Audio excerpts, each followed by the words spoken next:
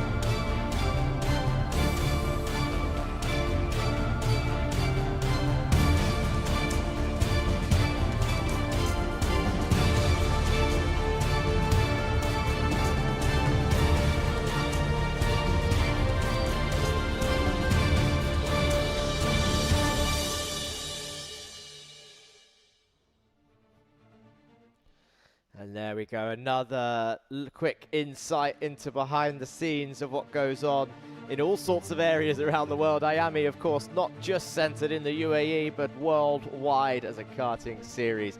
But I am glad to be a part of at least this area of the series here for the Iame series, United Arab Emirates, round 5. So let's have a look, actually. Speaking of the Iame Series UAE, here is the calendar. 10 rounds, 10 beautiful, exciting rounds. Rack track, done. Dubai Kartdrome, doubleheader, done. Round 2, round 3. Now we're at Sharjah Kart Track. Yesterday, fantastic racing. Today, we're going to see a repeat of the same on the high slipstream circuit. In January, for the 3rd and 4th, we are going to head to Yas Marina circuit, not long after Formula 1, about a month after, and we will be driving on the same surface. Then we head to Al Fassan, which is also in Abu Dhabi, a great circuit with many gradients, hills, downhill, uphill sections, and then we go to the final bread of the sandwich, back to Rack Track, which started off the season. That's where the finale will be. 10 rounds of fantastic racing. Who will come out on top in these 4 wonderful categories? Here's the daily schedule. Speaking of the 4 categories, we start off with qualifying. It's minis, bambinos, juniors, and senior/senior 170. Then we go to the heats, where there's no points on offer, but you get a chance to correct your qualifying or ruin your qualifying, whichever way you look at it or whatever happens. Then it's the pre-finals and the finals, which is where all the points are scored, and that decides the final podium of today, which will be at the end of the day in about 7 to 8 hours time, which I'll be with you the whole time before we see who comes out on top in the podium. Don't forget about the Driver of the Day edition as well for this round. We saw it introduced yesterday. Driver of the Day was Robert Oganyan in the Bambino category with 59 votes. So don't forget to be voting throughout the day. Voting will close just after the last race. So before we head to qualifying, let's have a quick look at our sponsors for the season.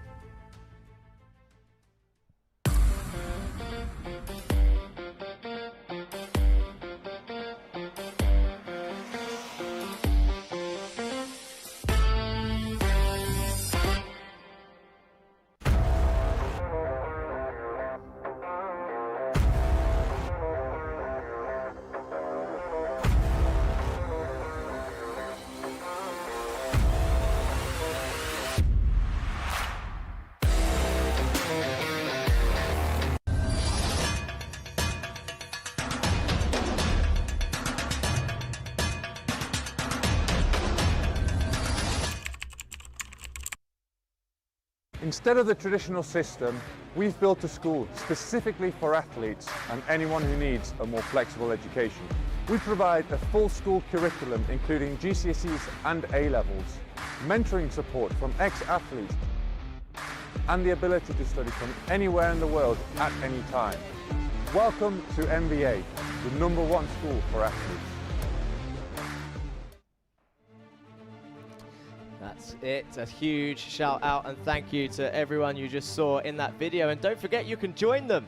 There are still available slots to join this huge sponsorship package with Media Friends and get your name alongside this amazing karting series. Don't forget, of course, I've already introduced myself. My name is Jack Johns, but I am going to introduce you to who else is with me. The same two people who were with us yesterday. Let's throw it over to Matt and Zara down in the paddock. I have to introduce round 5 of the UAE Iame Championship really quick.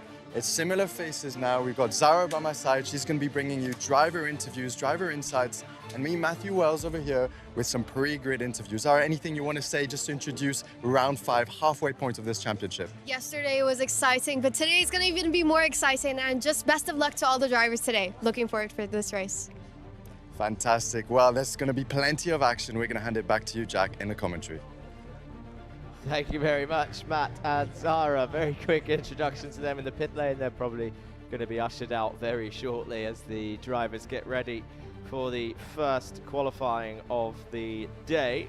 But we've got a bit more to look over. We will start looking. I'll go over for those that didn't join us yesterday. Again, thank you for joining us. If you're watching for the first time today, we should go over what the circuit looks like.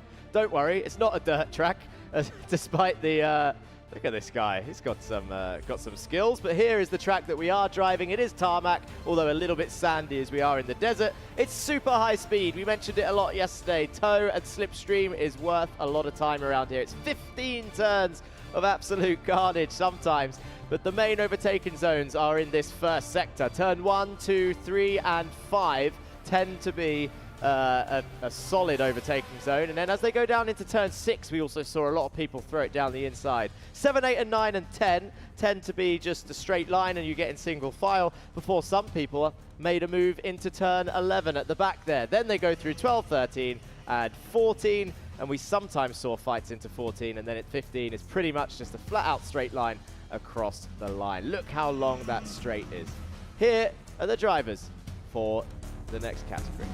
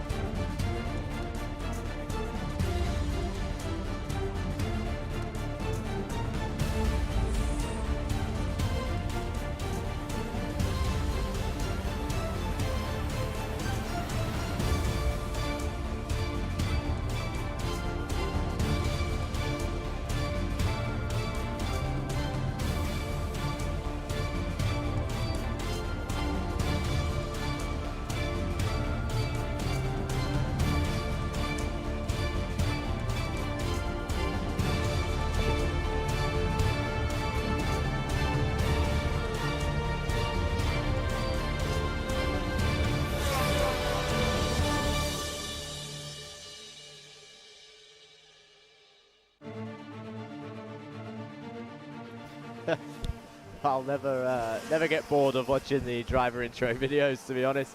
You get to see, obviously, the wide range of drivers and personalities that we have on the grid. We are in qualifying, though, for the mini category. There are 4 minutes left. They've just about done an outlap, and here you can see first honours goes to Achilles Peruzzi with a 53.4.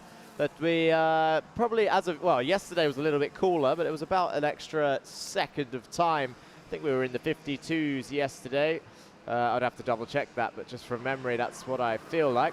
Achilles Peruzzi, 1/10 quicker than Ilyas Sami. Karajkovic is up there straight away. And already the tow train has begun. So Theocaris in P4, Augustin P5, Page, Designoli, Stubbs, Mazzali and Pajamaki. LBJ Stubbs back on the grid after a small incident yesterday. Unfortunately took him out of a race when he was in for a strong result for sure. He finished third in the heat yesterday, but then no podiums in the pre-final or the final. Look how close that is. We saw this very much. This is going to be very similar to round 4. Charlie Page and Augustin 1,000th between them because they're working together. So we saw Charlie Page had a good day yesterday. All 3 races he saw the podium step. He was first in the heat, first in the pre-final and third in the final. Number 114 this is. He's currently behind Augustin, and when they're bumper to bumper like this is why their lap time is pretty much even. But these worked really, really well together yesterday. There was a train of a number of karts. Look at that, 3,000ths between them now. Augustin slightly quicker this time, 52.7. So it was 52s that we saw yesterday. Will we see 51s? I'm not sure. Peruzzi, 116, goes to the P3, 0.03 away. Karajkovic still up there in P4. Gray has joined in. Mazzali, Atika Mer up in P7. Isignoli, Giovanni Desani Jr. is in P9 at the moment with Ilyas Sami now down to 10th. Then it's Theocaris, Stubbs, Voronins, Rashid, Tabaza, Hanlon, Patil, Pajamaki, Al Khalifa and Chopra rounding off your top 20. And it's Greenstein, Koromifa, Karush, Sukar and Kumar, your top 25. Bagat in the pits, not on the track at the moment. Charlie Page goes quickest. Ilyas Sami to the top of the times with a 52.4, 0.03 away from Stubbs, who went second. Lisignoli in third. Page and Augustin are now down in 5th and 6th after looking like they were going to repeat yesterday's dominance. I mean, it's too early to tell yet. There's a minute left, but there they are in P5 and 6. Peruzzi goes above them. Lisignoli, Stubbs and Sami currently holding on to the top spot. 1 minute remains for the qualifying.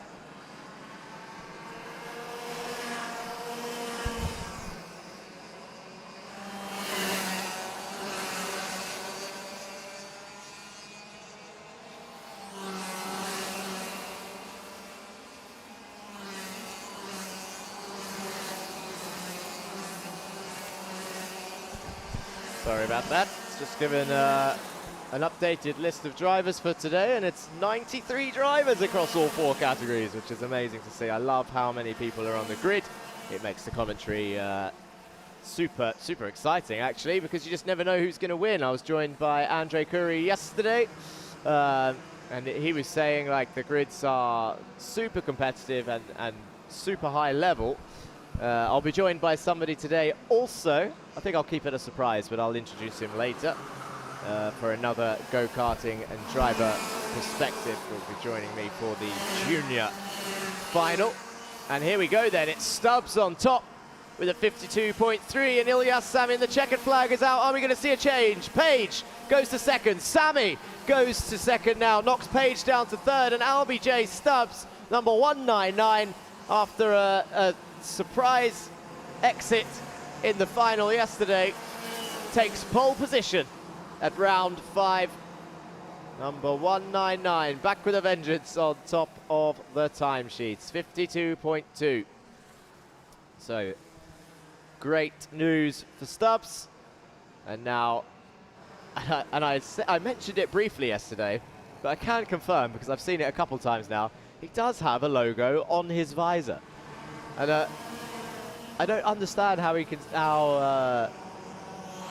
doesn't get in the way of his vision. Is it like the halo in the Formula Series? Is it just sort of there and you can't see it? Look, there it is. AJS, LBJ Stubbs, number 199. Give that boy a round of applause.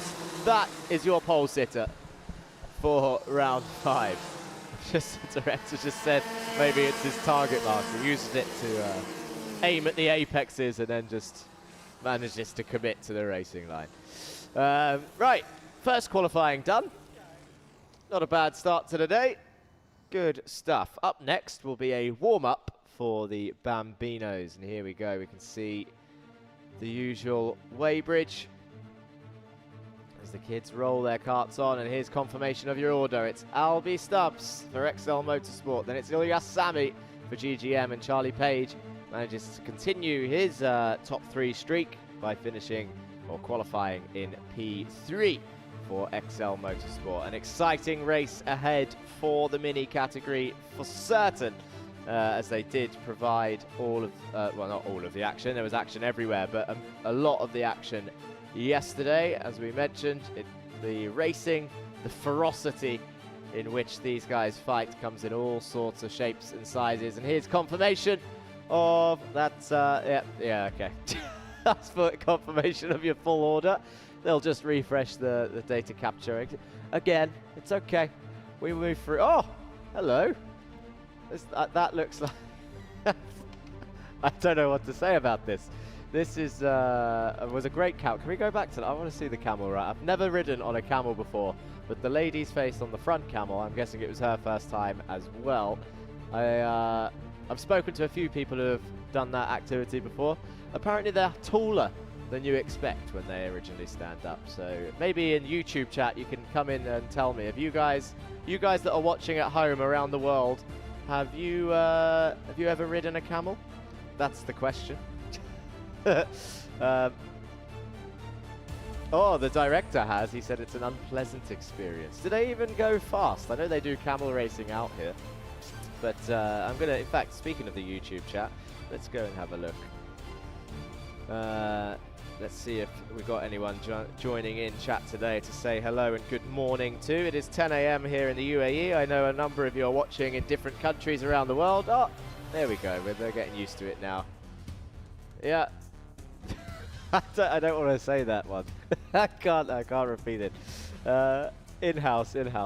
So, Namrata says, hello. So we have got people in chat already. This is great to see. And you'll never guess who they're supporting. Here's confirmation of your order. LBJ Stubbs, Ilyas Sami, Page, Augustin Lizignoli, Peruzzi, Karajkovic, Gray, Mazzali, Theocaris. That is your top 10, separated by 0.4 of a second.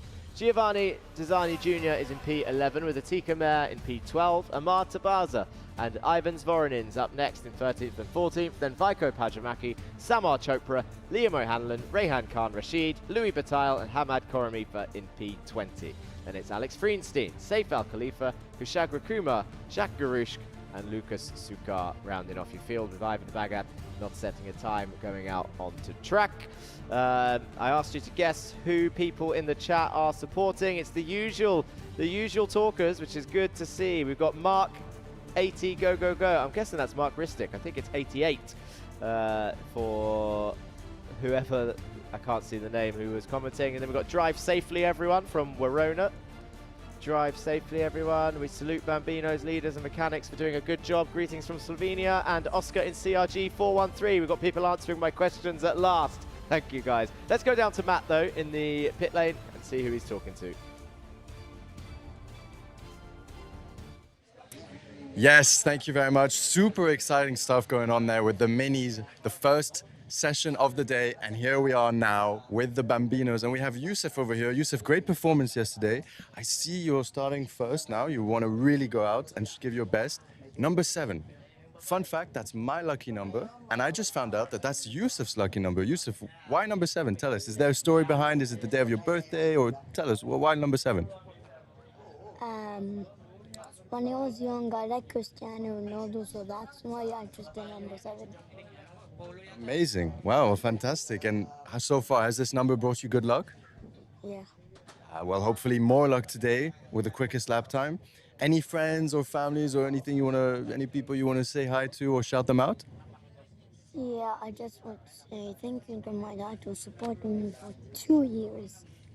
2 years of support and hopefully more in the future. Are you looking forward to go up in the categories as well? Yeah. Amazing. Okay, perfect. Well, wish you the best of luck, and we're going to hand it back to Zara for some interviews of the mini drivers. 1 second, we'll go now. Hello, I'm here with Albie Stubbs, driver number 199, who just took P1 for the qualifying. How are you feeling about that performance, Albie? Yeah, I'm feeling very good. Hopefully we can keep it through the day. And how has your improvement been from yesterday? Do you feel like you've gotten a grip of the track and you're ready to race some more and more intensely today? Yeah, I feel like I'm very good at this track and I feel like I can come through the pack if I need to. Well, great job and best of luck to the rest of your races and anything you're doing to prepare for the rest of the races today. Just data and see if I can improve on anything. Thank you so much, Albie. And now we go back to the track with Jack. So thank you so much, Albie Stubbs, for that interview. And back to you, Jack. Thank you, Zara. Yeah, we are getting ready for the Bambino, so let's have a look who we've got driving in the Bambino category.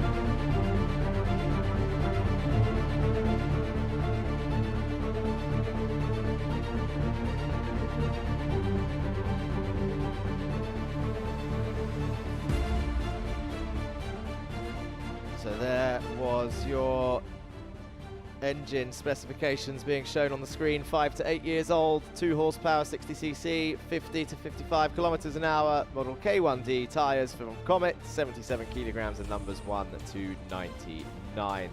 Just coming up there after the drivers came on the screen. What made me laugh about that, you saw the age range for this Bambino warm-up. And the Yusuf, who was being spoke to in the pit lane, said, well, he was asked about his race number, and he said, when I was younger, I used to like Cristiano Ronaldo. I mean, you can't get much younger, really. These guys, between the ages of 5 to 8, are driving, and there is a shot of actually Yusuf's dad after speaking about it. We can just see him on the pit wall there. He could probably hear me down there, actually. Oh, we cut away. They're filming the first session of the day, and the warm-up begins. There is Yusuf Al-Kayat, Cristiano Ronaldo's number 7, driving around. He got out nice and early. There's Mark Ristic and Yeshwin Kumar. Yeshwin Kumar had a promising start to the day yesterday. He got the first win. And there's Samuel Kurashkovic also.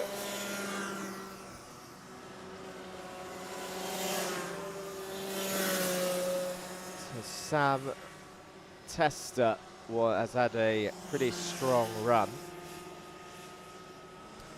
Need to double check on where he finished yesterday, actually. Samuel Kurashkovic, I believe, got 2 second places. So just the warm-up for this category, the Bambino's driving round. We've got Alan Sari, Al-Kayat, Kurashkovic, Kumar, Alameri, Testa, Basharin, Azgomi, Ristic, Aganyan, and Benzakor out on circuit. 11 Bambinos now. And number 6 getting a slipstream there. Alan Sari going down the inside, passing number 17, Alameri, in towards turn 2. Here's Samuel Kurashkovic and Yusuf Al-Kayat. Coming out of turn 3. Number 95, nice wide line on the exit. Sam Tester telling 37 to go through. That's Vasher in the Telios Racing Team kart. 88 Mark Ristic in the Red Bull kart there. Cruising. 103.2 for Samuel Karajkovic. I think we got down. These guys really picked up the pace throughout the day yesterday. I'm sure we got down to around 101s. And there is number 95, Robert Aganyang, round the outside of the back corner. Driver of the day, yesterday's driver of the day, was Robert Aganyang with 59 votes for the number 95. 59, 95 is the reverse of the amount of votes that he got. There you go. There's a useless number fact for you. Sam Tester down the inside of turn 2, 103.2 for Karajkovic still. Yusuf Alkaya in second place. I'm sure we saw 101s yesterday, so we'll be seeing these guys drop down. Trisha says good luck to Aryan, number 217. And you know what I tell you about numbers? What category is 200s? That will be the junior category. So Aryan Singh, I imagine. Yeah, Aryan Singh with Axel GP.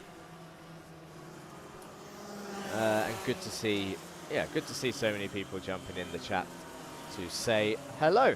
And don't forget to drop your country flags to let me know where you're watching from. As Sam Karajkovic jumps into the 102s then, goes 1 second quicker, and the gap remains the same to Yusuf Alkaya, so he also went 1 second quicker. Tester now in P3 with Alan Sari jumping up to P4 with a 105.9. 2 minutes left of the warm-up. Now remember the Bambino series, for those that are just joining us or maybe not used to watching the Bambino series, as I see yellow flags waving at turn 3, 4. Turn 4. Can't see why though. Oh, it's Ristic. There it was on the screen. I was looking out the window and the director was helping me out. So, number 88, Mark Ristic, unfortunately comes to a stop. 7.5 seconds down. He's currently in P10 now. Guess it doesn't look like there was any incident. I think the kart just stopped. So here is Samuel Karajkovic around the outside. 1 minute 20 left. So what I was saying was, if you haven't watched this series before, just to explain a little bit how it works, for the Bambinos it's different to everybody else. You have a warm-up now, which isn't a qualifying because these guys don't race. Then you're going to have 3 time trials for points. Okay, whichever position they finish in, obviously the higher they get more points. Let's go down to Matt Wells in the pit lane and see who he's talking to. Yes, thank you very much, Jack. Some exciting stuff going on with the Bambinos, but here we have another big figure in the world of karting. We have Debbie Hansen over here, coach, physiotherapist, almost I'd say, motivational helper, everything. So tell us a bit about your experience with, helping out these young drivers and just overall this amazing Iame Uae championship that we have going on and your help and what you're bringing to the drivers. First of all, I try to keep them calm and focused, so that's my basic job. I do translate what the driver coaches tell them to translate that on track. So I try to get them understanding what they need to do. So I ask them several times, did you understand? And especially with the young drivers like Iame, that's always difficult. But it's going really well. So in juniors, they are a little bit more mature. So that's more the basic, to stay calm during the race, to be focused and be focused on what the task they need to do. They are quickly distracted to go to see what other drivers do. But the main thing is to stay with yourself and make your laps, and then the results will follow in the end. 100%. That's so true. You really, if you want to give the best out of yourself, you got to focus just on yourself. And as Debbie said, they're very quick to see, oh, but he's doing that, she's doing that. And, you have loads of experience in the motorsport world. Can you tell us a bit about, your career over time and how now it brought you to here at Iame Uae? I started myself racing back in the days when I was young. And then I stopped when I was 25. I got my daughter, so yeah, that's one female. And then I started coaching because people asked me, well, okay, can you help me? First as a mechanic, and then I quickly swapped to more in coaching, driver coaching, and then I take also the mental part of it, the physical part, also the nutrition and the lifestyle around race drivers. So that's how I build up Dep Sports, and that's how I want to guide the drivers through their whole life in karting and bring them to cars. Amazing. Deb Sports. So if any driver is looking for some extra help, whether it's mentally, physically, coaching, then you know who to contact. Deb Sports, Debbie Hansen over here. And I believe it's the end of the Bambino, so we're just going to hand it back to you, Jack, for the Bambino finish. Thank you, Matt, and thank you for that insight also. So it's checkered flag, and it is Sam Karajkovic who is top of the warm-up. No points for this one, so he's going to be looking at repeating that later on. He did, I think, if I remember rightly, Samuel Karajkovic won overall the Bambino points yesterday by 1 point, so he done very well, and he's looking strong here at the Sharjah kart track. And it's Vasherin, number 37, who's second currently. Number 17 raising his hand, coming into the pit lane. Good. I think there's actually, now don't quote me on this, I need to double check, but I think there's a penalty for Bambinos if they don't do that. I remember, I think in the Kartdrome round 2 and 3, I had a quick, I say a quick, brief look at the regulations and the rules of the series. It can't be a quick read, to be honest. There's a lot of regulations and rules in the series, of course. But I'm fairly certain that these guys get penalties if they don't raise their hand coming into the pits. There's confirmation of your top three. It's Karajkovic, followed by Vasherin with Telios Racing Team, J&KD on top, and then Synergy with Sam Tester in third place. So they'll be looking at doing that again for time trial 1. I was just saying before we went down to Matt that the points are scored later on after this. So time trial 1, 2 and 3, the Bambinos will be scoring points throughout the day. But the next races after qualifying for all the other categories are not for points. There's your overall result. Oh, Yusuf Al-Kayat nearly made it to the podium. 1.7 seconds versus 1.6 seconds from Sam Tester, 1/10 between them. Then it's Robert Oganyang, Alansari, Benzikor, Azgomi, Kumar, Ristic, and Alameri. Ristic, of course, we saw stopping on the circuit with some sort of kart issue, I'm assuming. But 102.1 then, the fastest time so far for the Bambinos. We saw 101s yesterday, but it was later in the day. So actually, really good pace from Samuel Karajkovic straight out of the bat for the warm-up. And there we have, oh, we got 2 karts out, actually. So maybe Yusuf Al-Kayat could have got third if it was only 0.1 away. We are going to go back down to the paddock for the next interview.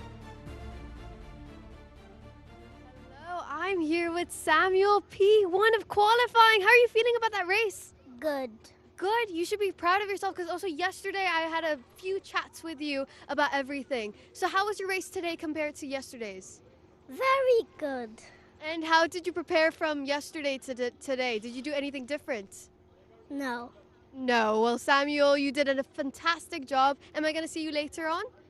Yeah. Yeah. Okay, that's your scoop with Samuel. And back to you, Jack, who's going to give us more insight. Thank you, Zara. Good to hear from Samuel Karajkovic there, your Bambino winner. So up next will be the junior qualifying, but before we head to there, whilst Yusuf and Mark take a nice quad bike ride back, are they having a conversation, just chilling in the back of that quad bike? Yeah, look, messing around, that's nice to see. Let's have a quick video about your brand new S125 Iame engine for this season.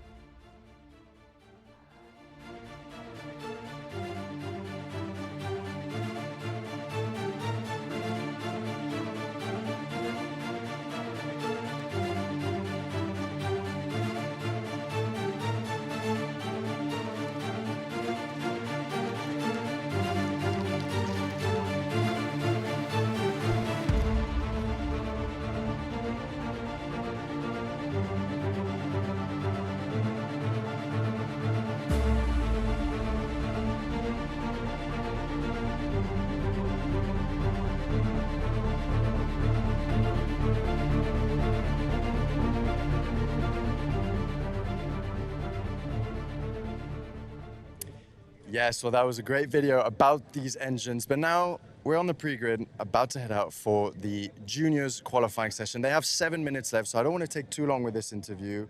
They need to get in the zone, but we have Leonidas Piruti over here. Now, he's done really well with the first starter of the championship. However, yesterday wasn't exactly what he hoped. Leonidas, tell us a bit about your weekend and hopefully what you can change now for round 5 and for today. Yeah, yesterday wasn't very optimal. Yeah, well, today's a new day and we'll try and make things a lot better. Yeah, and you know, let's see if the track's still going to be the same as yesterday. It was quite windy last night, so maybe a bit slower by a couple tenths. What are you thinking, tire strategy wise? You're going to go out right away? You're going to wait for the others to clean the track? What are you thinking? I think I just have to have a very good track position for quali and, of course, manage those tires and don't overdrive it too much. Okay, fantastic. Well, we wish you the best of luck. Stay locked in. And now we're going to move on to the category video for the introduction.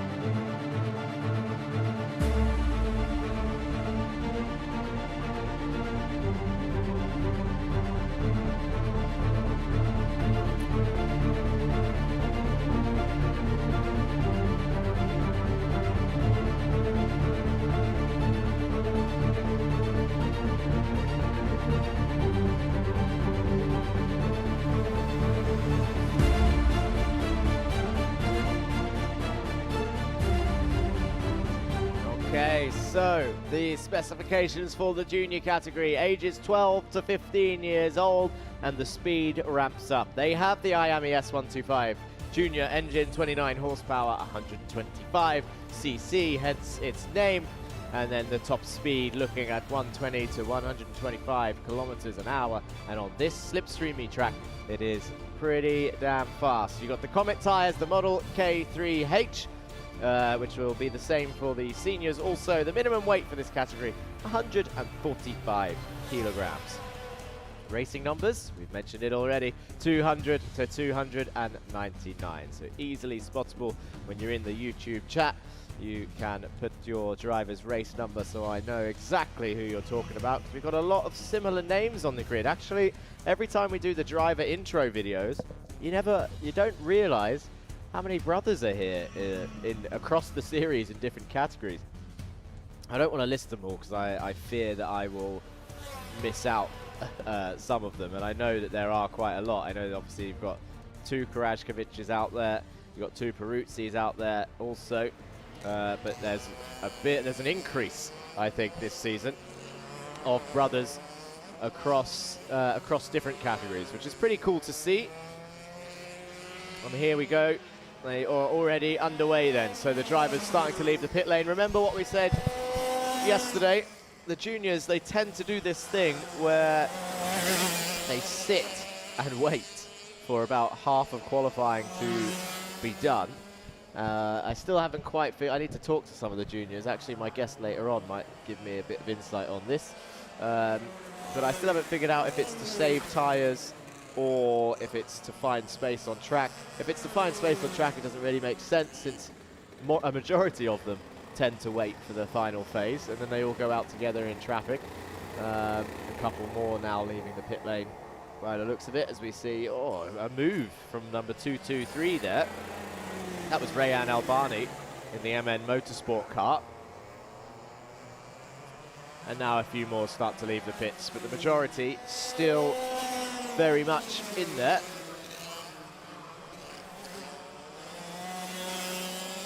And when they set their first times on the screen, we will see the lap times come up. So yesterday in the minis, we saw 52s-ish. Yesterday in the Bambinos, we saw 101s. And we're around that pace again for both of them, which means this category, look at them all now, they all go. Everyone's leaving the pit lane now, and here's where the traffic jam starts. All of them, pretty much 80% of the grid, straight out of the pits, coming around turn 2. Look at them all, and now they have to find their space on the circuit without getting hindered. Crazy stuff. But that is the way it goes. Still waiting for the timing board to come on the left so we can see how long is left. I'm assuming it's going to be about 3 minutes. It's about the mark that came out last time.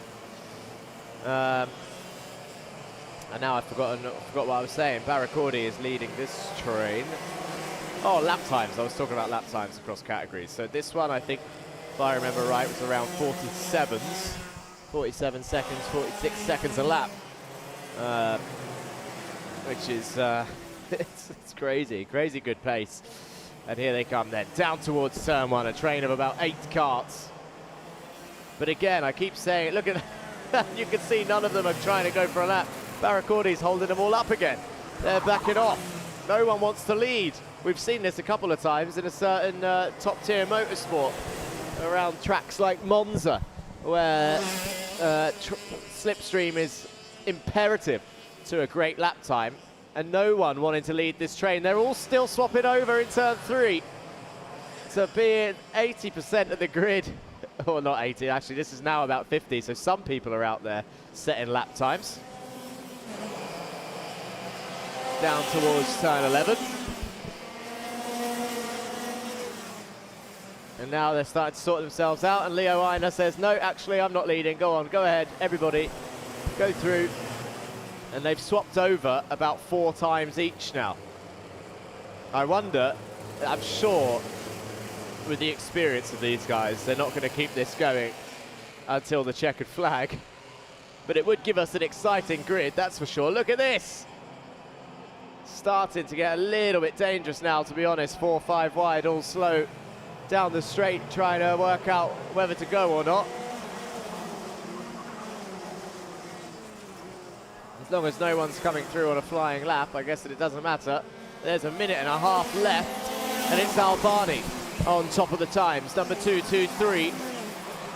Jack Doe, unfortunately, doesn't look like he's out on the track. Number 205. Kalyani Pratish goes up into 6th. Barracordi now sets the fastest time. And he was in that group that were kept swapping around the leader, so I'm guessing that does mean they are slightly pushing, but still in the gaggle of karts they were in. Oh, now they've decided to go. It's okay, I can see them all. 217 going down the inside. That's Ayan Singh. 200, that's Barracordi overtaking 209. 209 is Brando Londono, who was near the top a second ago. He's now in 8th.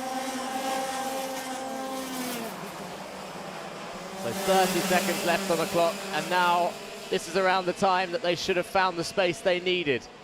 And they're going to go into turn 1 side by side here on their last flying lap. Peruzzi up into pole position, 46.8. Mohamed Al-Qasemi, 2 tenths off. Barracordi still up there. Savalay Kage is in P4. Singh, P5. This is going to give us a mixed up grid, I think. There goes King and Rivera across the line. Let's jump up into 6th and 7th.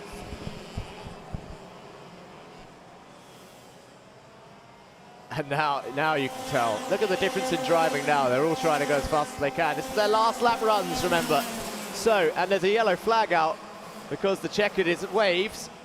So Sethi has taken the checkered, and now these guys have. It's Ayan Singh, Barracordi to the top of the times. Number 246.6. Is there going to be anyone else? What can Jane do? Chopra, King, Rivera, they've all got 1 lap to go. Albani, Montanari. Is anyone going to jump up into the top 5 now that the checkered flag is waving, or has Barracordi done it? Henry King, Matanch Jane. I told you to keep an eye on them. King and Jane to the top of the times. 46.4. Matanch Jane, pole position. Henry King, 2nd place. Barracordi holds on to 3rd. Chopra, Rivera, Realstone up in 6th. I know someone will be in YouTube chat. They need to get in there and comment There's a lot of chats for Ethan. Pole position, though, to Matanch Jain. So Ian Singh in 7th, Peruzzi in 8th in the end, Senaniaki and Qureshi rounding off your top 10. Nathan Kappen there in P11. He had some strong results yesterday.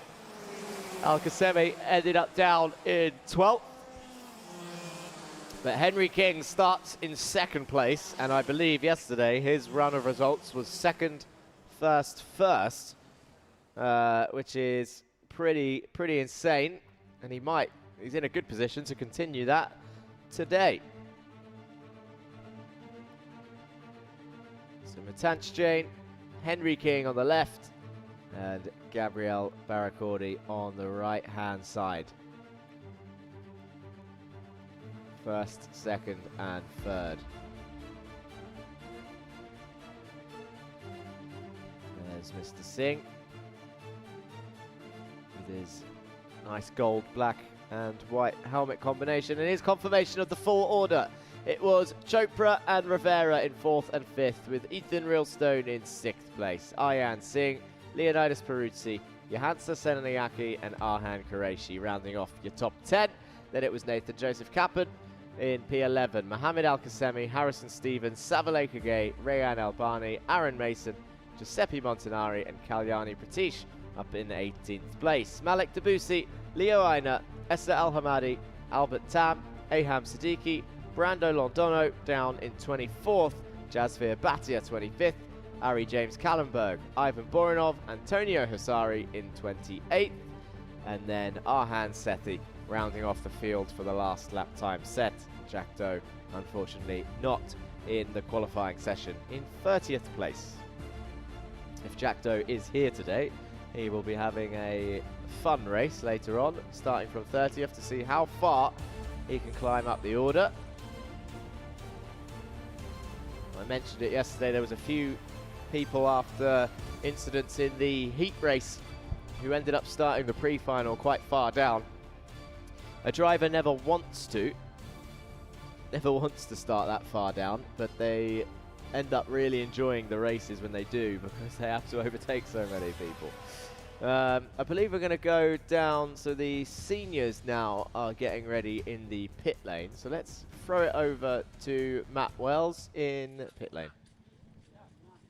Yes, thank you very much, Jack. Really fun and great stuff going on over there with the juniors, super tight as expected from a track like this where everything matters with the slipstream. But here we have senior driver 317, Amani. Now, Amani, you said yesterday was a bit of, an up and down day and not as good as you would have hoped. Tell us a bit about yesterday and also today, what you hope to change and make today a better day than yesterday. So yesterday I didn't have such a good qualifying. I didn't have such good track positioning. Heats 1, my nose cone dropped, something disconnected from it. So, and then heat 3 was a bit better. I came 4th from 7. So hopefully today I can have a much better qualifying, better grid positioning, and a better good 1, 2, and 3 heats. Yeah, as you mentioned for the qualifying, the positioning of, who you're going to follow, which type of people, when you're going to go out on track, because you've got to warm up the tires, warm up the brakes, and also make sure you're not, impeded by slower people and you're in a fast group. So what are you planning to do to make sure you get the lap time out and get the most of the tires and obviously of the kart? My plan is to follow someone who's not too funny or like always wants to follow this guy or who always wants to be at the back. I'll follow someone who doesn't play too many games a lot.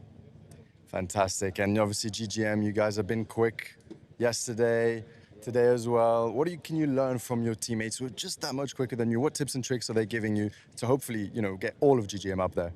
Yeah, they tell me just to try harder on some corners, brake later, carry more speed on any corner that I'm doing too slow. Yeah. Amazing. And one last thing, what's your favorite sector on this track? I would say it's the last corner.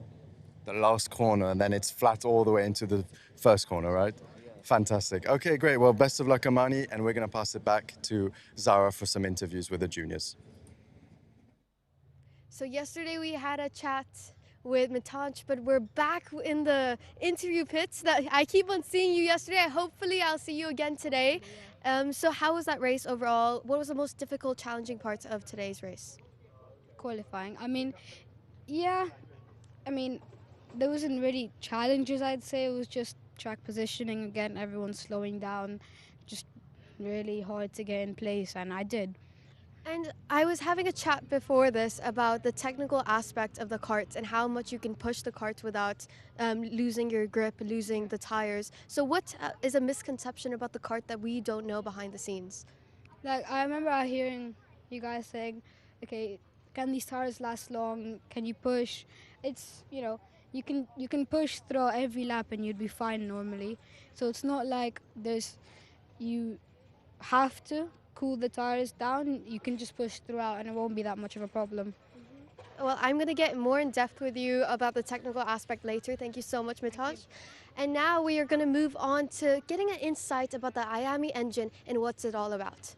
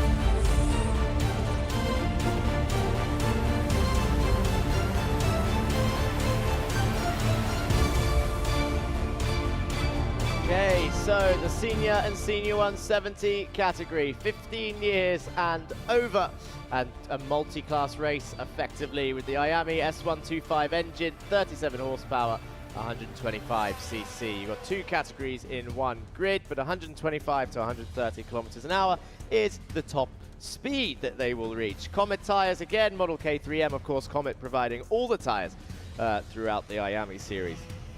UAE, and 158 kilos for the senior category is the minimum weight, with the senior 170 category being 170 kilos. Racing numbers, how do you tell the difference? It's the numbers. 300 to 399 are seniors, and if they start with a 4, if it's in the 400s, it is the senior 170 category. And looks like here we've already got Yusuf Busanad facing the wrong way, trying to get back onto the circuit. Has he got a kart issue, sorry. Looks like he might have pulled over early in this qualifying session. There's a few of the drivers now making it out. The 6-minute qualifying has begun. It's not a lot of time, but they are doing roughly the same times as the juniors. So around the 47-second mark. Probably quicker, actually. We'll see that. I can't remember the pole time of yesterday's senior pole. Got a heavy weaving here going on though. Heavy tyre warming. 314 coming into the left-hand side onto the back straight. Mohamed Kala.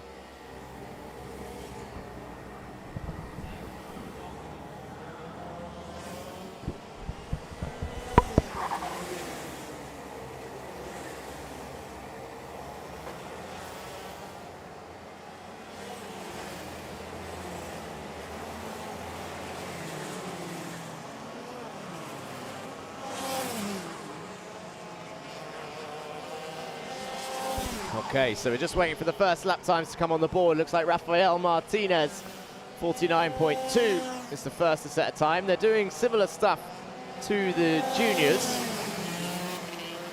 where they're waiting or letting people go for the slipstream. And here we go then. Now you can see Anivas pole position currently.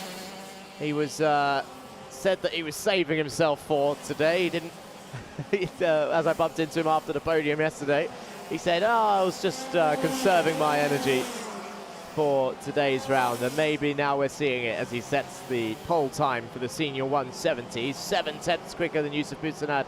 Oscar Bray Kuri is back on track also. And at the moment, it's Nkosi Ngoma with a 47.5.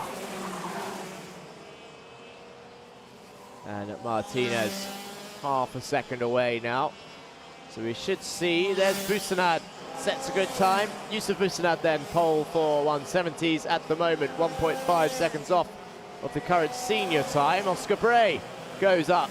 Mohamed Kala goes to the top of the overall times, 46.9, 3:14 then sets the fastest time. Biren Piri goes up into P5. Adam El Bassioni, 46.7. Keep an eye on him today. He'll be looking for a much better day than yesterday.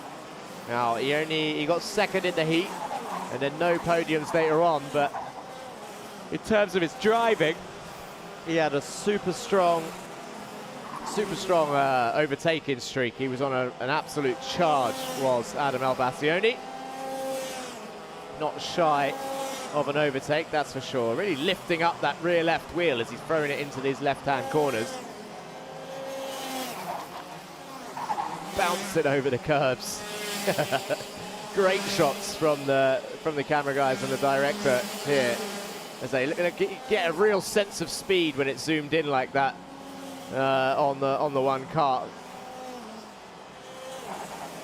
So let's stay with Adam El Bassioni, 3:35. He sets the fastest time again. Look at this. Look at the speed of the background as he's flying past. He leans in, effectively I said real life, it is real life, but karting DRS. When they lean in like that, it reduces drag just for an extra 1,000 or two. Maybe worth more actually around a track like this. And there you saw the rear left wheel lift up as he threw it into turn 11. And now look down the straight, full speed into this final turn. And now back down all the way across the line. Can he improve? It's Nkosi Ngoma that's got pole so far. Adam El Bassioni back to the top of the times, a 45.4. So it was a good lap. Louis Hartmann popped up to second briefly, as now Jules Dumont goes to second place. Qureshi up in third, but Adam El Bassioni so far the fastest in the XL car. Amani Kanua had a good day yesterday also. I think in the final he had quite a strong result. Montgomery Swan, P7 currently, with Dexter in P8. Number 366. But at the moment, it's that man, number 335 to beat. And Jules Dumont, he was really strong yesterday also, actually. Showing great pace here at the Sharjah kart track. Louis Hartmann also. And Montgomery Swan, 1/10 exactly away from Louis Hartmann. 100,000ths of a second. Minimal amount of time, really, to give you an idea of what that gap looks like. Oh, that was beautiful for 3:47. That's Louis Hartmann now. So this is your current pole man. I don't know if I'm the only one that enjoys seeing the rear wheels come off the ground under braking, but to be honest, it always gets people attention, especially in like Clio Cup or in the cars, because it does happen when you've got the stiff chassis. And there is the late change then. So it's Qureshi up to the top of the times. Rayan Qureshi gets pole. Louis Hartmann has crossed the checkered line as well, and that's decided. Max Dexter has gone to the top three. Adam El Bassioni misses out on third by 1,000th of a second. So your top four, Rayan Qureshi on pole, Louis Hartmann second, Dexter, El Bassioni, Swan, Kanua, Dumont, Pope in P8, Ngoma and Al Qasemi rounding off your top 10. Confirmation of Qureshi in the bottom right of the screen. Pole position for number 386. There he is, in the blue, gold and white helmet.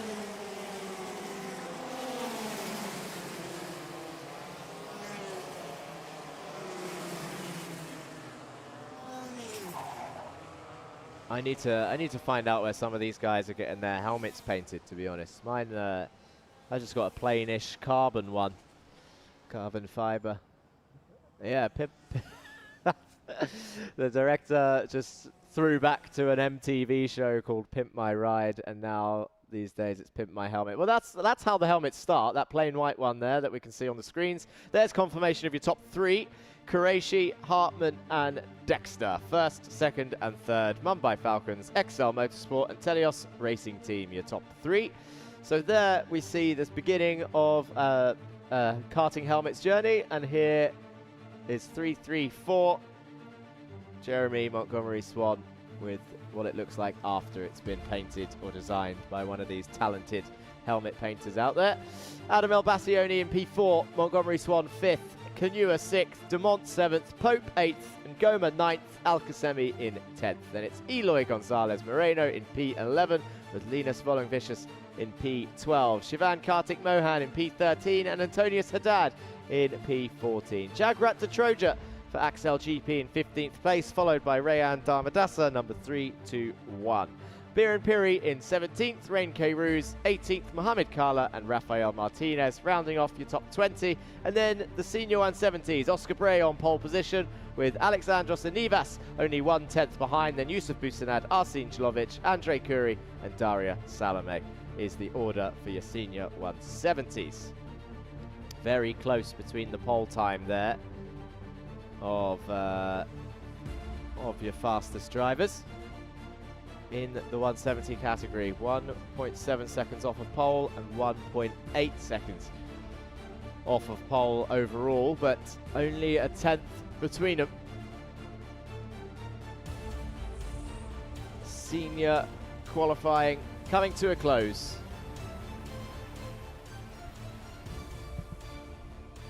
And up next, we start the racing action. So for those of you that have joined us so far this morning, it's all been about qualifying and lap times. And soon we'll be heading to the first heats of the day. Remember, for minis, juniors and seniors, there are no points to be scored in the next races, but they will decide the grid for the pre-final later this afternoon. The Bambinos, however, will have their first time trial, and they will score points for that time trial. Let's have a quick shout out to our sponsors before heading to the racing action.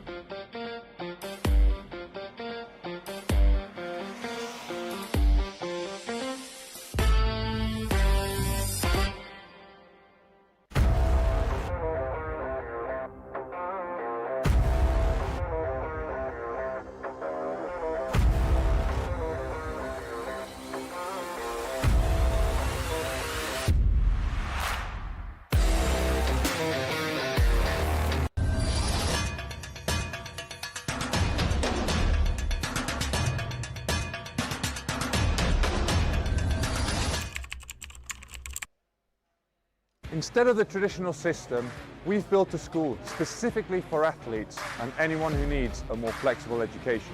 We provide a full school curriculum including GCSEs and A-levels, mentoring support from ex-athletes, and the ability to study from anywhere in the world at any time. Welcome to MVA, the #1 school for athletes. And there we have it. Great array of sponsors doing all sorts of different things for their clients. Let's head to Matt before I talk about them in more detail down in the pit lane.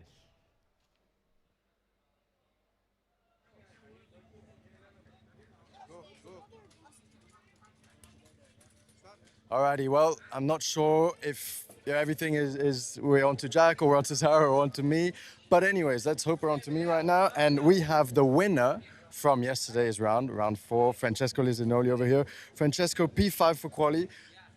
Maybe not the exact position that you wanted, but you know, it's still the start of the day. A lot can happen, a lot can change. What are you thinking into the first race of the day? Just to be aggressive in the start. Think about what I have to do, think about what moves I've got to do, think about what in general I have to do. So you're going to be starting on the inside of turn 1, which typically is, you know, a bit offline, so the tire is going to be the track's going to be a bit dusty. What are you thinking? Are you going to maintain the inside line, or are you going to try and swoop it around the outside? Maybe swoop it. Maybe swoop it around the outside. Now, yesterday as well, for the people that tuned in during the break we had after the final race in the podium, Francesco over here won the challenge, and so he's going to have a little prize. Francesco, what did you think of that challenge yesterday? It was okay. It was okay. Well, he won, so he can say it. Anyways, we are going to be passing it back to Zara for the commentary. Guys, what the fuck? Our P1 Qureshi, Rayan Qureshi, come join me. Rayan Qureshi here is joining me, and we're going to have a quick chat about just more about understanding the driver's perspective of how intense it gets when you're going into qualifying. How do you adjust for upcoming races? How do you communicate to your team about that? Yes, a little bit. I put him on the spot with that one. But you got a grip yesterday. You understood how the track feels, how the kart feels. How do you communicate that with your mechanics, with your team manager and your coach, so you can all work together to achieve a better race today? I mean, driver feedback's very important, especially for the setup and nailing the setup. So yeah, it's really important. And when it comes to the collaboration, who's involved in making these decisions about how you race today? There's your coach, there's your team manager, there's your mechanics, and who else is involved? My driver coach as well, and yeah, a few others like my mechanic as well. Yeah. So you kind of created like a family with that, because you're all so close-knit together, you're always communicating, always trying to figure things out. So that's very nice. But overall, happy with your race today? Yep. Best of luck for the rest of the races. Thank you, Rayan. And now I welcome to Senior 170, Oscar Bray, a name I will not forget because of his lucky hats. How are you feeling today, Oscar? Yeah, it's pretty good to be back on pole. Track felt quite clean today, so we were able to just bang out some quick laps immediately, then come into safe tires. When it comes to preserving your energy, you have 3 more races to come. So how do you preserve that energy to make sure you don't push yourself all the way in the beginning and then lose pace out later on? Yeah, it's definitely good to not spend all your tire life in qualifying. You want to just get out there quickly and get the lap you need done, and so you can save your tires for the race. Personally, physically it's you don't really have to save that much energy, I'll be honest.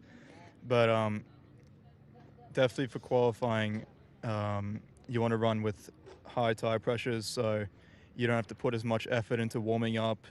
Yeah, the track wasn't too slippery today, so we're able to get the tires warmed up and clean early. And we were talking behind the scenes about that technical versus driver feedback. You have the data, but then you also have those intuition of how you feel the car is moving. So how do you balance that out when it comes to adjusting your driving style? Yeah, definitely depends on where we are in the pack, where we're starting, and where we hope to finish. I'd say for qualifying, we want to run high tire pressures, lower sprockets, so we can get the top speed on the straight. And once we start the race, we definitely change up the setup a little bit, so we've got a little bit more of an advantage during fighting and battles, rather than just maximizing lap time. I'll catch up hopefully next time in our next interview more about the technical aspect because so much goes behind the scenes. Thank you so much, Oscar. And I just want to learn so much more about the technical aspects. But now we have a special guest joining us, Simone from Teleosis. How are you? How are you today? Thanks, and you? I am good. So first of all, amazing job with preparing your drivers. A lot is going into today's karting championship. How has the Iame series been for you so far? Interesting. Like first round it was like a disaster, but like second round in Dubai was like great. In senior we managed like to have like a double victory, so we are like sealing for the championship. Yesterday I think performance they were like really good on the track. Unfortunately in final like a contact put both of our drivers out, but in general everything is good. So when it comes to changing your strategy midpoint of the season, you see the first race, it doesn't go the way you want. How do you adjust that to make sure the team redirects and challenges themselves to a better position? I think it's always like about working. We found out which one they were like our weak point, and we started like to work on that, and now here we are. And what is your secret I know you don't want to give out the secrets, but what is your secret in preparing your drivers, making sure that they feel the most supported and like comfortable on the track? I think like just being hard with them. Drivers now we are like in this championship. All of them they are like really good. So it's like the details that make the difference, and this is exactly what we are working on with them. And is there anything that you want to see more drivers do with their team in terms of collaboration? Do you feel like your team does something that's better than the other teams out there? Harder to say. We are like still like a new team. We joined like the championship like last year, and it was like quite decent. We expand ourselves also in other countries, so we are like still working like to improve. This is like mid-season, so we have like to see what we can do. Well, best of luck, and I hope to see you also next year. I know you're a team that's going to come back over and over again, and best of luck to your drivers. Thank you so much. Thank you. So that's all the insight, and now we go straight to Jack, who's now going to take it from me. Thank you, Zara. Yeah, we're back. There's another display of a very nice, is that the Singapore flag on top of Alex Greenstein's helmet? That's some more geography knowledge being tested on there. There is definitely LBJ Stubbs, easily identifiable, if not by the number 199, by his logo on his visor. Now, that's how I'm going to easily call out where Stubbs is on the track if I see that logo. And here we go then. So it's the first race of the day for round 5, and it is a heat race for the minis. So they will do their formation lap. And it's effectively 2 laps, remember. So let's have confirmation of that grid then. You got Stubbs on pole with Sammy next to him, Page and Augustin. Row 2, Lisignoli and Peruzzi on row 3 with Karajkovic, Gray, Mazzali, Theocaris, Giovanni Desani Jr., Atika Mer, Tabaza, Voronins, Pajamaki, Chopra, O'Hanlon, Rashid, and then rounding off row 10 in P19 and 20 is Louis Bataille and Koramifa in 20th place. Then it's Freenstein and Saif Al Khalifa. Then it's Kumar and Garushk in 23rd and 24th, followed by Sukar and Bagat there in 26th. It's a 10-lap race for your minis. They're just coming down the main straight now in towards turn 1. So later in this lap, they will start lining up side by side.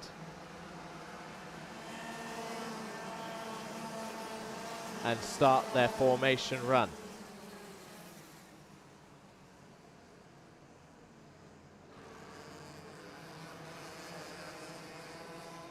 So we're just waiting for them now as they warm up their tyres and weave down, ready to start this first round.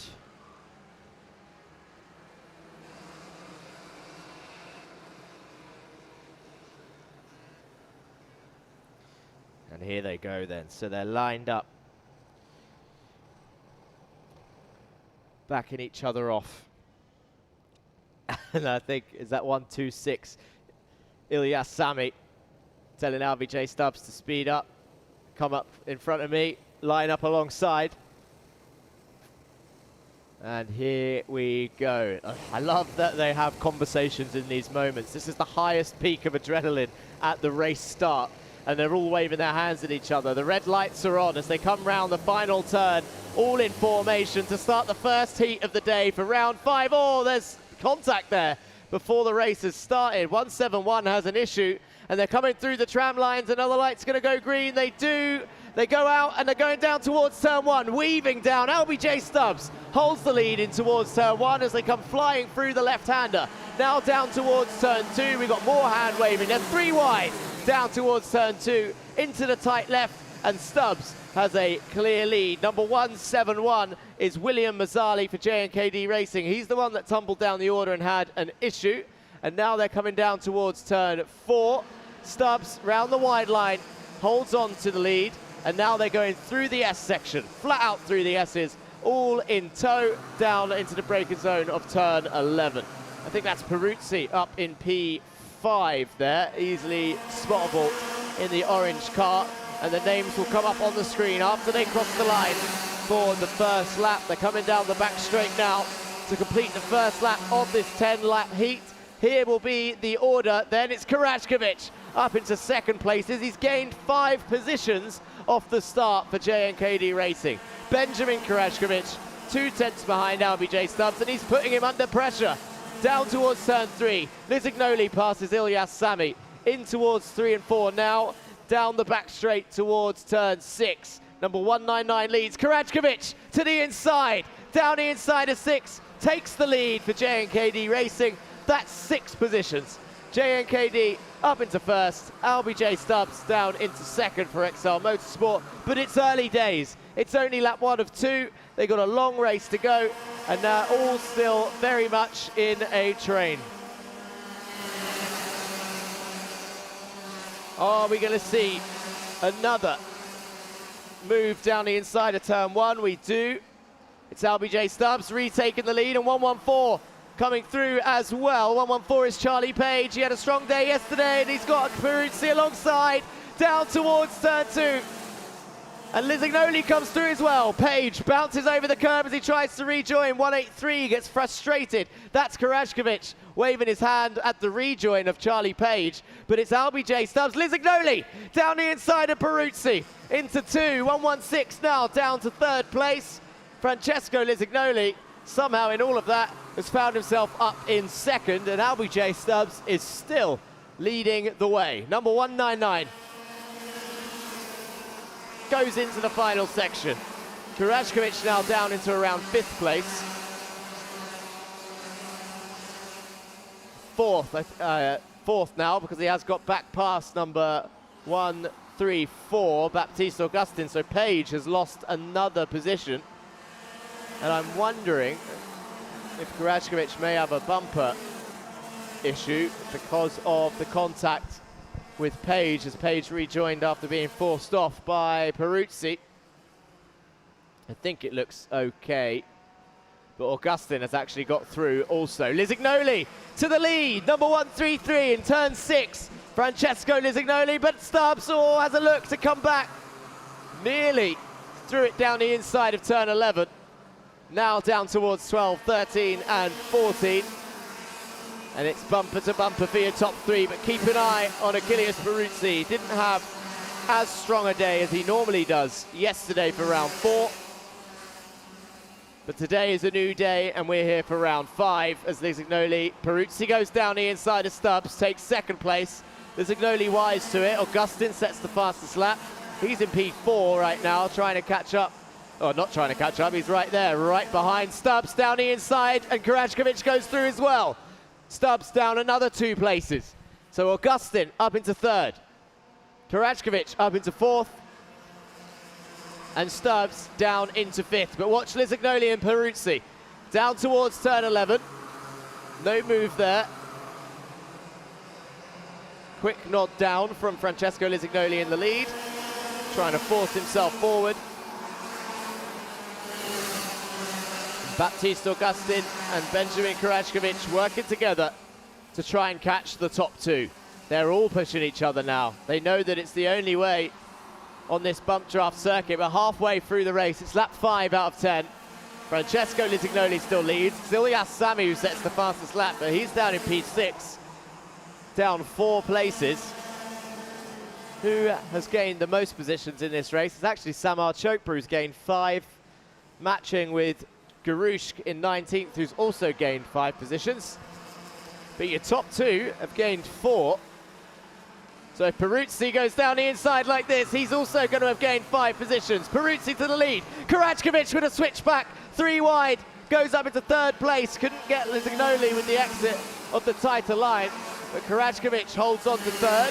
Stubbs back up into 4th. Augustin down into 5th, and Ilyas Sami joins the fight. Makes it a 6-car fight for victory here, and we've got 4 laps to go. Peruzzi, Lisignoli, Karachkovic, Stubbs, Augustin switch back on LBJ Stubbs. Stubbs moves over down towards turn 2. And it looks like Karachkovic is back up into 2nd also. It's passes Lisignoli on the exit of turn 3. Karachkovic in 2nd, Peruzzi 1st, Lisignoli 3rd, Augustin.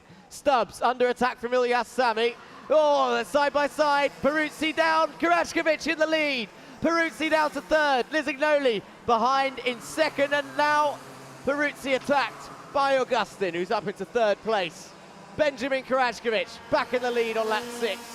Peruzzi down to 3rd place, 4th place, Lisignoli in 2nd, and it's Augustin in 3rd.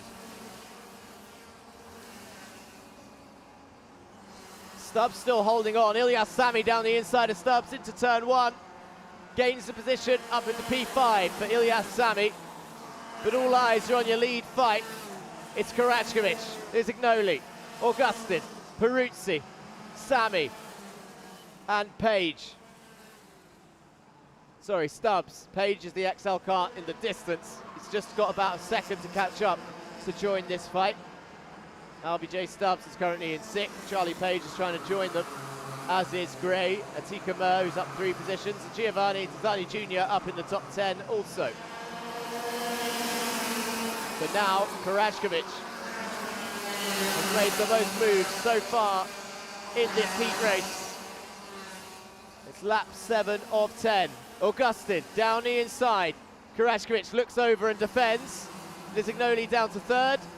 Augustin to the inside of turn 2. Karachkovic moves over to make him take a tight line. Peruzzi down the inside of Lisignoli up into P3. Sami comes through as well, up into 4th place. Lisignoli down to 5th. Stubbs still in 6th. Karachkovic leads. Augustin went for a quick late move into 6th. Couldn't quite pull it off. But keep an eye on Peruzzi into turn 11. Doesn't do it this time. Won't do it into 15. He's going to wait for turn 1 again. Stubbs goes to have a look. Oh, defensive move. It's Augustin and Peruzzi through. Karachkovic down to 3rd. Tries to get a switch back. Gets a good run down the straight though. So keep an eye on Karachkovic here. Down towards turn 1. You've got 3 karts weaving down the straight. Here we're on board with not Peruzzi. This is further down the order. Augustin, I can't see the lead fight, but they're still fighting at the top end of the field. I'm going to have to look out the window, I think. It's XL in the lead, Peruzzi in 2nd.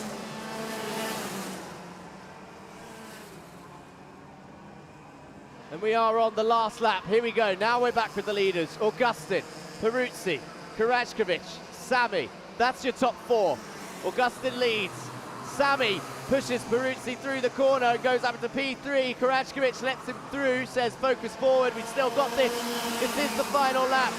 Wide line for Karachkovic round the outside of Sami to try and take P3. What a great move.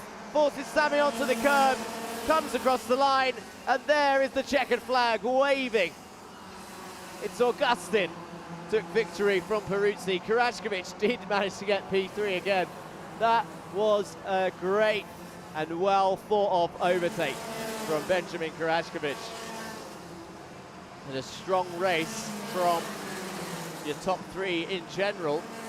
And in the end, your biggest gainer was indeed Atika Mer, who's up into P6 from P12. So shout out to Atika, also who charged through the field to gain 6 places up into P6. She has done well indeed. And don't forget to vote your driver of the day. You can vote throughout the day. Jump onto the live stream, click the link. I'm sure they'll put the link in there for you once I mention it. So click on that link, vote your driver of the day. Yesterday was Rayan Asgomi. Who will be driver of the day today? The votes are open all day until the last senior race. That's how long you have to get your family and friends and your supporters voting for the driver of the day. Here they come across the weighbridge. And it's Achilles Peruzzi there in second place, who's coming up next. Here's confirmation of your top 3. Baptiste Augustin for XL, Achilles Peruzzi for Predator, and Benjamin Karachkovic for JNKD Racing. With an amazing move at the back corner around the outside.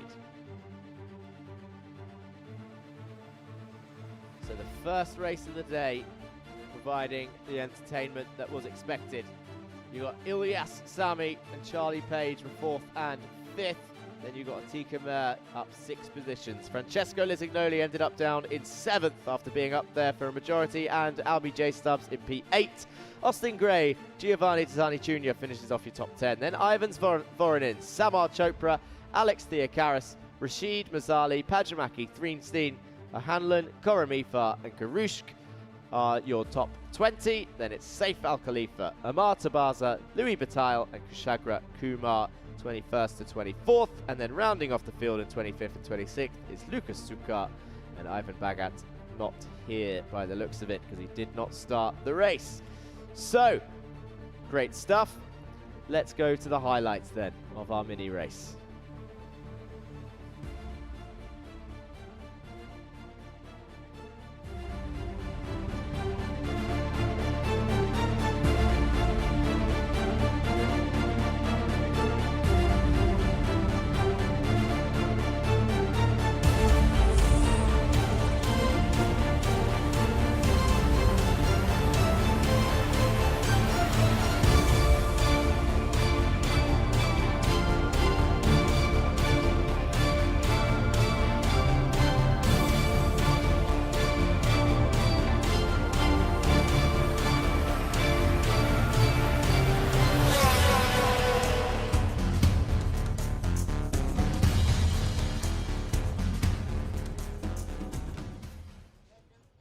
So Baptiste, that was an amazing performance and a big improvement from yesterday. Do you hope to keep up with this performance for the later races? Yeah, I hope to keep up with it. And what have you been improving on since yesterday to get better today?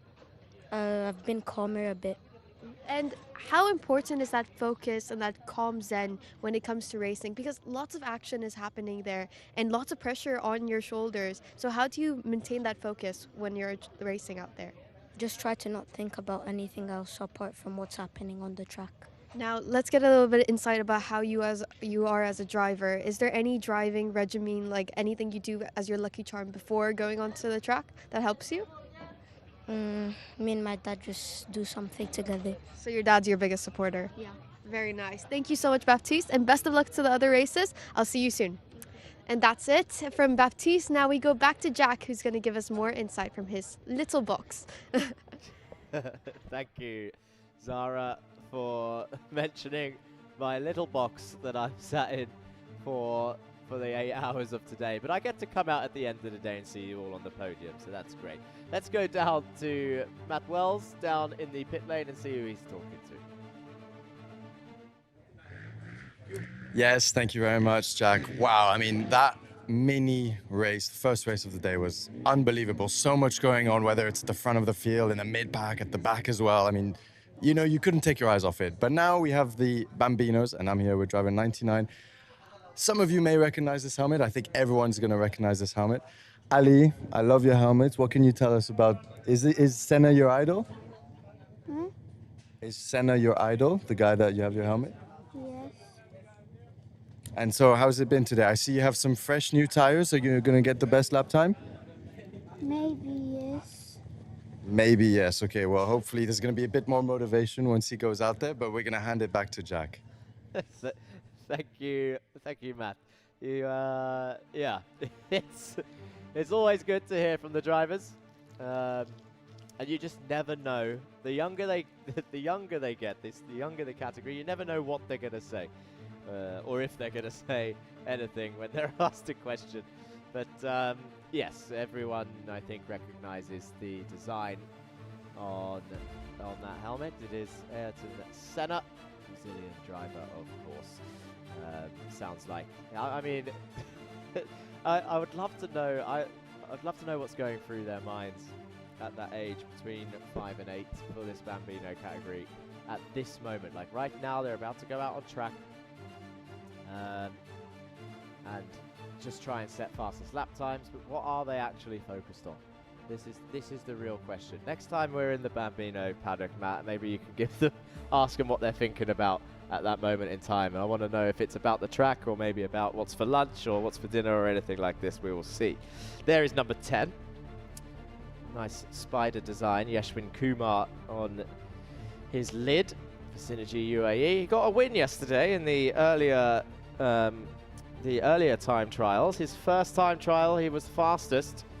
Today, in the warm-up, the kart stopped, so this will essentially be his first session. There's Sam Tester putting his thumbs up to the camera.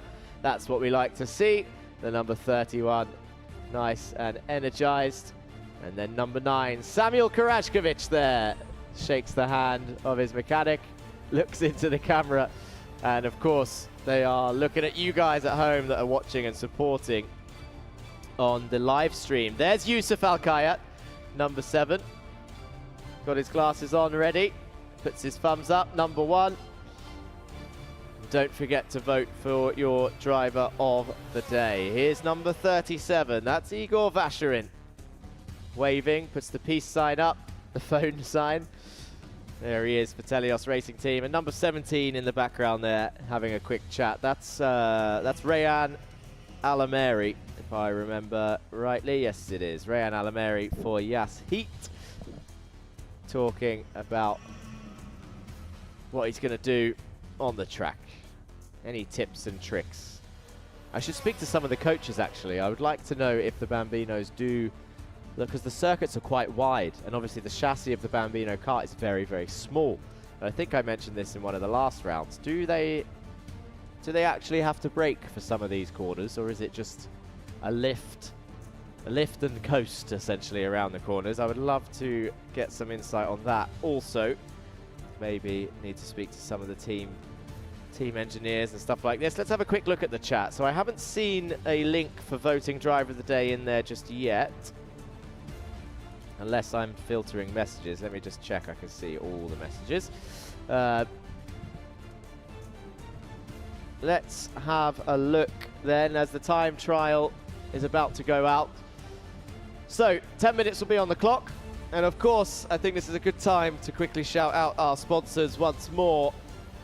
We won't cut to the video, but I can mention them for you, I'm sure. Of course, a big thank you to Iame for holding the series, Media Friends for broadcasting the series and giving a limelight to the drivers, teams, families and the sponsors of this series. We've got Drivers Lab, a sim venue that will train drivers all the way from karting up through their racing careers. They've got drivers in F4 and GT cars. You've got 800 Sport Align Pilates, who provide sports equipment and do Pilates classes in Dubai. You've got Almeida Racing Academy, run by Suelio, famous sim racer, teaching people how to drive online in sim. And of course, he is one of those few people that have made the transition from sim racing to real racing. MVA, Minerva Academy, providing education for athletes, not just racing drivers, but athletes that tend to have commitments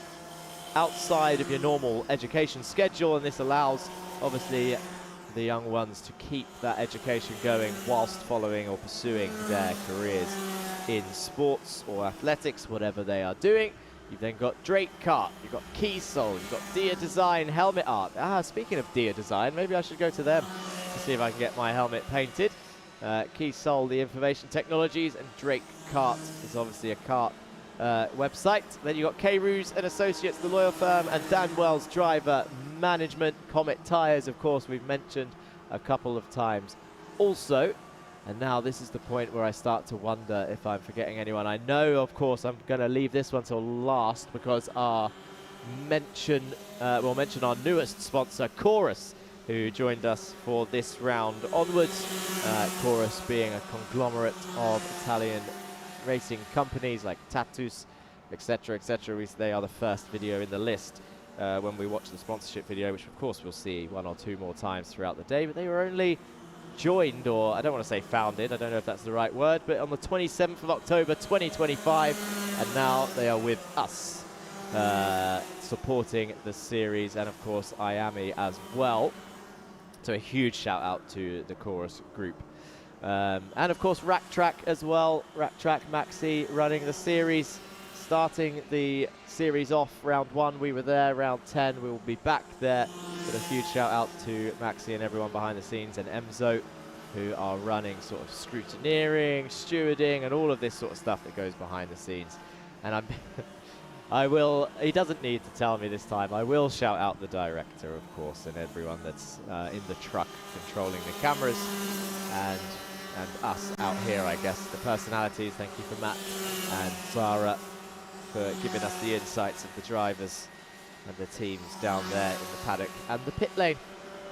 Okay, so Bambinos, 6 minutes left. Sam Tester straight to the top of the times with a 1 minute .9. That's a brilliant lap time from Sam Tester. I don't know if we made it to the 1 minute yesterday. That's actually might be the fastest lap time that we've seen this weekend in the Bambino category by Sam Tester, number 31, because I'm sure we got close. I would have to double check this, to be honest. I'm sure we got close with a 101, a low 101, but I don't remember seeing a 1 minute yesterday. So we've broken the 1 minute barrier. Ben Zacourt, who we heard from in the pit lane with the Senna helmet, is in second currently with number 99. Although it says 104.1 on the timing screen, which is slower than Yeshwin Kumar. I don't know if this is in fastest slowest order on the left-hand side. You got 101.9 down there for Mark Ristic in P4 and 102s. So maybe the data needed to be refreshed as it's not in fastest slowest order, but time trial 1 well underway. And there is Sam Tester on your screen. Alaneri, P11 right now with a 114.0. It's a brilliant livery for Sam Tester, and I'm sure he's got people, he definitely has had people in the past jumping in chat to support. If we can get the link for driver of the day posted in there as well, and I'll keep mentioning that so that people can drive. Director or somebody in the truck can post that in the chat, because I can't communicate on here.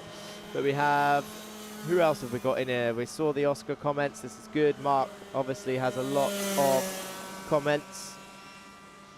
And good luck, Aryan. We saw that. Congratulations to Karajkovic. We got some comments in the chat. Congratulations, Karajkovic. I don't know if that was for Samuel or Ben, but both of them have been doing well so far today. Samuel's lap time right now, 103.4. I think it's just showing the last lap time. 102.8 for Mark Ristic, goes up into P3. But, oh, we've got another stop kart. That's Yeshwin again. Number 10, Yeshwin Kumar. The kart has come to a stop for a second time. And it is out on the left-hand side. I'm wondering if that timing board is based off of position, because I just saw Yeshwin go down the order as if it's a race and not a time trial. That is why that is looking like that. So it's showing where they are on track as if it was a race, not a time trial. I get it now. I understand. So who else have we got in chat? DS Karting. Good luck, AK. I'll be missing out the quali, but I'll do all the other races, says DS Karting. Good luck to Ethan. There's a UAE flag from Champion. Oh, that was when I asked people to put flags in chat to show me where you're watching from. So do that if you can. Go 255. That's a Matanch Jane fan. You can do this, Aryan. Keep it up, Baya. Keep it up. Yay, Ethan Realstone. We're proud of Natanch. Go Oscar 413 from Lisa Bray. Got a lot of people jumping in chat today. This is good to see. Amani, go, go, go. Oscar, win the final, and you are welcome in Agatha. Ryan, go Rayan, go Rayan. Ali, go Ristic. You are unstoppable. Good luck, Sam Tester, today. Luck will be on your side, as yesterday it wasn't. My champ, Auntie, is watching you. Mark, go. Cheering for Ian, Paul, Usaurus, Ivan Voronins, and XL Motorsport. Best of luck in the final race, says Jess. Mark, good luck, good luck. Love of my life, Sam, God bless you. Mumbai Falcons are slay, says Gaia. I can't believe I've just read that out. I just got away from the 6-7 meme yesterday, and now I'm saying slay live on YouTube. But Mumbai Falcons are slay. There we go, I said it again. Ristic, go all in. You're a remarkable talent, number 88. Come Sam, Uncle Richard watching from Malta. Go Matanch, Nathan, Arhan, Rayan, and Shivan slay the day. And they said it again. I'm not right. Okay. We are here. Auntie is watching, doing his best time so far. Malta, Sam Tester. Go Malik Debussy for AK Karting. Good. Thank you all for those comments. A big wave of comments, and I will check in throughout the day to keep catching up with you guys. So apologies if I don't read it straight away, but I will do my best when I can. Now, as for this order, it does look like Sam Tester is still on top. I know he did a 1 minute 0.9 earlier in the session. That is not showing on there. And 102s are being shown from the other drivers.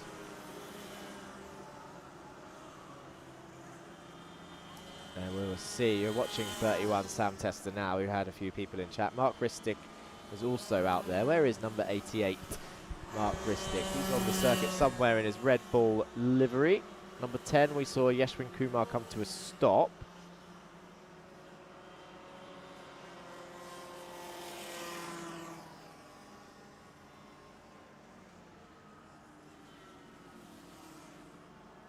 Sam Tester at the moment cruising. There's another driver walking away from his go-kart, and that was, I don't know if that was commentator's curse or not, but that is Mark Ristic, number 88 in the Red Bull car. I said, where was he? And there he was. It's now showing in the pits as the car has come to a stop. And I'm hoping after all this we get to see the overall times and the official order. There's an overtake for you from number 44. Number 44 is Cheyenne Asgomi, going down the inside of turn 1 there. Remember, the Bambino categories are not racing. It is time trial only, but they are scoring points right now. The first race of the day right now that is scoring points is this one. Up next, we will have the juniors, who will be fighting it out on the circuit once again.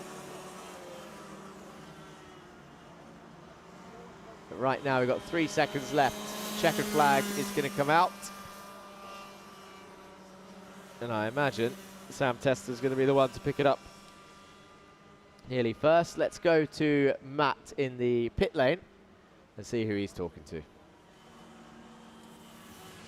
Yes, thank you very much, Jack. So the Bambino race is almost about to finish, if not already finished. But we're here prepping for the second race of the day, second official race of the day with the juniors. Now, Saveliko guy, number 260 over here, had a qualifying where he would have wanted to be a bit further up the grid in 14. Tell us a bit about the qualifying and obviously what you hope to get for the rest of the day.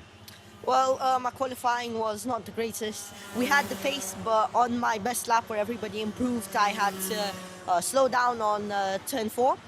That was because there was an altercation between 2 other drivers, which slowed all of us down. And yeah, I'm honestly hoping to aim for top 8, top 10, top 6 maybe finish in this race, and aiming for a podium or a win for this whole day. Amazing. Well, it looks like he's got it figured out. And yeah, you know, there's so many cards, such a big grid. You really need to make sure when you go out, because if you go out at the wrong time or you get stuck behind the bad cards, especially for qualifying, then your lap is ruined, then you start the day a lot further back down. But now is where it counts. Now's the racing. So what's your your plan going into the first corner? Well, into the first corner, I'm gonna try to see what happens, and if it goes well to go into the inside, I'll go on the inside. If it goes well to go around the outside, I'll try to go around the outside. But I'll just see what's best for me and how I can gain the most positions. Amazing. Well, Savelli was one of the drivers who participated in the Iame World Finals representing Team UAE. Just briefly, how was that experience? It was not the best. It started off quite well in free practice, being P1, P3, and being overall quite well. Then in qualifying, got disqualified for being about 10 grams underweight. And then pretty much all heats, I was biggest mover up until one heat where my brakes failed into the last chicane in Valencia, and I sent it into a wall. I got stitches and my whole kart was ruined. Stitches and his whole kart was ruined. And that was what, 2 weeks ago? Yeah, 2-3 weeks ago. 2-3 weeks ago, and now he's already back out, ready to give it his all again. So we're going to wish him the best of luck and head it back to Jack in the commentary. Yes, thank you, Matt, and thank you, Savale Kage. So, Bambinos have finished, and here is official results then. It is Testa on top, and Vacherin in second, and Ristic in third then for your Bambino time trial. Let's make a note of that so that I can remember later on. So it was Testa, Vacherin, and Ristic, the highest point scorers. And we saw a number of the karts stopping. There's confirmation of the lap time. Sam Testa went even quicker. It was a 1 minute point 5. Vacherin and Ristic. Sam Karajkovic managed to get 4th. Yusuf Alkai at 5th. Kumar 6th. Aganyan 7th. Benzakor 8th. Alan Sari 9th. Asgomi 10th. And Alameri in 11th. Remember, this is a point scoring round. So Testa, Igor, and Mark, they're going to the top 3, and they will start their second time trial later this afternoon. Good to see that. 1 minute point 5. Very, very quick lap time, to be honest. There's your official confirmation. There is Samuel Karajkovic getting a ride back on the back of the trailer.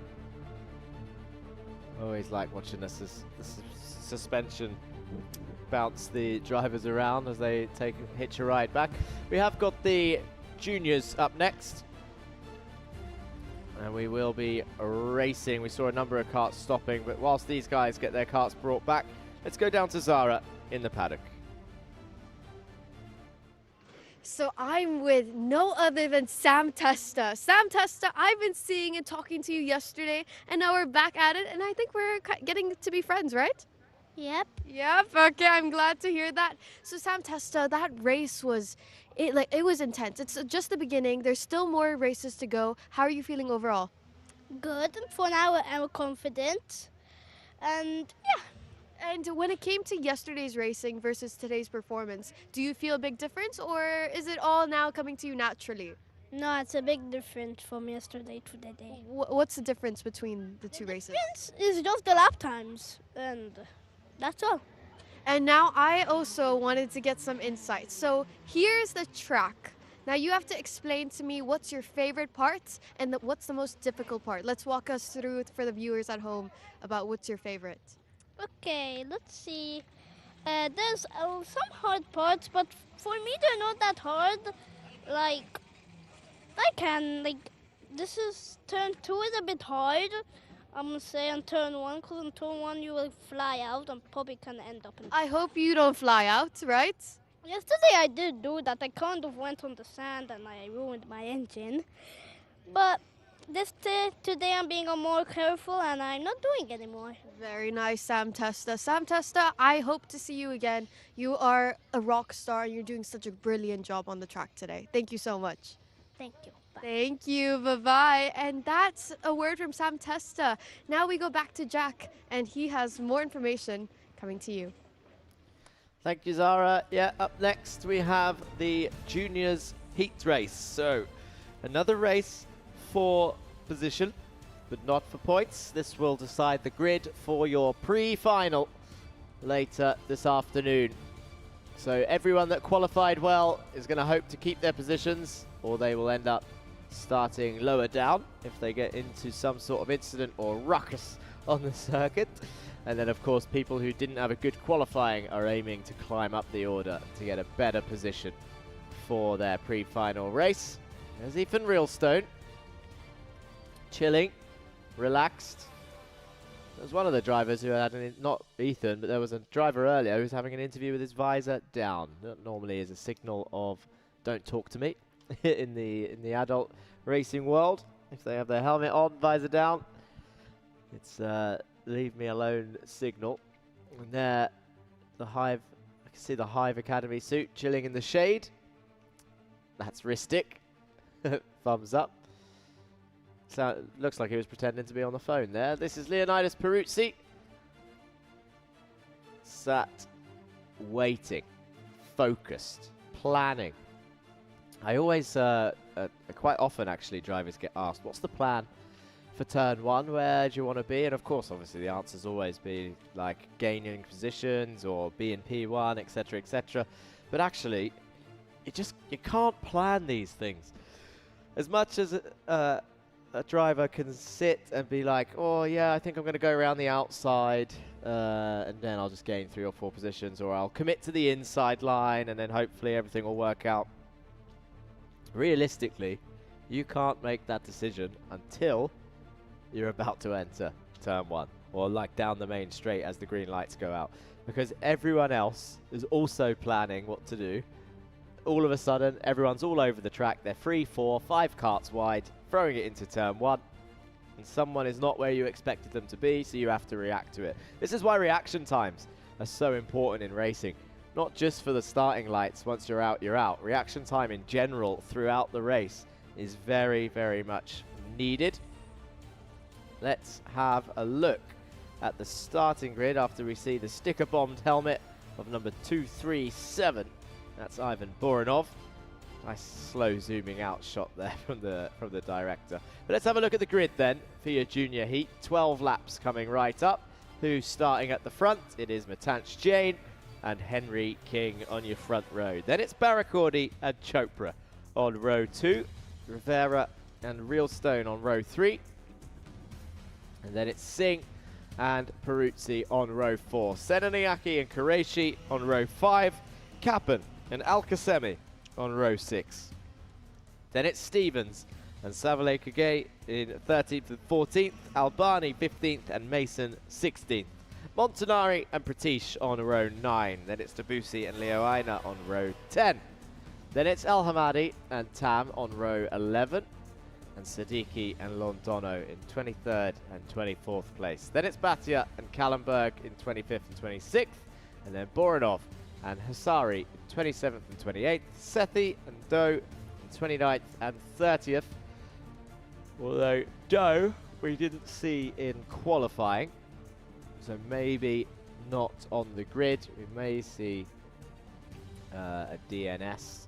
Did not start for Jack Doe if he's not here today.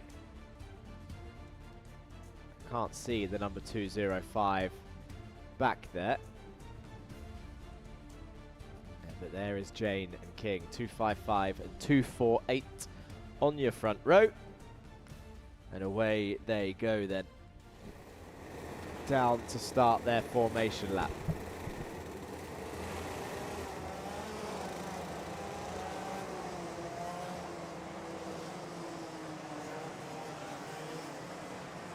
So they're just warming up their tyres.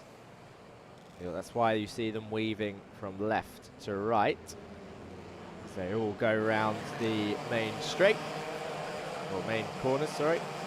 They'll come down the main straight shortly after doing their first lap.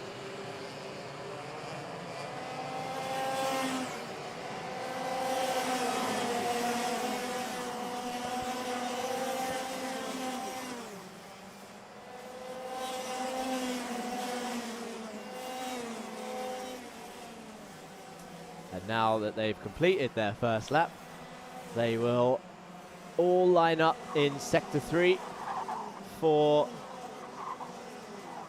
the start of their first race of the day.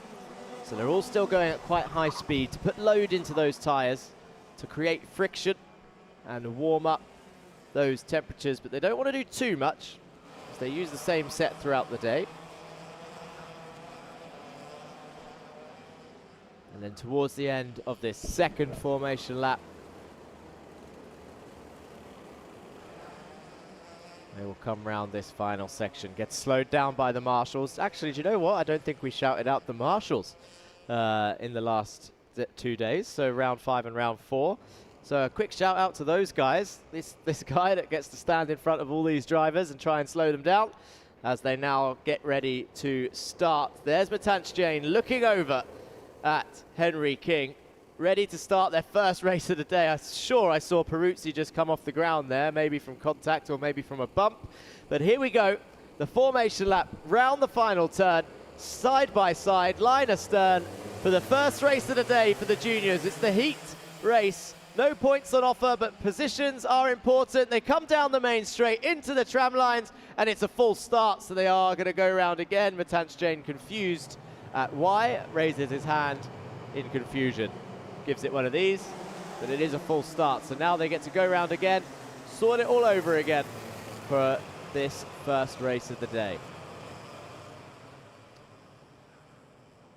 The halfway point of the season, round 5 of the Iame Series UAE. Didn't quite see, maybe it was too fast, I'm not sure the reason for the full start. The gaps weren't that big, but now we'll find out. They'll start to do it again. They're all going up into their 2x2 formation.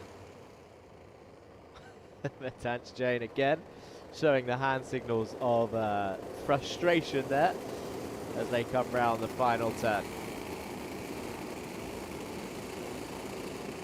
2-3-5, Derek Rivera. Keep an eye on Chopra here. Chopra is in 6th and Peruzzi in 8th on the right-hand side of the circuit.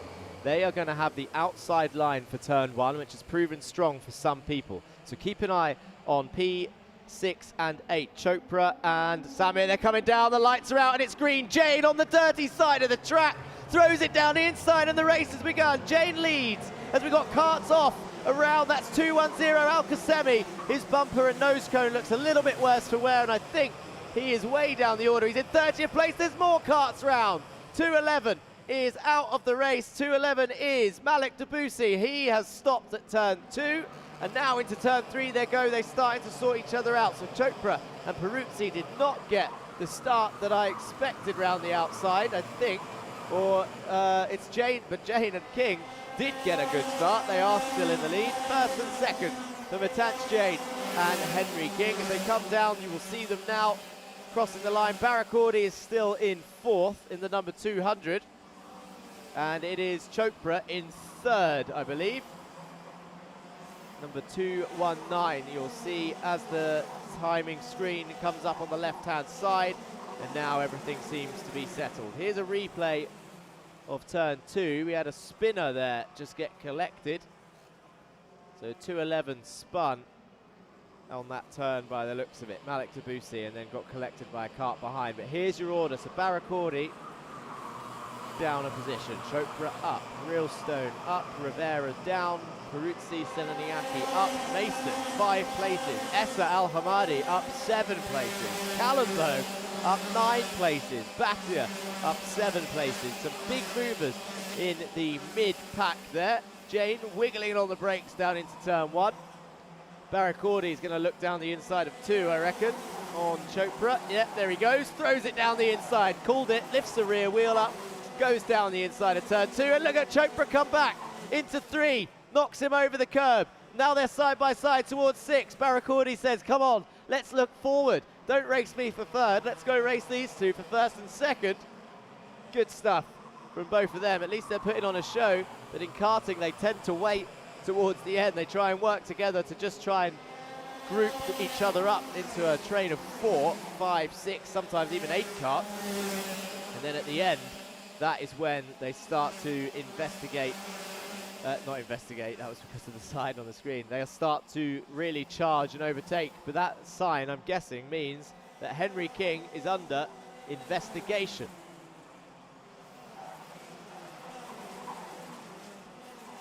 On lap 3 of 12.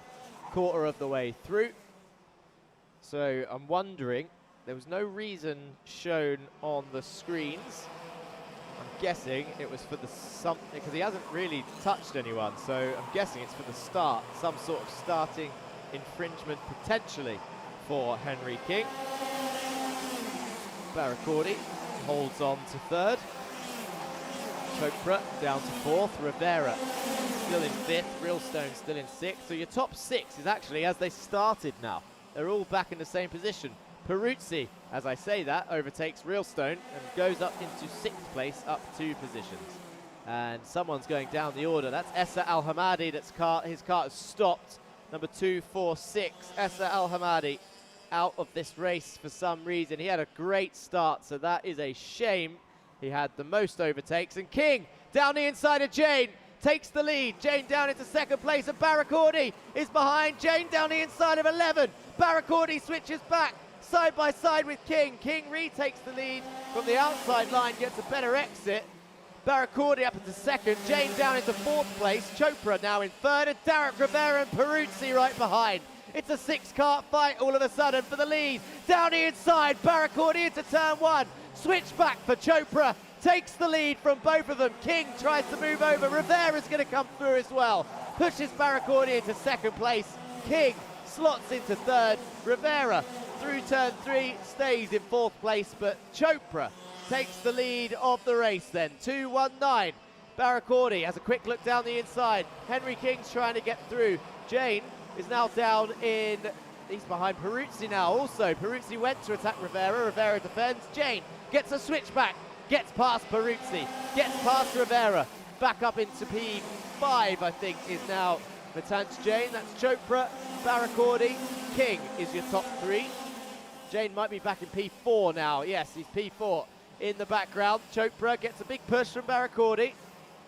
Down the inside for turn 2, cuts him off, defends, does Chopra, and look at King round the outside of Baracordi, retakes P2, holds the inside for turn 3, back down to turn 6 they go. Chopra leads, King, Baracordi, King says, let's go get this guy. Big push into turn 6. You saw the head of Chopra really get forced back there from the hit of Henry King. Baracordi has switched back on 11. He says, come on, stop racing me. Let's just get this guy. He's right there. All the hand signals. Baracordi gives King a push on the exit, and Jane's back down. Derek Rivera's through. Derek's up into P4. Here's Chopra defending turn 1. Baracordi takes a big wide line, pushes King, gets the switch back, goes up into P2. Chopra's defending well. Baracordi has a look, couldn't commit to it on the brakes. King back down into third. Rivera holds fourth. Jane down to fifth. Oh, they're still fighting. Look at this. Look at this defense from Veer Chopra in towards turn 6. Getting forced. Getting nudged by the carts behind it. Now down towards 11. And can you believe this has been pretty much the whole race, these three? It's lap 7 out of 12. King back on the bumper of Chopra, breaks into this next corner. King already on the inside. Back behind, 1 by 1. Rivera's catching them up pretty quickly. Chopra defends again, turn 1. Baracordi again on the switchback, takes the lead. King back to second. Baracordi in the lead, Chopra down to third, and Derek Rivera in P4 has caught your top 3 train. Up they go then, down towards turn 6. It's Peruzzi, and P5 is also right there, whilst they're fighting it out in the background as well. Stevens and Qureshi were side by side. King takes the lead in turn 6. Baracordi back down to P2. Chopra down the inside of 11. Rivera tries to follow him through. Peruzzi comes through as well. Sorry, that's not Peruzzi.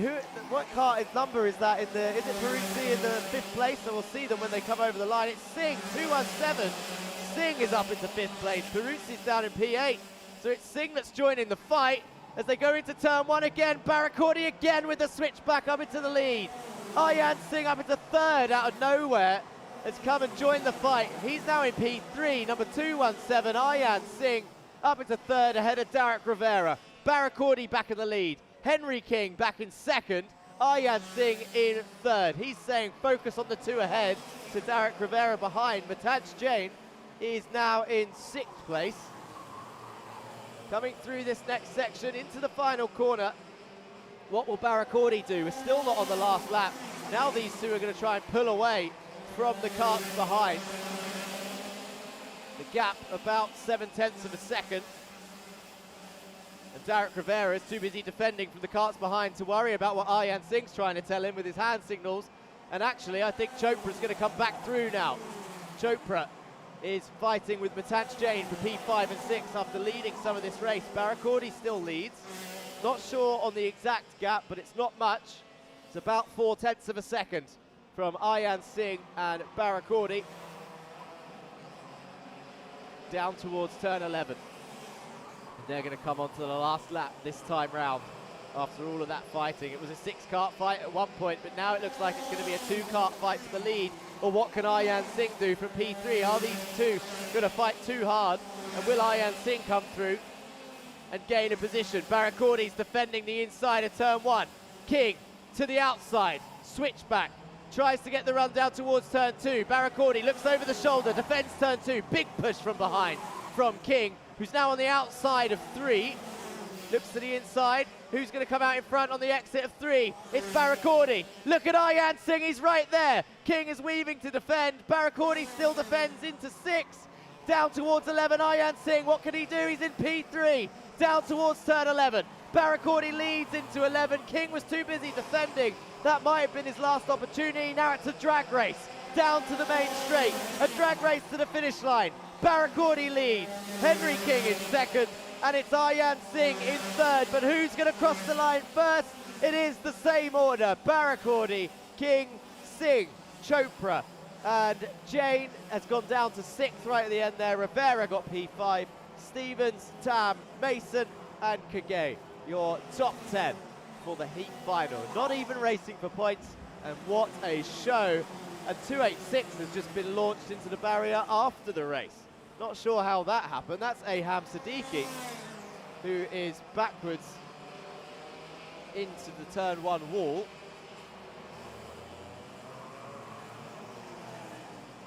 There's confirmation of your winner. Barakordi started this race in third. Wins for GGM. And Ian Singh, we'll see the positions gained, but it seemed like he'd come out of nowhere. There were people in chat supporting Ian, go 217, and there you go, they would have enjoyed that result. The first top 3 of the day.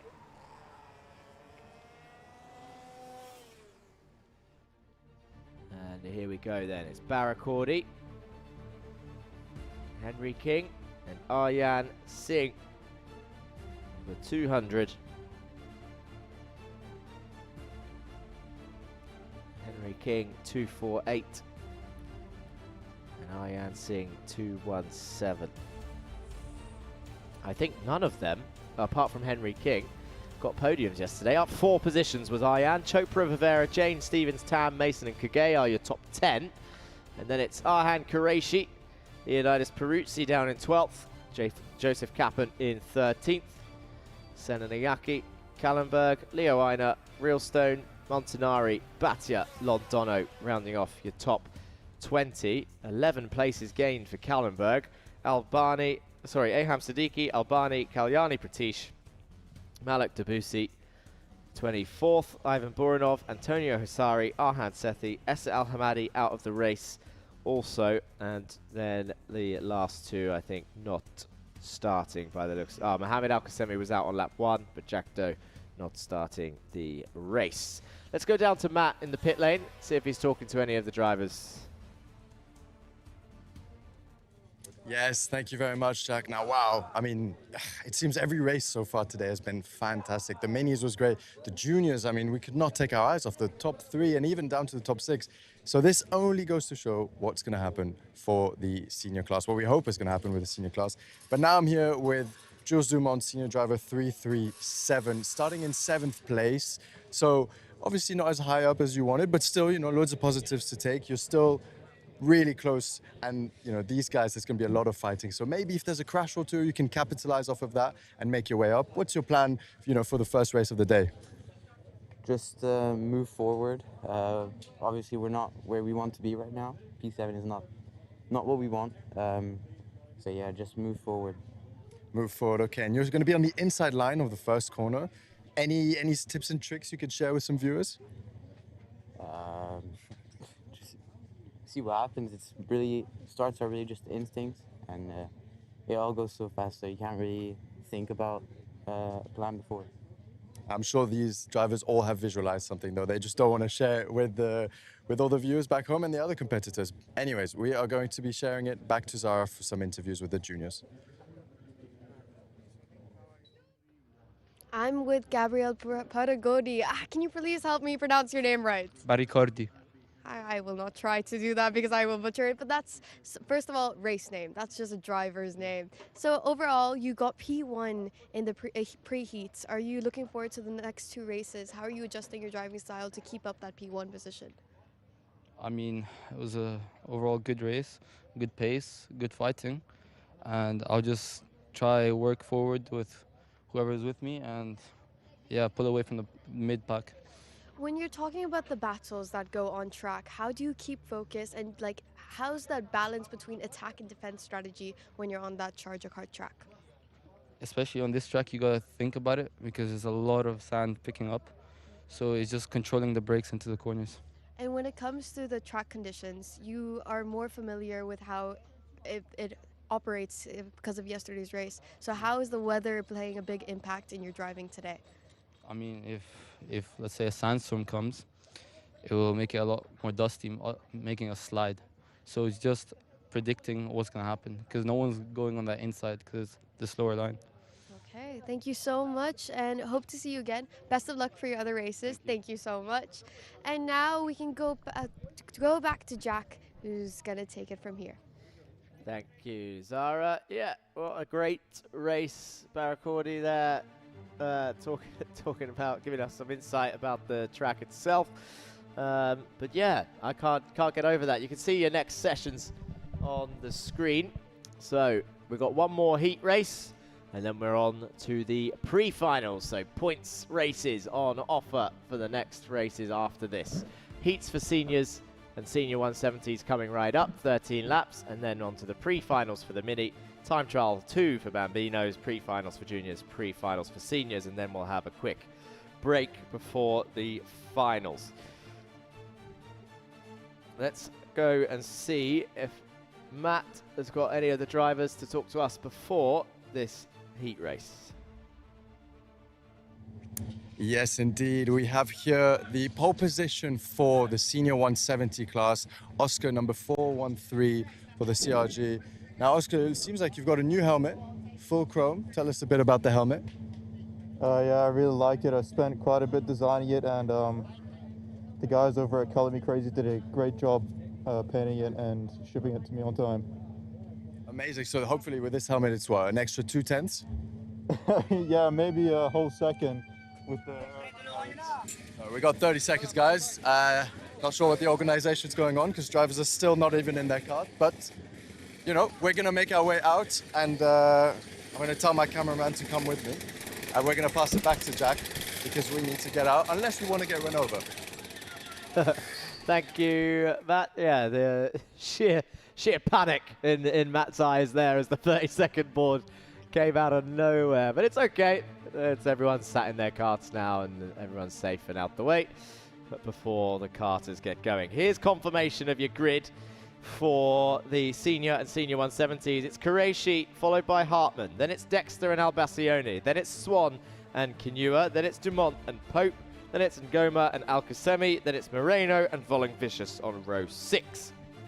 Then we have Mohan and Haddad, DeTroja and Dharmadasa on row 8, Biran Piri and K. Ruse on the 17th and 18th on row 9, then it's Carla and Martinez rounding off your top 20 on row 10. Then it's Bray and Anivas, your front 2 in the senior 170s. Busanad and Kuri, Jolovic and Salome are your senior 170 categories, 21st, 22nd, 3rd, 4th, 5th and 6th. Keep an eye on Alexandros Anivas at the start in the senior 170s at the back.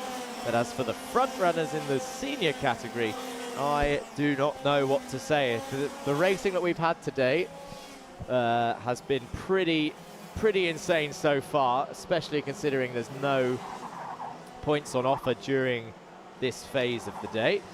But it didn't matter. And of course, don't forget, these guys have been practicing around this Sharjah kart track for the last pretty much 4 days, but the practice sessions are practice sessions yesterday, essentially, even though it was officially round 4. Now that we're at round 5, yesterday could be considered a practice for today. Of course, they did score points yesterday. It was an official round, but now they've all really warmed up. They've had racing scenarios. They know exactly what to expect in the race, and that might be one of the reasons that we're seeing even more action today than we saw yesterday. There was plenty of action yesterday in round 4, but today, so far, honestly, these guys are really putting on a show. And now it's the seniors' turn for their first heat of the day. 386 and 347. Rayan Qureshi and Louis Hartmann on the front row. And P8 there weaving quite heavily to get that last bit of warmth in the tyres. So here we go. Qureshi on the front row, leading the pack, side by side. The first heat race for the seniors for round 5 of the Iame Series UAE here at Sharjah Kart Track in the desert is about to get underway. As they come round, the red lights are on. They're going to come through the final corner onto the main straight, into the tram lines. Down the tram lines they go, and it's a full start. That's what the wiggly finger means if you haven't seen that before. We saw it in the last race also. But those of you watching at home, if you see the drivers point up to the sky and twirl their fingers around, it means we're going to go round again, because this start is not the actual start. Something was wrong. I think the gaps were a little bit too big, or maybe it was too fast, but at least they get to go round again and warm up their tyres, or maybe save their tyres a little bit for later in the day. I've been told that the Driver of the Day link is now open. And let's have a quick look at the chats whilst they line back up again. So, Ethan, Ayan Singh, there's all of our Ayan Singh's fans. Go Ayan Singh, you're a star. Good work, Ayan. Yes, Ayan, go get them. So that was the catch up in the YouTube chat. Good luck, Louis, says Fran. Or Franca12 on YouTube, and here we go then. That is for this race, and the link for Driver of the Day is now in the chat on the stream, guys, so go and join the live stream wherever you're watching. The Driver of the Day vote is live. It will close later on today, but let's forget about that for now, because the race is about to get underway for the second time.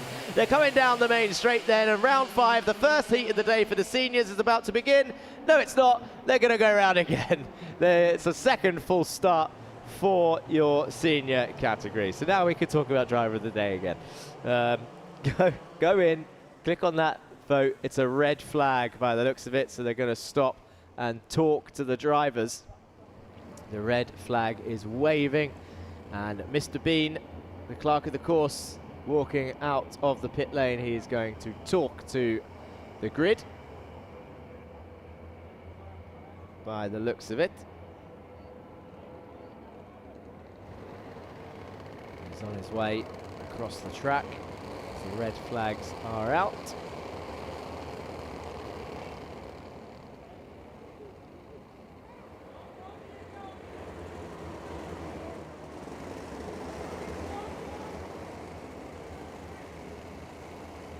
You'll see, I'm sure you'll see a shot of him shortly as he makes his way to the grid.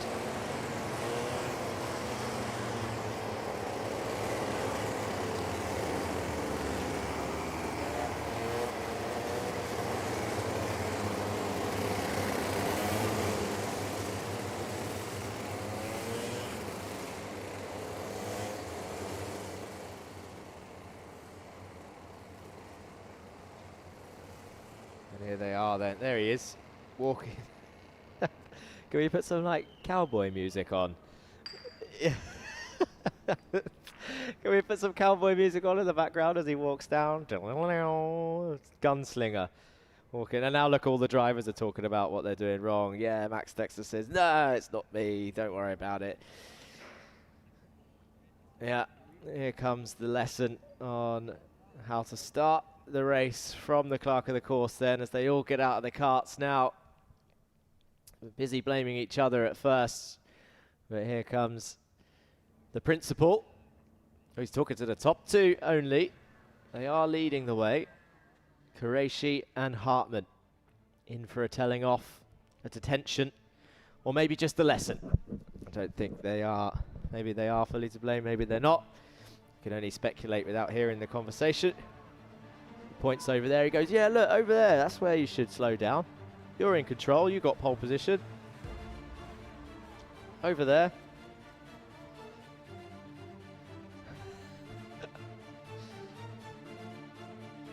The big bad wolf. Martin Bean.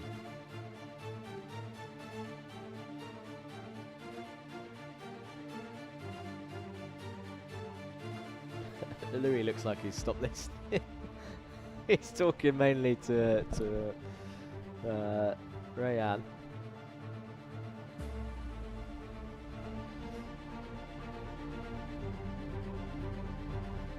There they go. Yes, sir. No, sir. Free bags full, sir. So, back in the carts, and we'll go for our third attempt. And this is a rule, actually, we don't often get to see. I'm not sure how many attempts they're allowed. I think third might be the final one. Before something, either penalties get given or something like this. I might have to double check that. I hope I haven't made that up. I need to read that later on. I can't read it now. So around they go. We've got all of them, all of that tyre warmth that they did, gone. All those 3 laps to get the heat into the tyres. They would have cooled down a little bit now. Although we are in the desert in the UAE, so maybe not too much. They would have kept their temperature a little bit, just being dramatic. I did see a comment in YouTube chat, actually, try and spoil my surprise guest later on. We'll mention that for the junior final. I'm going to be joined by another driver like I was yesterday. We will be joining in with some of the commentary, answering questions, giving us some driver insights, some fresh driver insights. And here we go then. Attempt number 3.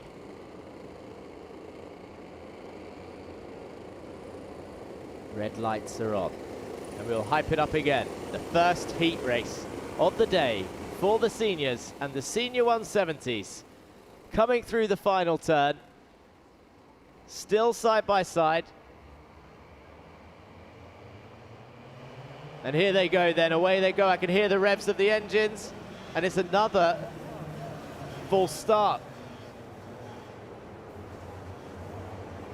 That's the third. This is actually in 2 years, I think, 2 years of commentating on the Iame Series UAE. This is the first time I've seen 3 full starts from any of the categories.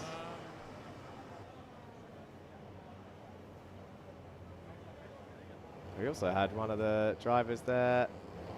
Just saw on the second part of that screen. Can we get a replay of that? Just saw one of the drivers on the stream sort of facing the wrong way. Not sure what happened there. There's the boss man again, reminding them where to go. The track goes that way. Sure, that's not what he was saying. Here we go, some extra tyre warmth there for Montgomery Swan.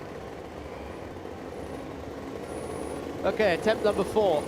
I've only ever seen 2 full starts before. We've made it 3. So that's a new record for me, at least, to see. You all got to see it, thanks to media friends and the broadcast. And of course, the drivers. Can't not thank the drivers. So here we go then, attempt number 4 to start this heat race. We've got one driver out already. That's Oscar Bray. I can recognize the chrome helmet. Oscar Bray is out. And here we go, onto the tram lines. Look at all the smoke from the engines, and away they go. I don't see the twiddly finger this time, and the lights are finally green, and the race has begun. 386 leads into turn 1. Montgomery Swan, a great switchback up into P3 for the J&KD driver. Into turn 2 they go. And it's all fairly single file already, so they've all tried to find their spots, apart from that little mid-pack there in the background. But your top end, not your main guys, the top end of the field. And there's 2 drivers out, I think, actually walking away on the left-hand side. Was it contact for those 2? Down 378 was one of them. Rafael Martinez is one of the drivers that was walking away. There it is. There's a picture of the kart. And one of the white karts, it was a 400 it might be, Andre Curie. And there's 413, that's Oscar Bray, confirmation of that one. I saw the chrome helmets. We've got 3 karts out already as Nathan Pope looks to the inside there. Number 354 was looking for a move. 347, Louis Hartmann is trying to chase Rayan Qureshi after working together to create 3 full starts. They're now forgetting about that, and the race is on the way. Montgomery Swan, as I said, had a great start. He was up 2 places. He's up into 3rd place. Then you've got Dexter, El Bassioni, Jules Dumont, Kinua, Moreno is up 3 places. Haddad up 5. Al Qasemi in 10th. Darmadasa is up 5. El Bassioni just gained a position there as he crossed the line. He's in 4th. And he sets the fastest lap and starts his charge to try and get Swan, Hartmann and Qureshi. He's right on them already. It does look like Pope is down in 21st place, lost 13 places. Volon Vicious lost 10 places. So not the best start for this first race of the day. Alex Anivas is leading. He's up 5. Busanad up 5. Jlovic up 6. Salome up 6. So all your senior 170s are 17th, 18th, 19th and 20th overall out of 26, apart from Bray and Curie, who are out of this race. Martinez, the Troja, is out by the looks of it as well. They're not getting any lap times, so I'm wondering if they are all in the pits. Volon Vicious and Pope is, which means all of them are out. We've got 6 karts out of this senior and senior 170 race. 4 seniors and 2 170s are out of this race. We're only on lap 3. But here we go then. On to your top 4. Adam El Bassioni is now on the bumper of Jeremy Montgomery Swan. Max Dexter is also not far behind in P5. But at the moment, Rayan Qureshi still leads the way down towards turn 1. Into the left-hander. And they're all down the inside for Montgomery Swan. Didn't see that one coming just yet. Montgomery Swan, Al Bassioni takes advantage, goes down the inside of 3. Al Bassioni from 4th to 2nd in a matter of 2 corners. Points forward, says let's now focus on getting Rayan Qureshi. Did Montgomery Swan. Says don't worry about me, let's try and work together on catching that man up there. So now it's El Bassioni in 2nd. Montgomery Swan still 3rd. Hartmann down to 4th, and Hartmann's down to 5th. Dexter is up into 4th. So he also managed to take advantage of that by not being involved in it to begin with. Jules Dumont sets the fastest lap. Mohamed Kala says the fastest lap in 11th place. He's up 8 places, is Kala. 45.546. So a great start for him, up 8 places into 11th. Anivas, Usanad, Jlovic and Salome, the 170s in that order. Anivas leading by about 2 seconds, 3 seconds even. He said he was saving himself for today, and at the moment he was right. There he is, there's your 170 leader.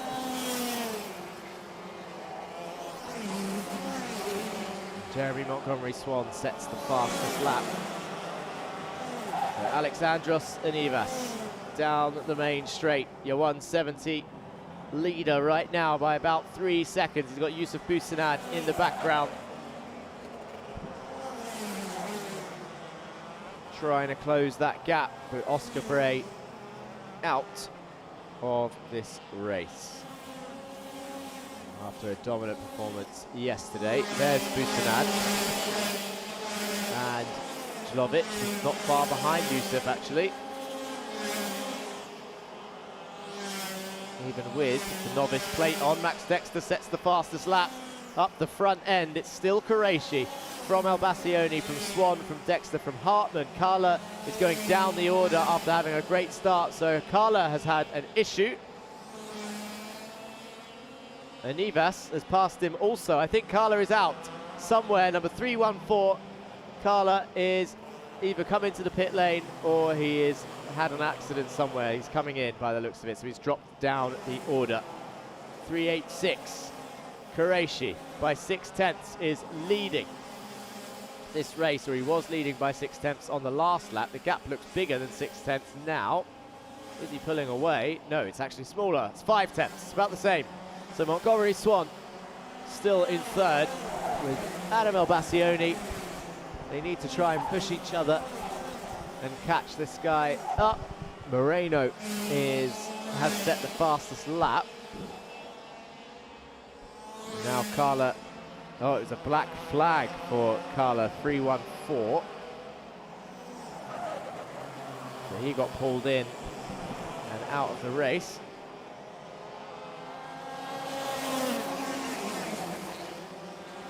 And that means that it wasn't the black flag shown yesterday when we didn't have the logo. I think that was a blue one yesterday, but today Carla gets a black flag, and we've got some changes in your top 6. Hartmann is down to 7th, Jules Dumont up to 5th, Kinua up to 6th.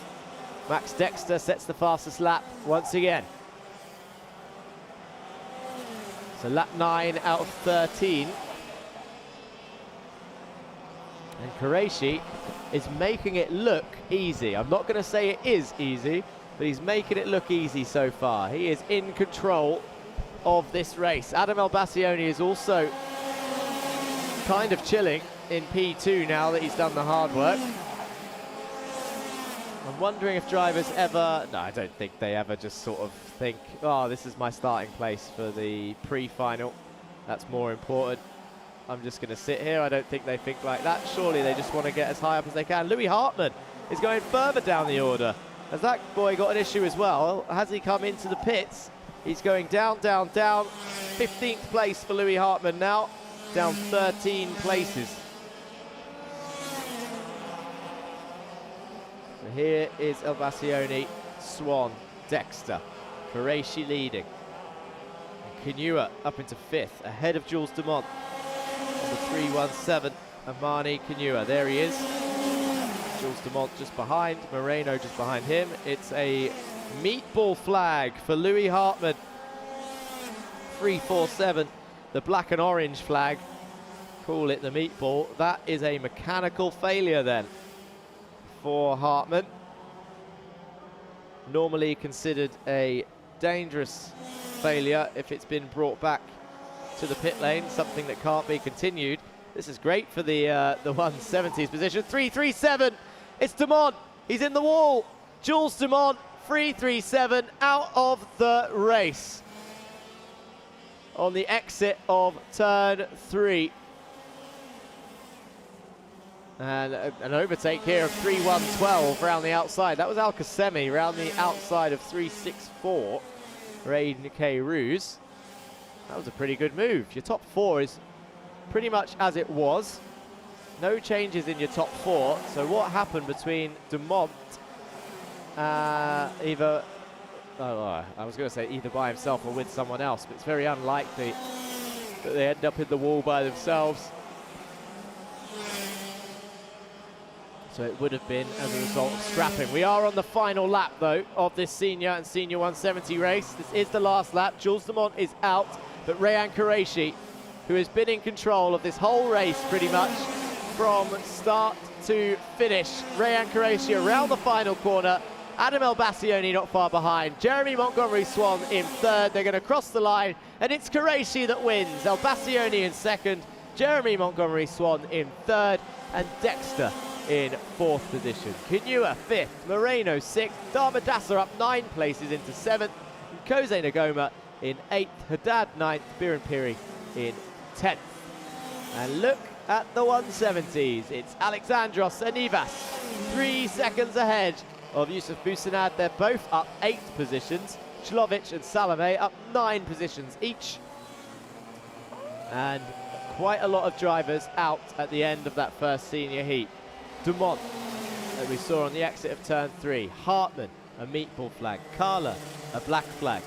Saw a lot, almost 8-9 drivers there out of your senior race. So up next, and that wasn't even for points, so up next we'll have the pre-finals, and we will be scoring points from that point onwards for both the minis, juniors, and the seniors. There's confirmation of your top 3. It's Rayan Qureshi for Mumbai Falcons, Adam El-Bassioni for XL Motorsport, and Jeremy Montgomery Swan for JNKD Racing.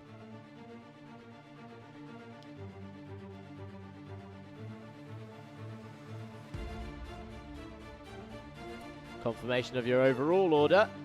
Max Dexter not far behind for Telios Racing Team in P4, with Kanua up into 5th, Gonzalez Moreno in 6th, Nakosa Nagoma 8th, Antonio Sadad, Biran Piri, Mohan, Al Qasemi, Kay Ruse, Alexandros Anivas, Yusuf Busanad, Arsene Jlovic, Daria Salome, and then out was Jules Dumont, Louis Hartmann for a meatball flag, Carla for a black flag, Nathan Pope was out earlier in the race, Linus Volung-Vicious was out earlier in the race, De Troja out, Martinez out, Oscar Bray and Andre Curie out of this race, all near the start.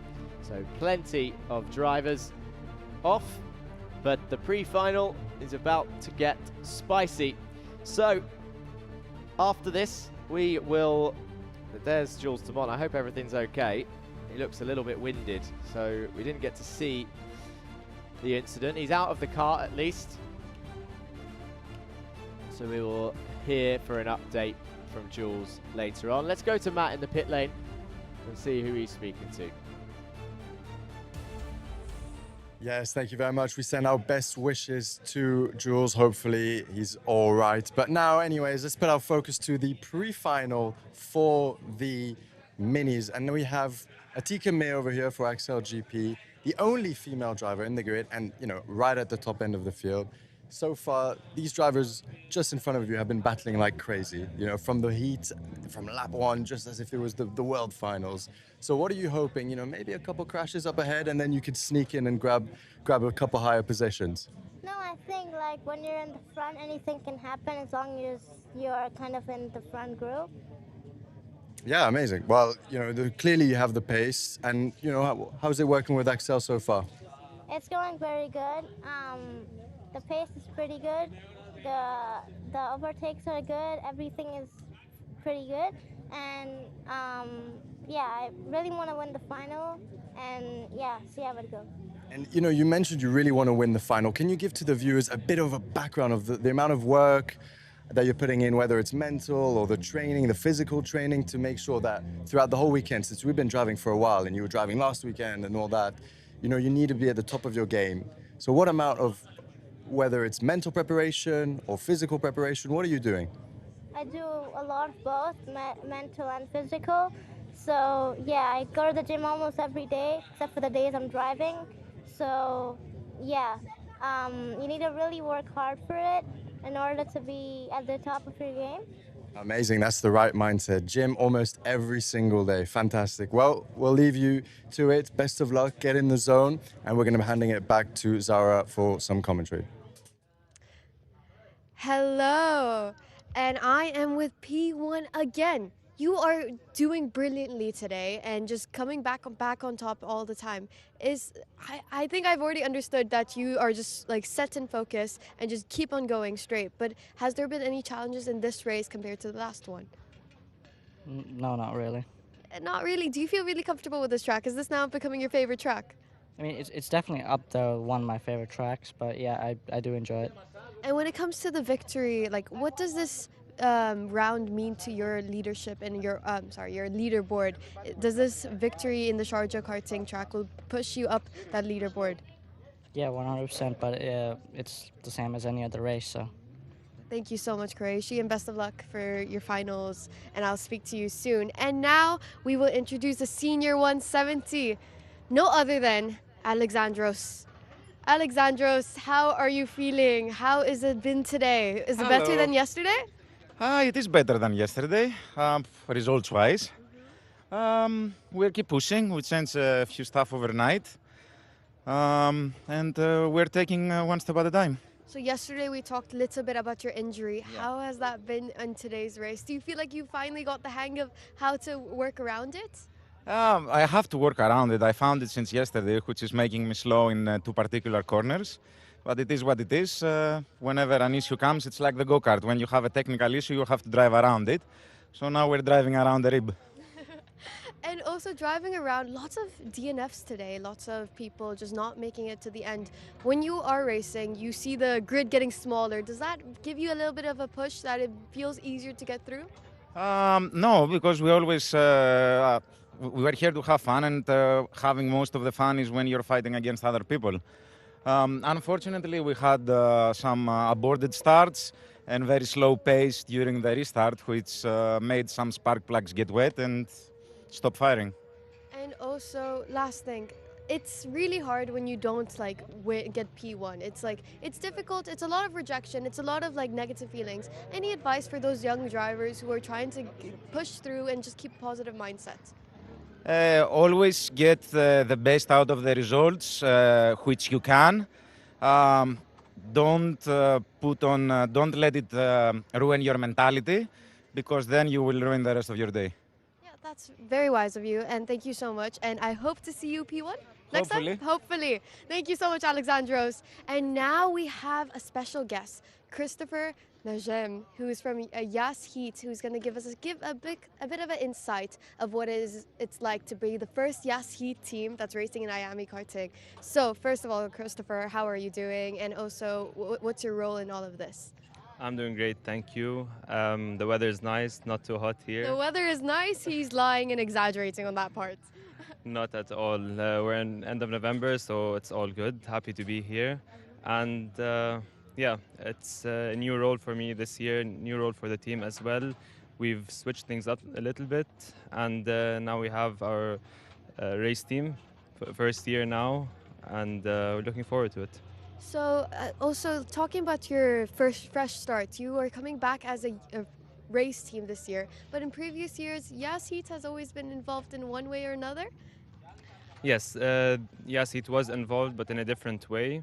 Now we have our own team, our own academy, and we would like to promote UAE nationals more into the sport, and just in general, the whole sport is growing and looking good for the future. And about the growing scene, like motorsports is just getting bigger and bigger in UAE, and there's more karting championships, and Iame is also growing each year. So how do you see the UAE growing as a motorsports scene? Do you see more drivers coming in, more young talents? What have you been seeing? Over the past few years, there's been a lot of growth, and it's just getting better and better. And also with the help of this media coverage, you can help promote the sport a bit more, get more people to know about it, and then eventually compete in it as well. So that helps a lot. Thank you for the coverage. And no, it's looking good for the future. Free promotion for us, we take it anytime. But when it comes to that media representation, how important is it for a driver to get that visibility and that representation online? It's important on all levels, for the sport itself, for all the promoters, for the teams, for the drivers, just to have it all out there and let people know about it. And final thing, when it comes to the future for Yas Heat, what do you expect in the future for these young drivers and also for Yas Heat competing in Iame? We're competing in Iame, of course. We want to start with the grassroots, which is karting, and then move them up to single-seater racing, where we also have a team in F4 division. And yeah. Well, thank you so much for your interview, and pleasure to get some insight of what you've been doing behind the scene. I really appreciate it. And now we will go back to Jack. And Jack, I'm giving it to you.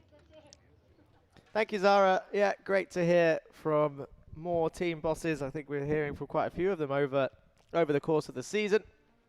And a great question, actually, from yourself, Zara, about the growing karting scene in the UAE. Of course, motorsports has been around in the UAE for quite a long time, but it's there's definitely plenty of room for improvement, and this is, I think, the first step in getting eyes on that sort of angle. Let's go for a highlights reel of our senior and senior 170 race before we move on.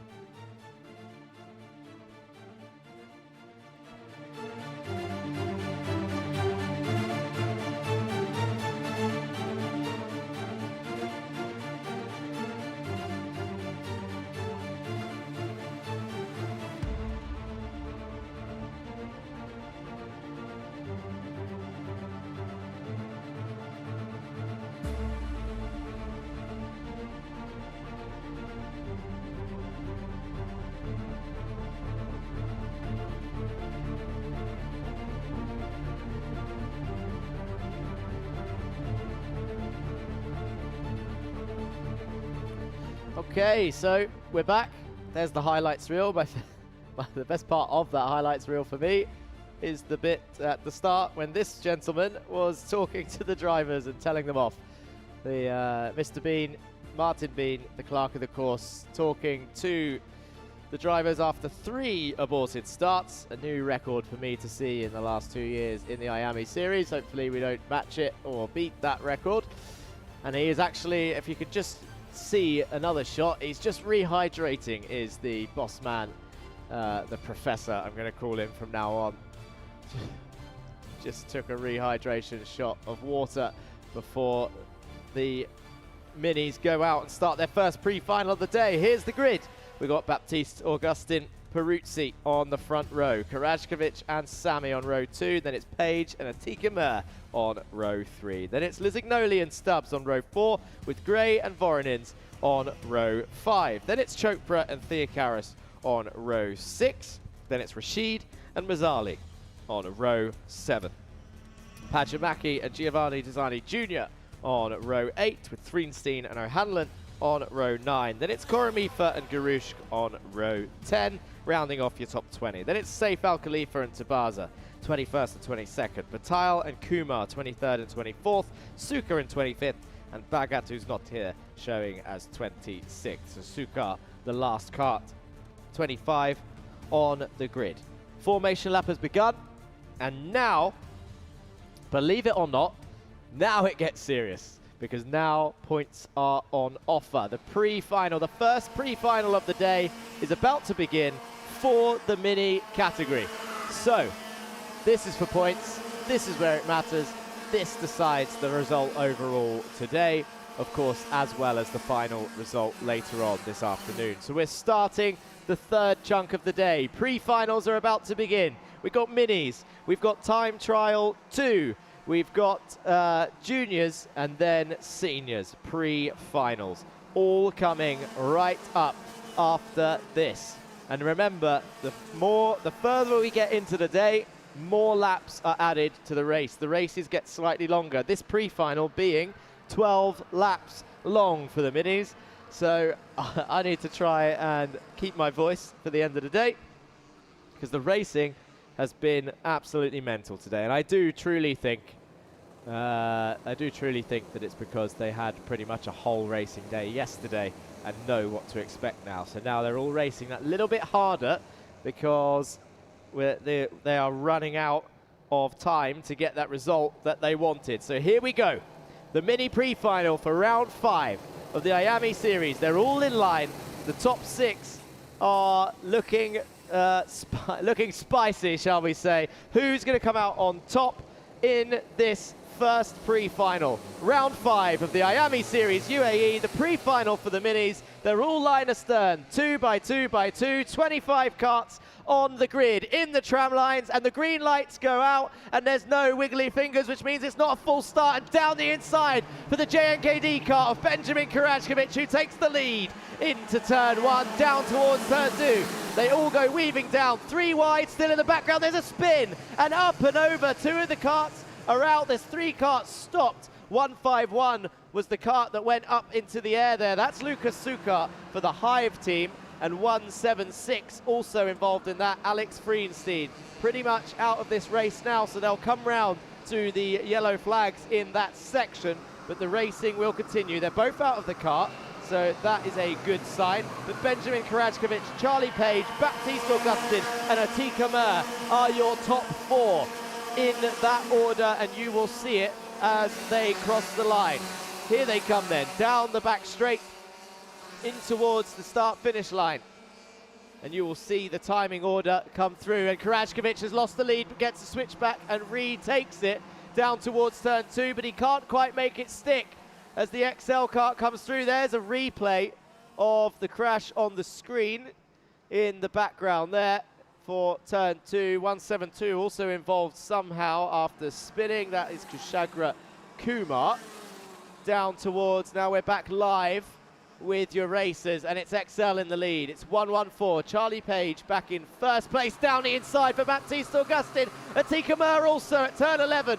Karajkovic down 2 places. Peruzzi's coming through as well, down the inside of Atika Mer. Karajkovic chooses a kart to follow. He's going to choose Atika, slots in behind. And now your XL boys, as like yesterday, are 1-2. It's Charlie Page and Baptiste Augustin. And who's this? Is that Sammy down the inside of Lizignoli? Contact! It's Sammy and Karajkovic, I think. Contact as they went into turn 1. Down towards turn 2 they go now. He really slammed that door shut as he opened up turn 1 there. Moved over to the outside to really show Karajkovic, no, I think I've got this move done. And then Peruzzi's making a move down in towards turn 6. Peruzzi down the inside. Tika Mer follows him through, and now they're in second and third. So it's Charlie Page, then Peruzzi, then Atika. That's your first, second and third. You've got an onboard shot on the left to show you, I don't know who he's signalling, but to show you what it looks like from their point of view on the left-hand side. But on the right-hand side is where all the action is. Atika Mer's now up into P3 for Axel GP. Peruzzi is up into second place. Charlie Page in first. Down towards turn 1. Baptiste Augustin in fourth. And Karajkovic still behind, I think, Ilyas Sami. When the timing screen comes back on, I can give you a bit more of an idea of the order. I couldn't quite see the number. It is 126 Sami that's in P5, but Charlie Page still leads. Peruzzi's on a flyer. They're all going down towards the inside line of turn 6. They're all on the defensive line. Peruzzi launches down the inside, makes a little bit of contact with Charlie Page, who looks over his shoulder down towards turn 11. Atika Mer attacks, gets pushed, forces, oh, she's gone off. She's down about 5 places as a result from being pushed a little bit, I think, by Karajkovic. And now 199 LBJ Stubbs is back up into this battle. Ilyas Sami there in number 126 ahead of Baptiste Augustin. And here come through the drivers Charlie Page, Peruzzi. Mer is no longer there. She's gone down to 9th after having a great start to this race. So Charlie Page leading. Karajkovic down the inside of Peruzzi into turn 2.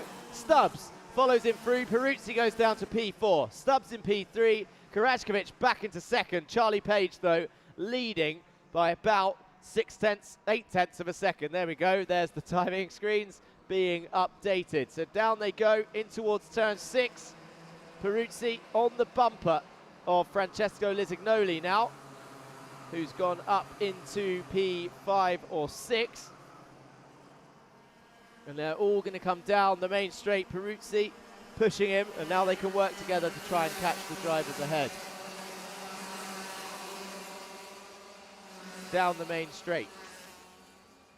183 Karajkovic, 199 Stubbs. And then we're back on board with, I think that's Thea Karas. You can see written on the leg of the suit.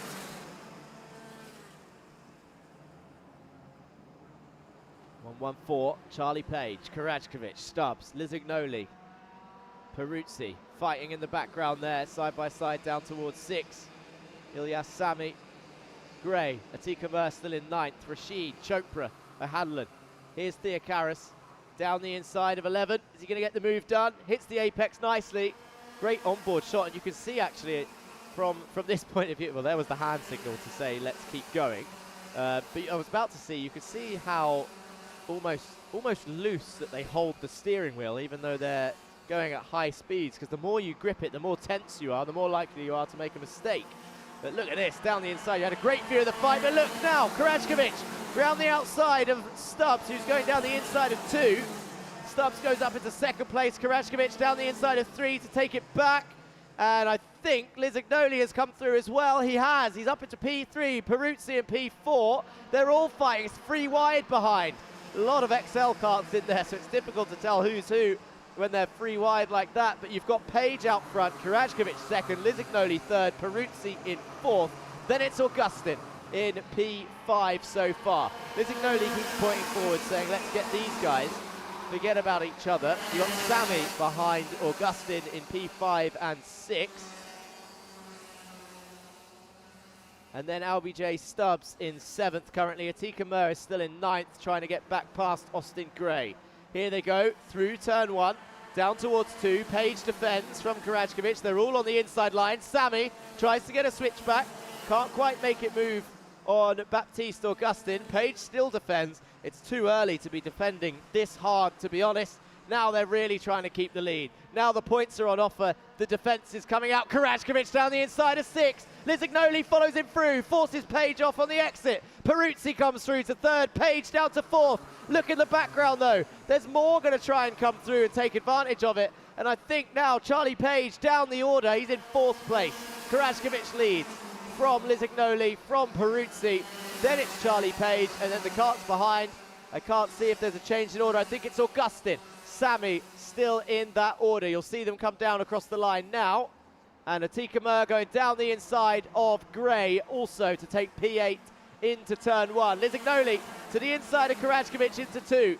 Peruzzi follows him through, bumper to bumper. Karajkovic backs out, sits behind, follows Peruzzi through into 2nd place. He waves and says sorry to Achilles Peruzzi, and now they're side by side down towards 6. Karajkovic holds the lead. Charlie Page comes through into 2nd place. Lizignoli in 3rd, Peruzzi in 4th, down towards turn 11. Stubbs is in 6th, Sammy in 5th. Page leads round the outside, Lizignoli down the inside of 11, and now look how many karts are in the fight for this podium in the pre-final. Peruzzi is somehow now down in 5th. And you'll see the order change when they come across the line. Sammy's up into 4th, Lizignoli 2nd, and that's Baptiste Augustin, is it? No, it's Karajkovic in 3rd. Page, Lizignoli, Karajkovic, Sammy, Peruzzi, then Stubbs, Augustin and Mur in the background. Karajkovic defends. Page and Lizignoli side by side up ahead. Page takes the lead. Lizignoli trying to hold on into 2nd place. Down the back straight. In towards turn 6. Charlie looking over his shoulder the whole way down that straight. Lizignoli having a look down the inside. Peruzzi looking for an opportunity to come back through as well. We're on lap 9 of 12. A couple laps remaining. But Charlie Page leading the way. Earlier on, it was pretty close between these drivers. And it's now getting ever closer. Charlie Page leading. Lizignoli in 2nd, down towards turn 1. Karajkovic, a wide line to try and get the switch back on both of them, and I think he's going to pull it off down the inside for 2. We've seen it so many times this weekend, and he's done it, but round the outside now, Lizignoli tries to hold Page off, who's now in 3rd. Sammy's trying to defend from Peruzzi also. Karajkovic still leads. Peruzzi moves across on Ilyas Sammy in the background. And I think Peruzzi is through into 4th place. Yes, he is. The orange kart is in 4th. Karajkovic leading from Lizignoli. Charlie Page back down to 3rd. Exits turn 11. Uses all the curb on the exit. And LBJ Stubbs and Augustin side by side now also behind Peruzzi. As they now go down across the line, they're about to start the final lap. Who's going to come out on top in this pre-final? Karajkovic, harsh defense. Down the inside of turn 1. Will Lizignoli get a switch back? He couldn't quite position it, but Charlie Page is going to have a run to turn 2. Lizignoli to the inside of 2. Karajkovic defends from Lizignoli. Exits turn 3. Down towards turn 4 now. Page, a wide line in. Karajkovic has done well here. He's got the good exit out of turn 4. They're going down towards turn 6 now. Karajkovic leading, looks over his shoulder.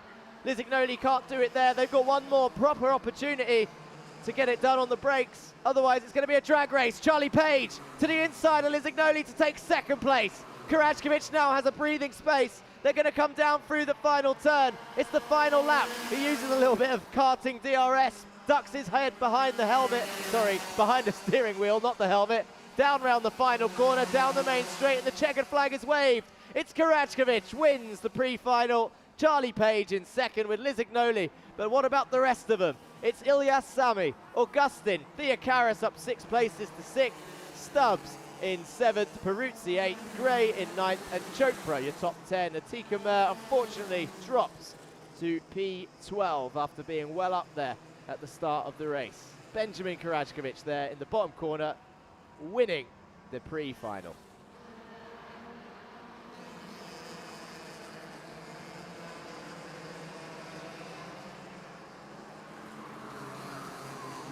It was Karachkovic. Page continues his podium dominance.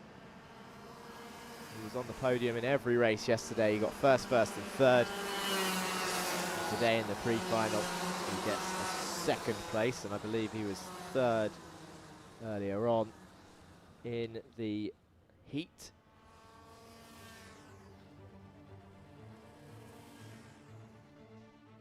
And now as they come onto the weighbridge, we will see confirmation.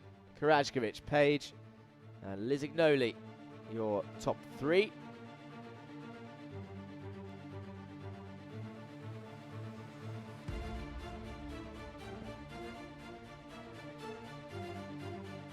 And there is your full order. It was very close.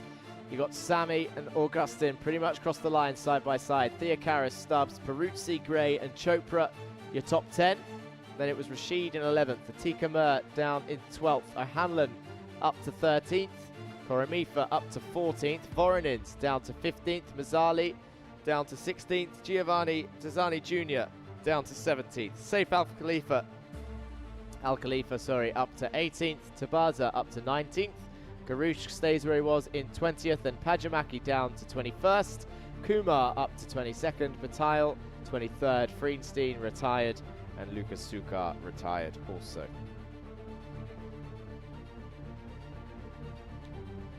So, as was this morning, plenty of racing action. And we will go to a highlights reel of your mini pre-final.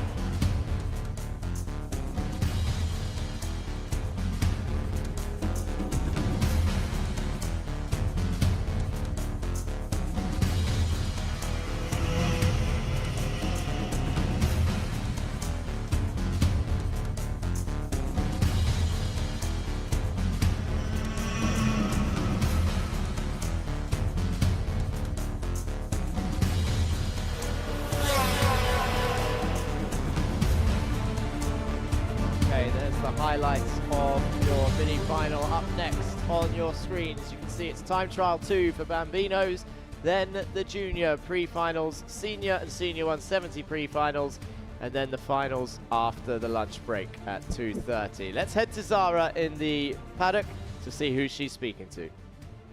I have with me the P2 winner, Charlie Page. Turning the page, I hope? Yeah, like, it was a good race, really. It was hard, and yeah.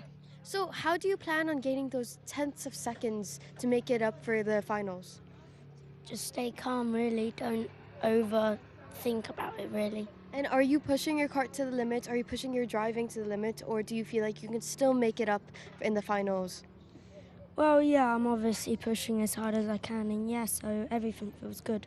But preserve your energy, rest up, because you still have another race to go. Yeah. Okay? Best of luck, Charlie. I will speak to you soon. Take care. And also, now we have our P1. Benjamin, how are you doing today? Good. Good? You have to be better than good. Pre-finals, you get the points. Isn't that exciting for you?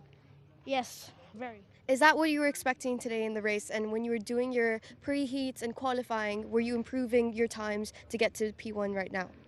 No, I went slower, but on track I went faster. So what have been the improvements that you've been making since yesterday in order to drive better on the track today? Nothing really, but I just kept overtaking everyone. That's the solution, just overtake everyone. But is there any defense strategy that is involved in order to maintain that P1 position? Yeah, you just need to be smart. Yes. Okay, very nice. Now we go back to Jack, who's going to give us more about the upcoming race. Back to you, Jack. Thank you, Zara. And the funny thing about cutting to Zara every now and then is sometimes she's wearing a hat and sometimes she's not. So that means it's getting pretty hot outside if the media friend's hat is now on, keeping herself shaded and protected from the rays of the desert, the Sharjah desert sun. We are on for Bambino's time trial 2 now, as we see them start to leave the pit lane. There's number 6 going out. That's Zayed Al-Ansari. Just a reminder of time trial 1's results. It was Sam Testa, Vasherin and Ristic that were in first, second and third. And it looks like an issue for number 95, yesterday's driver of the day, Rayan Azgomi, coming to a stop outside of the pit lane exit.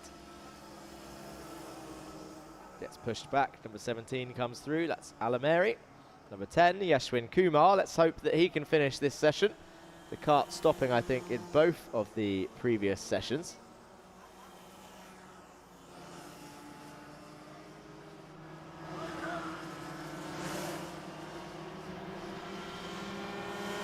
And 10 minutes timer has begun.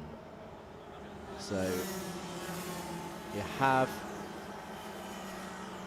10 minutes to set your fastest lap time.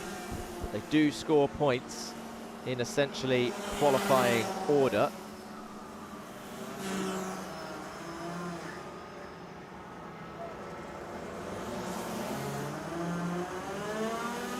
Number 44, we saw number 44 pull off a decent overtake earlier.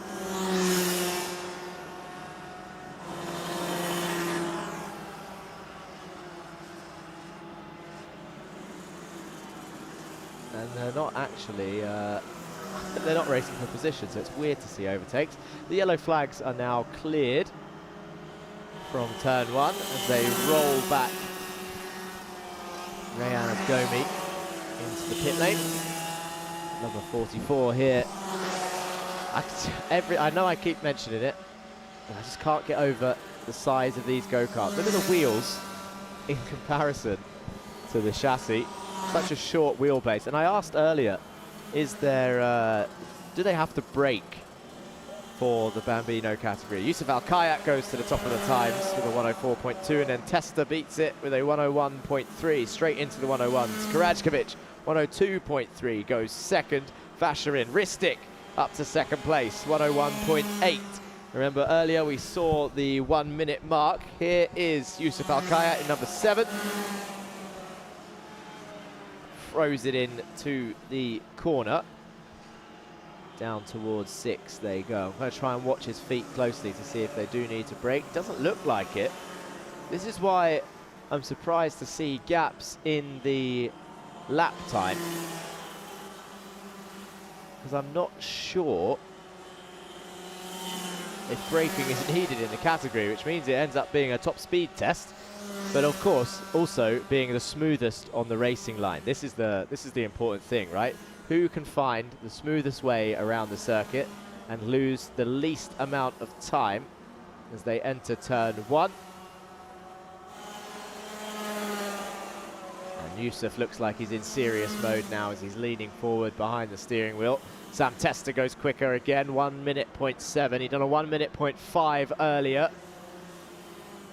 So he's already straight back on the pace. Ristic only 6/10 behind with a 101.3. Vasherin in third.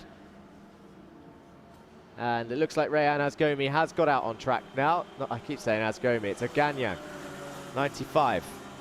Robert Oganyan is number 95. He was the one that stalled out the pit lane. And then they rolled Robert Oganyan back into the pits, and they got it back out. That's yesterday's driver of the day, Robert Oganyan.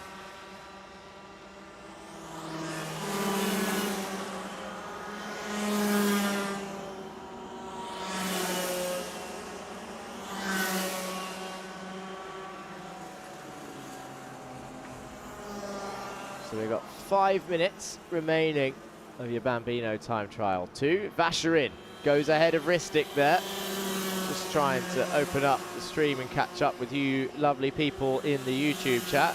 Don't forget to like and subscribe to the channel if you haven't already. If you've been watching with us and myself throughout today and yesterday, I know I'm with you for a long time. 8 hours yesterday, 8 hours today. It's not a problem.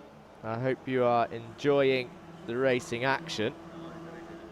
Got a lot of Louis Hartmann fans in the chat earlier on, so it's a shame that he got that mechanical failure. And then we got Mark Ristic fans back in the chat for the Bambinos. But let's go to Matt. We've got 4 minutes left. Let's go to Matt in the pit lane and see who he's talking to. Yes, thank you very much. So we've got the Bambino behind us, a fantastic backdrop where you can really get an idea of the size of the track, the long straights. But I'm here with Paolo Necci, who is the team principal, team founder, the team manager of Kart Advisor, Color Science 55. Well, they partner with the chassis. Paolo, how's it been so far? I know you've got a couple drivers out there. Could you tell us about the experience and how they're doing? I mean, Bambino is for sure in some way a tough category because we are dealing with kids. Of course, it's not easy, but it's really important for them to start from the grassroots in the right way. So you need to do a kind of coaching, but of course you cannot stress too much the kids because they are 5 years old, 6 years old. So it's important to give them the basics, to give some good values from motorsport. And of course they have to keep growing. The thing is, in this category, you can drive from 5 to 8. And of course, at that age, being 5 or being 8 makes big difference. So for some kids, it's a little bit more difficult than others. But it's a good path, I would say. And for us, which are mostly interested on the academy side, of course, the racing is a kind of logical consequence. But we wanna start growing the kids from Bambino, whether it's just training or at some point start doing kind of races or time attack, as you want to call it. Yeah, it's a good thing. Yeah, and from both of your drivers, are they more nearing the age of 8 years old or are they on the younger side? No, they are on the younger side. Cheyenne, the number 44, has been doing already something last year with us. Ali, which is the number 99, is doing really well. He's training a lot with us, like once, twice per week. Mostly indoor in Dubai, but also somewhere else, and is doing well basically as Cheyenne, so it has a very good potential. But again, it's a long way, so sometimes they are floating. So it's normal, it's that age. And I know you have a lot of experience in the motorsport world, and you yourself are now racing with your daughter, if I'm not mistaken. Could you tell us a bit about that experience? So yeah, basically I started racing in 1993, I'm almost forgetting, and I stopped in 2017 when basically we moved to Dubai, mostly following Sophia in her path with karting. And then now Sophia switched to car racing, and we decided to do a race series in Germany called RCN, which is a kind of time attack, but it's all on the Nordschleife in the old Nürburgring. So I decided to come back for racing, just to share the experience with Sophia and to help Sophia to grow up. We did a good season. We finished P3 myself and P6 Sophia. Sophia missed 2 races because for racing there you must be legal, so you must be 18. Okay. And Sophia turned 18 in May, so I had to do by myself the first 2 races. And we got 2 podiums, so now next year I need to keep investing, so back on spending money, and she will keep enjoying, and probably she will move to the NLS, which is the endurance series where Verstappen was racing. Let's see. Wow, amazing. And you know, Sophia used to race in this class as well, with the Iame a couple of years ago? Yeah, Sophia basically was racing in Iame in Italy with team driver, and she finished P3 in 2016-17. Then we moved here, we did Iame, that she kept on doing junior senior there. At some point she slowed down because school first, and then she drove also the shifter a little bit, and now she's helping. She's almost full-time with us. She will start uni soon, but she wants to carry on the family business, so it's good for us.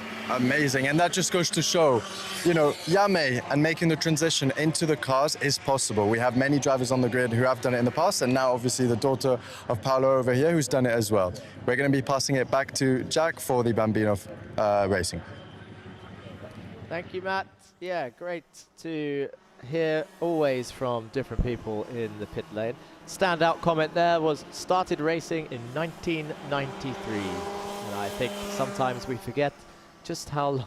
Don't want to call him old, but can we just remember how long ago 1993 is? In fact, here's one for you. I was 1 year old in 1993, which means the drivers that are currently on track are 4 years older than I was in 1993. There you go. Now we're waffling. We're in waffle mode. So 5 seconds left of Bambino, and clearly the fatigue setting in, so I might have to have a unnamed energy drink, unnamed until they start sponsoring the series, of course. And I need to apologize to Aganyang because I kept calling him Asgomi when it's clear on the screen that number 44 is Cheyan Asgomi. Number 95 is Robert Aganyang, so I just need to make sure that I get that right for the rest of the day. Tester, fastest again though, so he's done a 1 minute point 7, and that makes it 2 today. Karajkovic is second, which means that'll be his first one today, I believe, in terms of podiums, and Vasherin was on there earlier also, so that's his second podium today. So the one missing out on the podium in this session is Mark Ristic by 1/10 of a second, who's in 4th this time round. Sam Karajkovic knocking him off there when he wasn't on there earlier. Yusuf Al-Kayat 5th, Al-Ansari 6th, Asgomi 7th, Kumar in 8th, Aganyang 9th, Benzakor in 10th, and Alameri closes the gap. I think it was 17 seconds earlier, now it's 12 between the rest of, between the fastest time on the grid. So Alameri doing well and improving throughout his sessions, which is what this is all about. This is what the time trials are for. It's all about developing the skill. I know that here the Yas Heat drivers are all here with their, well, all the drivers are here with their support, but a colleague of mine who instructs driving and karting is with Alameri, I believe, coaching him this weekend. So good to see his times improving throughout, and hopefully we'll see him rejoin. It's good to see 11 Bambinos on the track. We'll see more join throughout the season, I hope, and get a bigger grid. So good to see more names and more faces. And it's the same with sponsors. Do not forget that there are plenty of spots open for more sponsorships. So if you're interested in joining the sponsors that we already have, the huge array and thankful sponsors, we thank the sponsors for being here, then please get in touch with Media Friends to join them, and you can join our broadcast and our team. Here is confirmation of your results. It's Tester on top with Karajkovic in 2nd and Vasherin in 3rd, Ristic 4th, Al-Kayat 5th, Al-Ansari, Asgomi, Kumar, Aganyang, Benzakor and Alameri rounding off the field. Your 11 drivers for your Bambino category. Don't forget, like and subscribe. Keep your support. Keep showing your support for these drivers. Subscribe to the YouTube channel.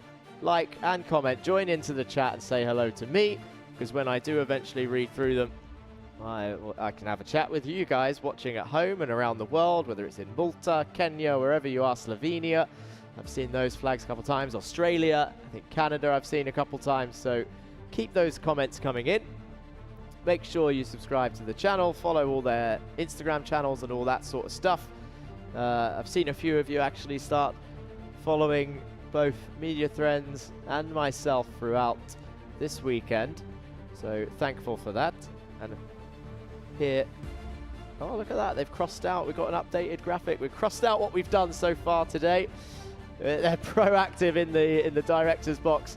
And we've got juniors up next for the pre-finals, 14 laps. Then senior and senior 170s there for the pre-finals also. Then it's a lunch break. Before 2:30, we'll be back on track for the finals of today, round 5 of the Iame Series UAE. We are past halfway, so stay with us. Plenty of exciting action coming up.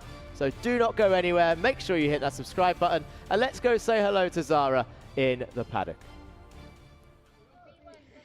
And now we're back with P1 Sam Testa. I feel like I've been talking to you all day. How are you feeling? Is your energy levels up? Are you running on adrenaline? How are you feeling right now? Good, not feeling bad. Yeah. This is like a walk in the park for you. You think you can drive with your eyes closed? I think so. I hope not. I hope he actually doesn't do that. Please don't take that seriously. But Sam Testa, overall, how has your experience been with Iame? Did you enjoy this Bambino race for the past few rounds? Yeah, having fun. That's for now. And who has been the biggest supporter for you in terms of karting? Everybody, like my cousins, my siblings, my aunties, everybody. What about your parents? Also my parents. Okay. You little bit forgot about your parents. It's okay. You gave them a special. My parents are with me, so I have to the parents who are from watching me from home. Yeah. Anything you want to say to the people watching home? I love you. That's amazing. So Sam, just a few more questions I want to ask. It's been a long karting championship. Do you think you have it in it? Are you gonna win this championship in the Bambino category? We will see, but I think I am if I keep my focus up. And how do you manage to keep your focus up? I just want to know everything because you have been dominating this competition. So I just want to get insights about that. Not that really, but I am been donating. I've been winning a lot of these races nowadays, and yeah. What does the future look like for you in karting? Do you see yourself going into the other categories, mini, junior, and senior? I'm excited to go to mini and junior and senior because their cars go much more faster. But yeah. Yeah. Okay. And any last words you want to share with everyone online? And not really. So me and Sam Testa have made a bet that if he could remember my name by the end of the day, we're going to be best of friends, and I'll give you a treat. I'm going to be studying it. Yeah, yes, go study my name. Okay, Sam Testa, thank you so much. And now we welcome P2 Samuel. Welcome back. How are you feeling, buddy? Good. Good? You need to give me more responses. We had a chat after our first interview. Better and follow my coach's lines. I told him more than 3 words, and this is amazing improvement. So, Samuel, now when it comes to driving, what have you changed about your driving style to get to P2? I race and I follow my coach's lines. When we had a racing track map, he had a pencil. He was drawing the lines I have to do. And how hard is it to stick to the race lines? Because when you're in there, you're so focused on so many things about not crashing, not spinning out, preserving your tires. How do you maintain that focus? Because I have new tires. New tires? Does that give you better grip, or do you feel like it's a little bit slippy? It gives me better grip. Very nice. Now I think you are officially media trained and you can take over. You think you can become the new presenter here? Yes. Okay, so I think I'm out of a job and Samuel will take over. Thank you so much, Samuel. We really enjoyed talking to you. Good job.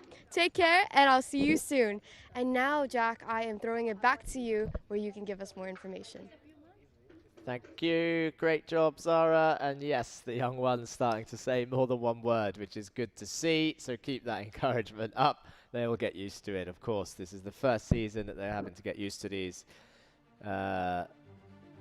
interviews. It's the first time that we've had this much exposure for the little ones, to be honest. So it's good to see them all starting to get used to it. They had to get used to a whole new. I mean, you might be thinking that it's not a huge change, but they've been racing for years, some of these kids, and they're used to the procedure of finishing the race, going to the weigh bridge, and they go straight back to the team or whatever, scrutineers, all of that order.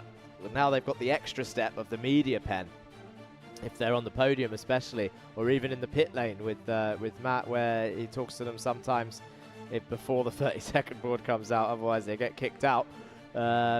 So it's one of those things that the drivers are starting to have to get used to. We're now on round 5, so it's the 5th occasion where they've had to do it only after years of racing without it, and it's great that Media Friends and Iame Series UAE have put this together, and long may it continue to give these guys the exposure that they need to progress in their careers, which so many of the parents and the team bosses have also said is that's the reason. Some of them aren't even caring about the results. They care about the journey, about the next steps of what to do. I've just seen there's a camera pointing in. Oh, he's looking at the pit lane. I thought they were pointing the camera at me. Thought I was finally going to get my shot of the commentary box. But let's have a look then at your grid. Junior, 14 laps. Pre-final on the way. Barakordi and Singh on the front row. Then it's Chopra and Rivera. Then it's Jane and Stevens. Then it's King and Tam and Mason and Kage, your top 10. Then it's Leonidas Peruzzi, Nathan Joseph Kaplan, and Johansa Senanayaki and Leo Aina in the next couple of rows. Then it's Realstone and Londono in 15th and 16th, with Siddiqui and Qureshi in 17th and 18th place. Kalyani Pratish and AJ Kallenberg in P19 and 20, with Montanari and Albani on row 11. Then on row 12 is Debussy and Bhatia, then Borinov and Hasari in 25th and 26th. Then it's Sefi and Essa Al-Hamadi in 28th. Al-Qasemi and Jack Doe, who I don't think is here today, round off the grid. So Al-Qasemi, 29th kart on the grid. Now, here we go. The formation lap begins. And I do not know what to say at this time. There's been plenty of action. Almost, no, we can't say too much. There's no such thing as too much action. But a lot of action to keep up with, that is for sure. So now we wait for them to start getting in line again for the pre-final of your juniors. I can hear the engines get quieter all of a sudden, which means they're in line, they're in formation, they are 2 by 2, and they're about to get started for the pre-final of the junior category, down into the tram lines, and it's a wiggly finger. It's another false start, a day of false starts today, maybe overconfidence in the starting procedure. The false start flag, can't get my words out, is being shown. That's the green flag with the yellow arrow. Don't often get to see it in many other motorsports, but it exists. There's plenty of flags that exist that maybe people don't see that often in the racing world. Obviously, everyone knows you're yellow, everyone knows you're red. Half the people know black and white. But then when it gets to the meatball flag, or the black and orange, or the false start, the green and yellow, maybe even the red and yellow striped one is one of my favourites. That normally catches a few people out. That's for slippery surface. This is your flag lesson whilst we wait for them to go and do their extra formation lap. But most of you out there already know. Most of the teams here supporting know these sorts of things because they will have seen it. But here we go then. 217. Singh really warming up those tyres. And coming down the main straight in towards turn 1. Barakordi pushed a little bit wide, and there's a great switch back there for one of the XL karts down in towards turn 2. The race has begun in towards turn 2, then down they come in towards 3, and I think most of your top end, yeah, pretty much get through cleanly. Barakordi still leads. I think it's 2-4-8. Is that Henry King there in second place? And it's Matanch Jain up into third place then, who's flown through on the start. He's going to go down the inside of turn 11. Matanch Jain down the inside, charges up into P2, and now he can chase down Barakordi. Veer Chopra down in P4, and the rest of them coming through, making their way down into the final section, into the slipstreamy straight. 217 Ian Singh is down into 6th place, I believe. You'll see it now as they come over the line. And there is confirmation. Barakordi, Jain, King, Chopra, Mason and Singh. Mason's had a good start. He's up 4 places. Rivera and Stevens are down. Senanayaki up 4. Biggest gainer is Essa Al-Hamadi, up 10 places around that the first lap. Essa Al-Hamadi up 10 places then. Great start for him in the AS Heat team. Barakordi's down to 2nd. Matanch Jain up into 1st place. Turn 11 he leads. Barakordi into 2nd. Henry King in 3rd. And Chopra now in 4th place, closing them down. Mason and Singh can still pretty much see them as well. But they've got about a 3/10 gap between that lead train of 4. In fact, Singh is now in P5. He's passed Mason by the looks of it, and now they're going through turn 1 once again. He can continue the charge, and Derek Rivera is leading the next train. A great switchback. They always switch back through turn 1 to try and get the inside for 2. But we're watching your lead fight. Henry King down the inside of Barakordi into 3. Down towards turn 6. Jane has a bit of a gap now. Oh, 2, 3 wide into turn 6. 217 Ayan Singh for Axel up into P3 then. Passes Chopra and Barakordi there into 6. Caught me off guard even to see where that came from. He's done it again. He's done it in the first race. Now there's points on offer. He's repeated the act and absolutely sent one down the inside. Came out of nowhere, gained a couple of positions. He's back up into P3 is Singh. Chopra, Barakordi next. Look at all of these. Down towards turn 1. Side by side for 281. 227 Peruzzi gets the switch back. 228. That is Harrison Stevens also trying to gain some positions. 281 on the defensive. That is Johansa Senaniaki, and I think Peruzzi ended up losing out, going back down the order. 228 stays in front. 228 Harrison Stevens. Down towards 11. This is 251 on your screens. That's Nathan Joseph Kappen, who is now a little bit ahead of this train. 209 is coming through. 209 being Brando Londono. Got a move done in turn 11 there. Had the inside line on the exit. Essa Al-Hamadi now up 11 positions down in 17th place. Mohamed Al-Qasemi also up 10 positions. Down the inside for Peruzzi into turn 1. Gets the move done on the brakes. Easily done. Makes his way now towards turn 2. Doesn't have to think about it anymore. So Jane and King, your two leaders, have gained 4 and 5 positions respectively at the start. And a great job indeed. Essa Al-Hamadi now up 13 places. I'll keep mentioning it because I'm watching the charge. He's going up and up the order. He's now behind Tam. This is number 246 I'm talking about. So he's still gaining positions in the Yas Heat Kart. And that is the driver that I know. Al-Qasemi is also charging through. He's up 11 places, so don't forget about him either. As they now come down across the line, you can see the lap times. 209 is pushing 249 and helping them. This is Brando Londono and Arhan Qureshi working together to try and close up to the next train. How long will it last? 212 is just directly behind. That's Tam. And then it's 246 Hamadi. So this train is where Essa Al-Hamadi has got to from pretty much last place. I think he was down in 26th or something like this. He's up 13 positions, currently in 15th. So he was in 28th place. He's now up into 15th, and he's on the train of 14th, 13th, and 12th. He's now passed Tam, so he's gone up into 14th place now. And your leaders are changing around also. Barakordi has dropped behind Singh. Down the inside for Peruzzi on Stevens. Gets it done. Mohamed Al-Qasemi also making some moves back there. He's now up 13 places. He's trying to close in on the train that Hamadi is also in. But Peruzzi up into... he's passed Stevens up into P9 now. So Kappen will be next up on his list to try and close in and pass. Derek Rivera fallen 6/10 back from Mason, who is 1.5 seconds back from Chopra.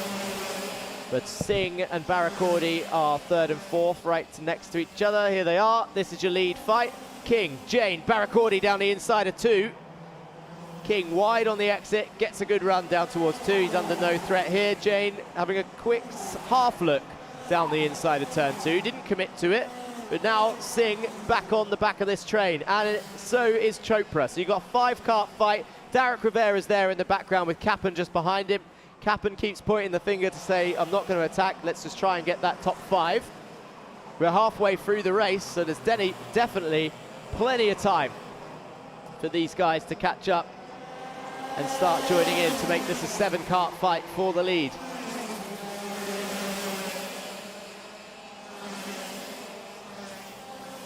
Down the main straight. Anyone going to send one down the inside this time? No, they all stay in single file to try and get a better exit out of 1 towards 2. No one does it this time. Smooth into turn 2, all staying on the racing line.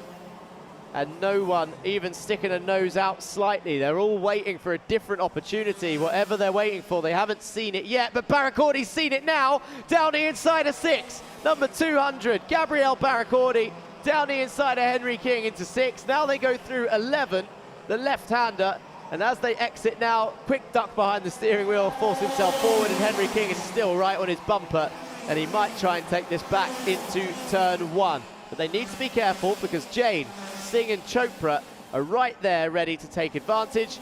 Down they go into turn 1. No one attacks this time. Focus on the exit towards 2. Looks over his shoulder, half defends. Iame Singh comes through, passes Matanch Jain. Peruzzi sets the fastest lap. As we see Kallenberg and Montanari, someone's had an issue back there. Debussy is going down the order by the looks of it. Hamadi now up 15 places, 1.9 seconds back from Qureshi. So his charge might have stopped now unless he can close that gap by a large amount. But 15 places is a great charge. Al-Qasemi up 13 places. But the lead fight, Barracordi, King, Jain and Singh. And Chopra. Don't forget, this is a 5-kart fight. Come round turn 1 with a couple of laps remaining.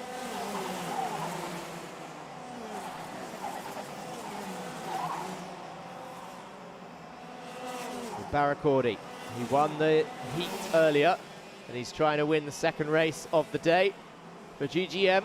But Henry King is trying to put a stop to it, who has been on the podium in every race since yesterday. 4 podiums so far for Henry King. He's about to make it 5 out of 6, as he's currently in second, providing that everything goes well in this next fight. He's also trying to demote Gabriel Barracordi from first to second, so that he can get up onto that top step. This is the first point scoring race of the day. It is Singh still in third place with Jain directly behind. Then it's Chopra. Rivera still a little bit too far back to get involved in this fight. He needs them to start fighting wheel to wheel, but at the moment, all of these guys still pretty much holding it. Holding line and holding station. Matanch Jain looks close enough to throw one down the inside of 11, but he thought better of it this time. He's done it before, he didn't try it this time. And it looks like Barracordi's actually etching out a gap, which is impressive considering how strong Slipstream is here. And then it all closes back up on this main straight. This is where they lose it. Henry King down the inside on lap 12 out of 14, gets a push as he parks it on the apex. 217, Iame Singh pushes Barracordi to the inside of 2. Henry King turns in anyway, keeps the lead. Singh tried to help out. Matanch Jain couldn't get through, but he does get through now. Barracordi down to 5th. King leads, Singh in second, and Jain down the inside of 6. And look at the lead that King has now. Jain up into second place, Chopra in third, Barracordi in 4th, Singh down in 5th. They open up turn 11. This isn't even the last lap, I don't think. Have they got a back marker there as well, or is this just everyone fighting for position? It's not. This is now a 5-kart fight for P2. Henry King is gone, and he's going to make it 3 wins out of 4 this weekend so far. There's another lap to go. Now we're on the final lap. Look at the gap between King and the pack behind. Iame Singh tries to switch back on Barracordi, and he can't get it done. He gives him a big push into turn 2. Can't get anything done. Barracordi holds on to second. Rivera has come out of nowhere into third place. Tarek Rivera moves up into, sorry, not third, that's 4th, because the leader is so far gone. Iame Singh trying to hold on to the final podium spot. Rivera gives a big push on the exit, and Barracordi is now clear. Unbelievable stuff. Iame Singh now just tries to hold on to third one. There's a car over and around. It's 228. He's rolled it. Harrison Stevens. I'm sure we'll check that it's all okay and get the car off as soon as possible, but the checkered flag comes out. Henry King wins the pre-final of round 5 with Barracordi in second, and Iame Singh manages to hold on to third place in the pre-final.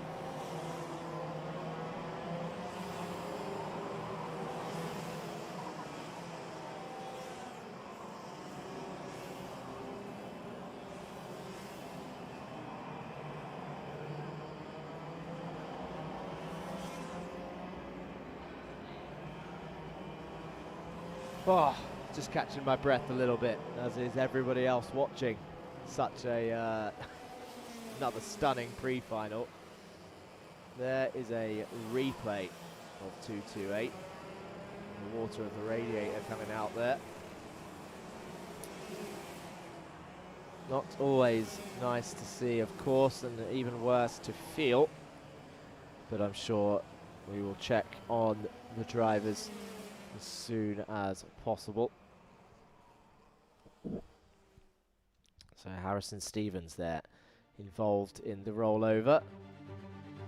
But here's confirmation of your top three. It's Henry King, XL Motorsport, Baracordi in GGM is second, and then Singh in GGM also in third.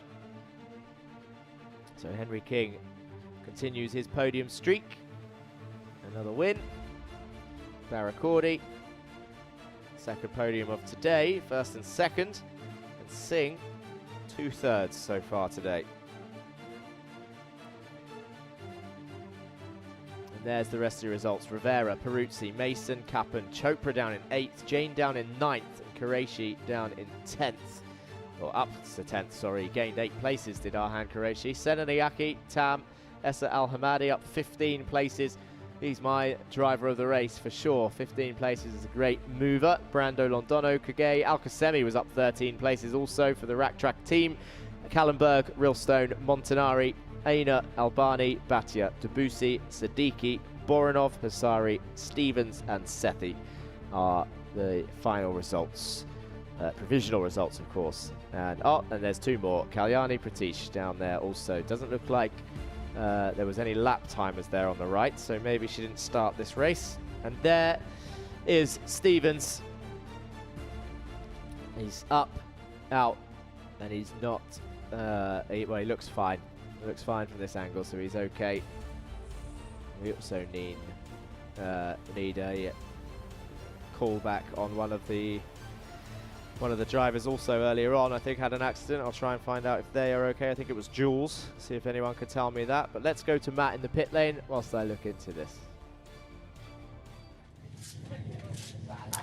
Yes, thank you very much, Jack. Now we are here with Ryan Qureshi. Ryan's been driving really well today, won the last heat. However, got a 5-second penalty for the faulty start. Ryan, tell us, you're now in 6th place. Obviously, you have the speed. What are you going to do to try and climb those positions and get back to that P1 place? Just be patient. I mean, it's a long race, so just be patient, get our head down, get it done, make the moves when it matters, and yeah, we see what we can do from there. Be patient, make the moves where it matters and at the right time, of course. Now you have Zendaru helping you out. How is Zen? Zen, you know, been driving for almost 20 plus years, so brings a lot of experience. How has Zen been helping you out? He's been very helpful throughout the weekend, showing me a few bits where I can improve in the racing and the driving. Yeah, he's been very helpful. Fantastic. Well, we wish you the best of luck out there, and we're now going to be heading it back to Zara for some interviews. So I'm with P2 from the pre-finals. Are you ready for the finals? Do you think you can gain that position gain to P1? Yeah, I mean, I have the pace. I was setting it for the rest of the group. They're all towing me along, doing my exact same time, so yeah. And when it comes to defense and attack strategy, it's getting intense there. There are lots of battles happening all over the grid. How are you balancing between that and making sure that you still attack? But because P2 is a difficult position because you have to defend the guy behind you, from the guy from behind you, but then you also have to attack the guy in front of you. I mean, attacking is the best offense, so. And any improvements that you think that you can make for the final race and really push through? Maybe instead of all squabbling, we could go together to the front. Okay, thank you so much, Gabrielle, and best of luck for your final race. I really appreciate it. And now I have my P1, the one and only. Oh, P1. P1 is ready to go home. P1, how are you feeling? Very good after that. I mean, it's the second one in a row this weekend, and hopefully I can make it in the final and get a P1. So when it comes to pre-finals and finals, it's the one that actually matters, the points. How do you pace yourself from your pre-heats and your qualifying to make sure you have that energy reserved? The heats is just the warm-up, and then the pre-final and final is when I start trying. And when it comes to like the technical aspect, how involved are you working with your team managers, your coaches, and mechanics to make sure that the car is tuned to your driving style? Yeah, we work very hard in the team, and it's obviously paying off this weekend. But yeah. And any takeaways from Sharjah karting track that you want to go into the next round, and any like improvements or things you've learned about yourself? Yeah, I think this weekend's been a massive improvement of my driving, and I'm showing them that I can be up there.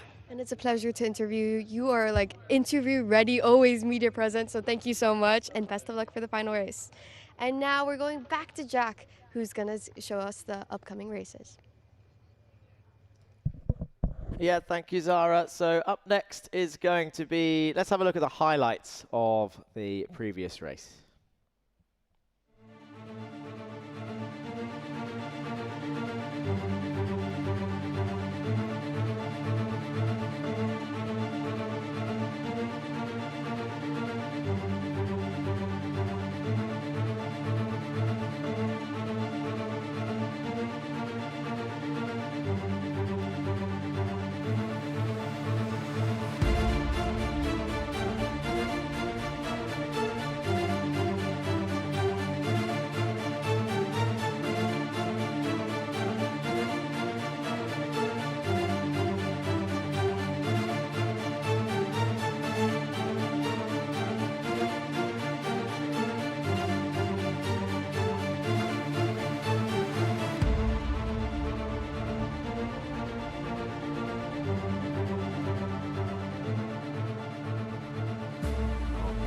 So there we go then.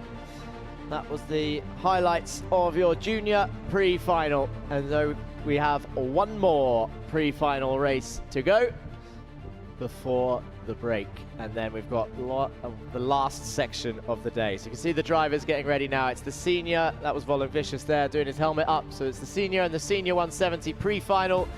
There's Adam Elbassioni looking over into the track and watching the cameraman walk around his kart. He's like, stop looking at me, I'm not going to look at the camera. I still don't know if these guys can hear me down there in the pit lane, to be honest. And there's a beautiful shot again of all the flags. Do you know what I've never thought about? Who placed all of those flags? Who put them in that way on this camera angle so that you can see every single one? That's what I want to know. Give that person a round of applause. There is confirmation of your next sessions. Pre-finals, senior and 170 coming right up very shortly. Then there'll be a quick lunch break before we head to the finals. 4 more races today. The finals for the minis, the time trial 3 for the Bambinos, and the finals for the juniors and the senior 170s. But first, the senior and senior 170 pre-final, their first point scoring race of the day. 8 or 9 people didn't finish the race earlier on. So now we're hoping to see a few more finishes than we saw earlier.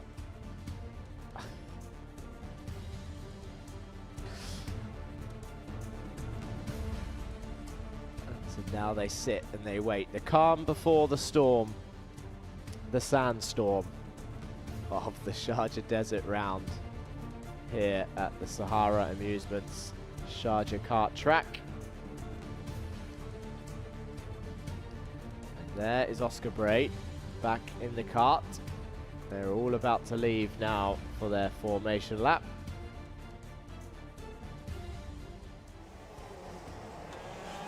And someone is out already. That was 337 somehow in the gravel before they've even started. And here's confirmation of your grid. It is Elbassioni, Swan, Dexter, Kanua, Moreno, Qureshi, Ngoma, Haddad, Piri, Dharmadasa. That's your top 10. Up next, Al-Qasemi, K. Ruse. Then it's Mohan and Dumont. Dumont was the one that somehow spun.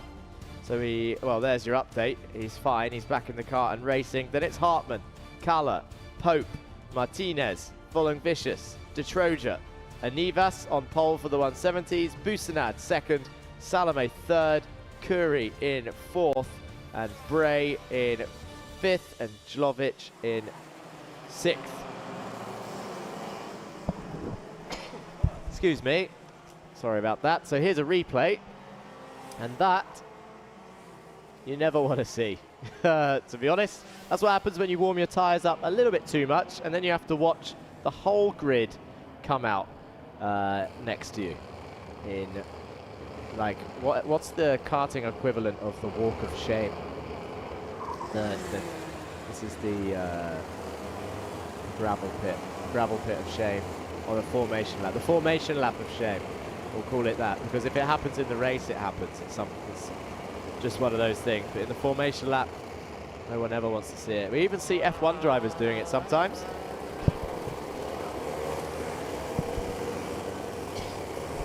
Excuse me.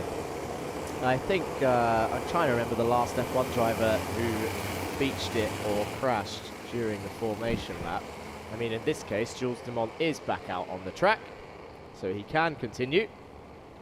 The red lights are on, and they are side by side, and the pre-final is about to begin for the seniors and the senior 170s. Who's going to come out on top this time? They're about to go down the main straight. Look at all the smoke from the engines. Down the main straight they go, no twirly fingers, and it's a valid start for the seniors this time. Albaccioni tries to hold on in the braking zone of turn 1. Couldn't quite hold the lead as he's now being passed around the outside of turn 2, but he closes the door. Adam Albaccioni holds on to second place as they all try and weave their way through, but someone has got a clear lead. It's one of the JNKD cars, but someone's around in the background. 377, 478 is also out. That's Yusuf Busanad. 377 is Nkoze Ngoma. Yusuf, frustrated, hits the wheel as he is out of the race. It's Jeremy Montgomery Swan that's in the lead, followed by Adam Albaccioni then. Those are your top two, and it looks like Oscar Bray has finally just left the pits, so the race has already started. He's going to start pretty much a lap down. The yellow flags are waving at turn 3 for that crash, and we're going to see a repeat of it now. They're going to come out of turn 3. Just look in the background as they come round. Oh, and Nkoze Ngoma straight out into the barrier, and then Yusuf just collects him. Yeah, and there was the frustration. The hit of the wheel. There's not much you can do at that point other than now watch the rest of the race. So Dexter has found himself still in 3rd, Kanua still in 4th, Moreno, Qureshi 5th and 6th. Not many big gainers for this one, apart from De Troja, who is up 9 places. The record to beat is 15 places, set by Essa Al-Hamadi in the previous race. He gained 15 positions, and now that is the benchmark for people to beat today. De Troja is now up 10 positions into P10. Obviously, this is just a mini game. In order to beat that record by Essa, you need to start near the back, and you don't want to voluntarily do that. As Adam Albaccioni couldn't hold off 317 Kanua there. He drops down the order. Kanua up into 2nd place. So people in chat have been supporting Amani Kanua. They should now be back in that YouTube chat if they haven't already started putting comments in. I'll have a look later to see if they have. But Amani Kanua now gains a position. He's up into 2nd. And Jeremy Montgomery Swan, there's number 337 down the inside of turn 1, late on the brakes, throws out the rear. That's Jules Dumont trying to make his way back up through. The Trojans now back down to P12. Carla is up, Hartman is up, as they all come down towards 6. Adam Albaccioni loses another position to Max Dexter. Down into P4 now then for Adam Albaccioni. 304. Trying to gain, that's Volon Vicious trying to close in the train up ahead. Got 363 to Troja behind, so I think Volon Vicious made moves, I guess. Looking at this, we'll wait until they cross the line to get confirmation of that. It's all, yeah, it is. It's all been changed over there in the mid-pack, so Volon Vicious ahead of the Troja now. Hartman and Carla are also still on the charge. Dumont up another position. It's now Jlovic up 8 places, has gained the most positions. And you've got Pope, Bray, Ngoma, Martinez and Busanad out of the race. Did Pope start the race? He must have done if he's only 2 laps down, but he's not made it very far. And we've got Andre Curry up in 4th place for the senior 170s. Salome is up in 3rd place. Daria Salome in 3rd place for the senior 170s. Jolovic in 2nd, and Alexandros Anivas. There he is on your screens in the lead again. Another P1 on the way, but he's only 1.3 seconds ahead of keep choking on my own words. Jolovic. Al-Qasemi starts climbing up. He's in the senior category. He's just past Daria Salome. But the gap between your top 2 is now 1/10 of a second. Jeremy Montgomery Swan for JNKD leads the race. 1/10 of a second between Jeremy and Amani Kinua in 3:17. Dexter is also right there. Qureshi is right there. And El Bassioni, down the inside for Qureshi on Max Dexter. Adam El Bassioni has a meatball flag. 3:35. Adam El Bassioni is going to have to come into the pits. He's not going to finish this race. He's been given the black and orange flag. Oh, it's a black flag, sorry, it's been changed. It's been updated. He's been given a black flag, has Adam El Bassioni, and he's going to have to come into the pits then. So he is currently in 6th. This is according to the screen anyway. This is what just came up. Montgomery Swan, 3:17. Kinua right behind. And here comes Qureshi.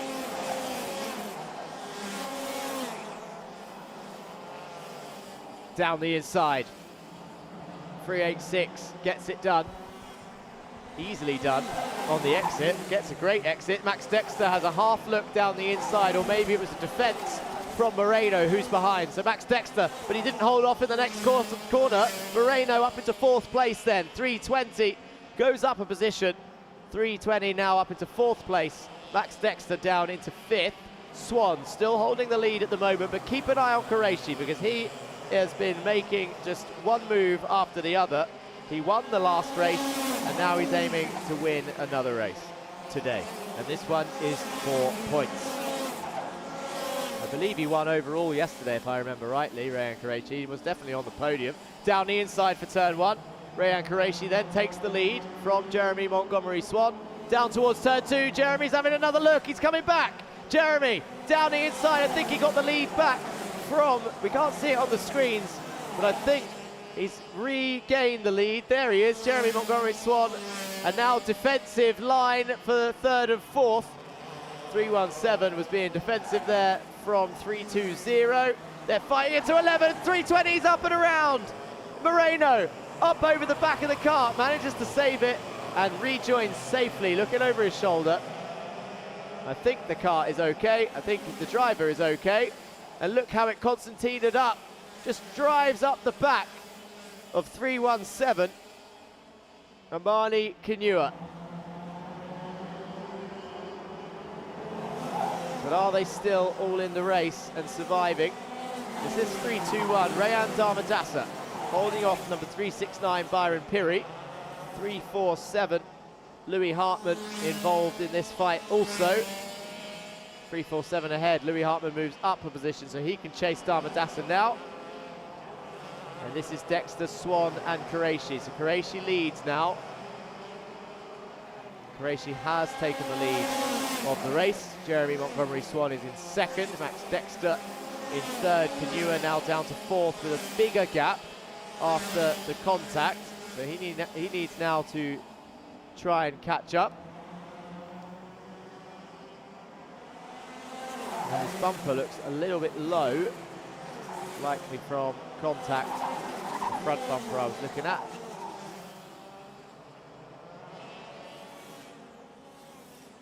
That's not too bad, actually. Maybe, maybe not. I don't know. I'm not a steward. I don't have to make those decisions, luckily. That's what EMSO are here for, to make the tough decisions. And the scrutineers, of course, down the inside. Moreno on Dharmadasa at turn 11. That was late, but he got it done. Number 320 moves up again, trying to climb up the order. So the car is still working fine. And now Carla and De Troja are chasing down Dharmadasa. This is for P8. Oh, big push from Carla. And 3.63 for Axel is going to come through and take the position. 3.63 is to Troja. There's Qureshi, still leading the way from Montgomery Swan. And Dexter. We're on lap 11 of 15 now, so just a few laps to go. Starting to see a spread across the top three. Keep an eye on Max Dexter, who's going to be looking to send one down the inside of turn one, maybe on this lap. Not this time. Tries to get a switchback, gets the better exit towards two. But actually, I think they're smart enough to try and push each other to catch up to Qureshi. Kanua still in fourth. Haddad up 3 places to fifth. Hartman, 6th. Dumont, 7th. Moreno down to 8th. The Trojan now up 11 positions into P9.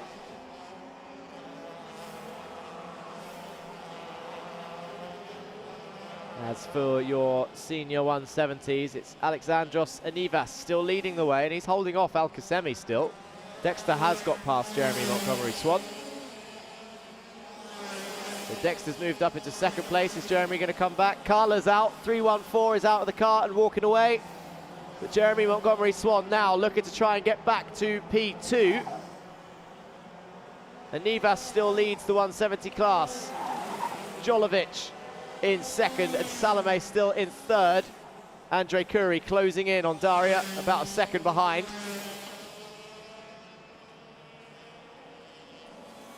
The green flag is being waved. I'm guessing this is after the yellow flag zone. And there you can see Carla going down the order now. This looks pretty much done in your top three. So they've got one more lap after this. They're going to come round the final turn now. There's Qureshi for 3.86. Crosses the line to start the final lap. The last lap board is out. So it's Qureshi, 6 tenths ahead of Dexter, 4 tenths ahead of Swan. Kanua, 3.17. It's a meatball flag for Amani Kanua, who would have got a record result, I think, if I'm not mistaken. Or a strong result anyway, if it's not a record result. And that is the second or third meatball flag we've seen in the senior category today, just in round 5. And that means he drops down the order.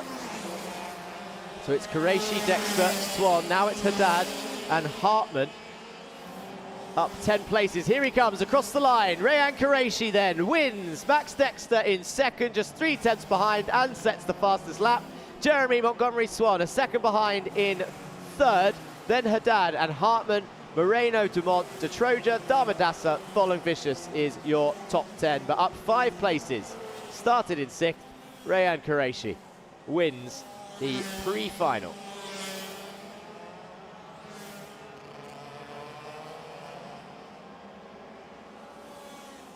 So now, after this, don't go anywhere. We're having some interviews with the drivers.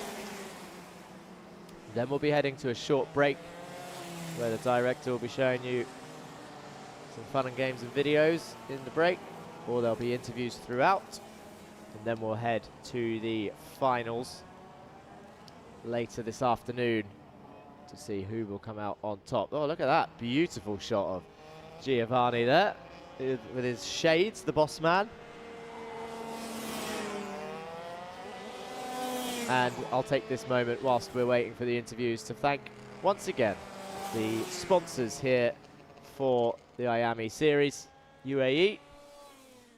Every sponsor along the way, and of course if you are wanting to join the sponsorship board, then get in touch with Media Friends and you can join them. There's your top 3: Qureshi, Dexter, Swan. They're your highest point scorers today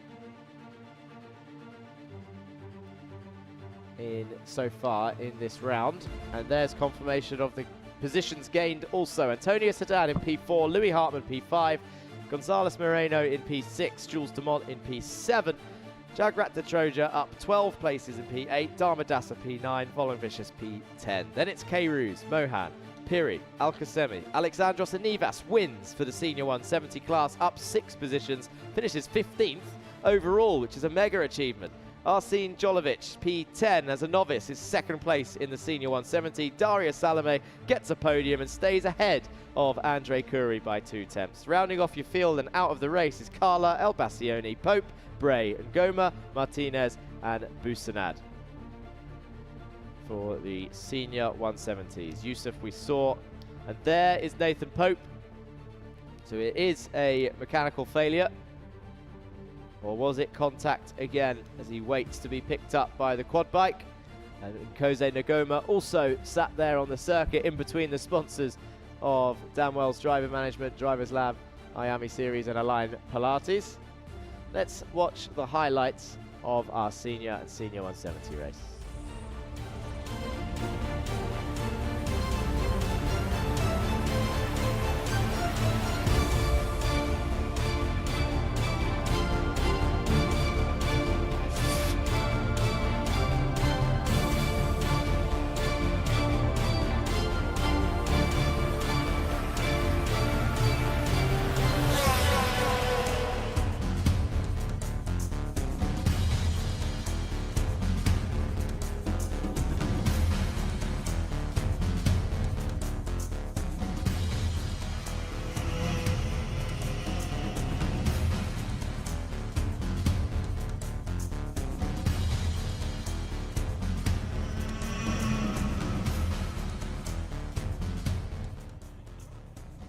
I'm with Maximilian, and that was a phenomenal race, intense, and you really like pushed yourself up that grid and stayed in P2. Lots of attack, lots of defense, but overall, was it a chaotic race, or did you expect this in the beginning?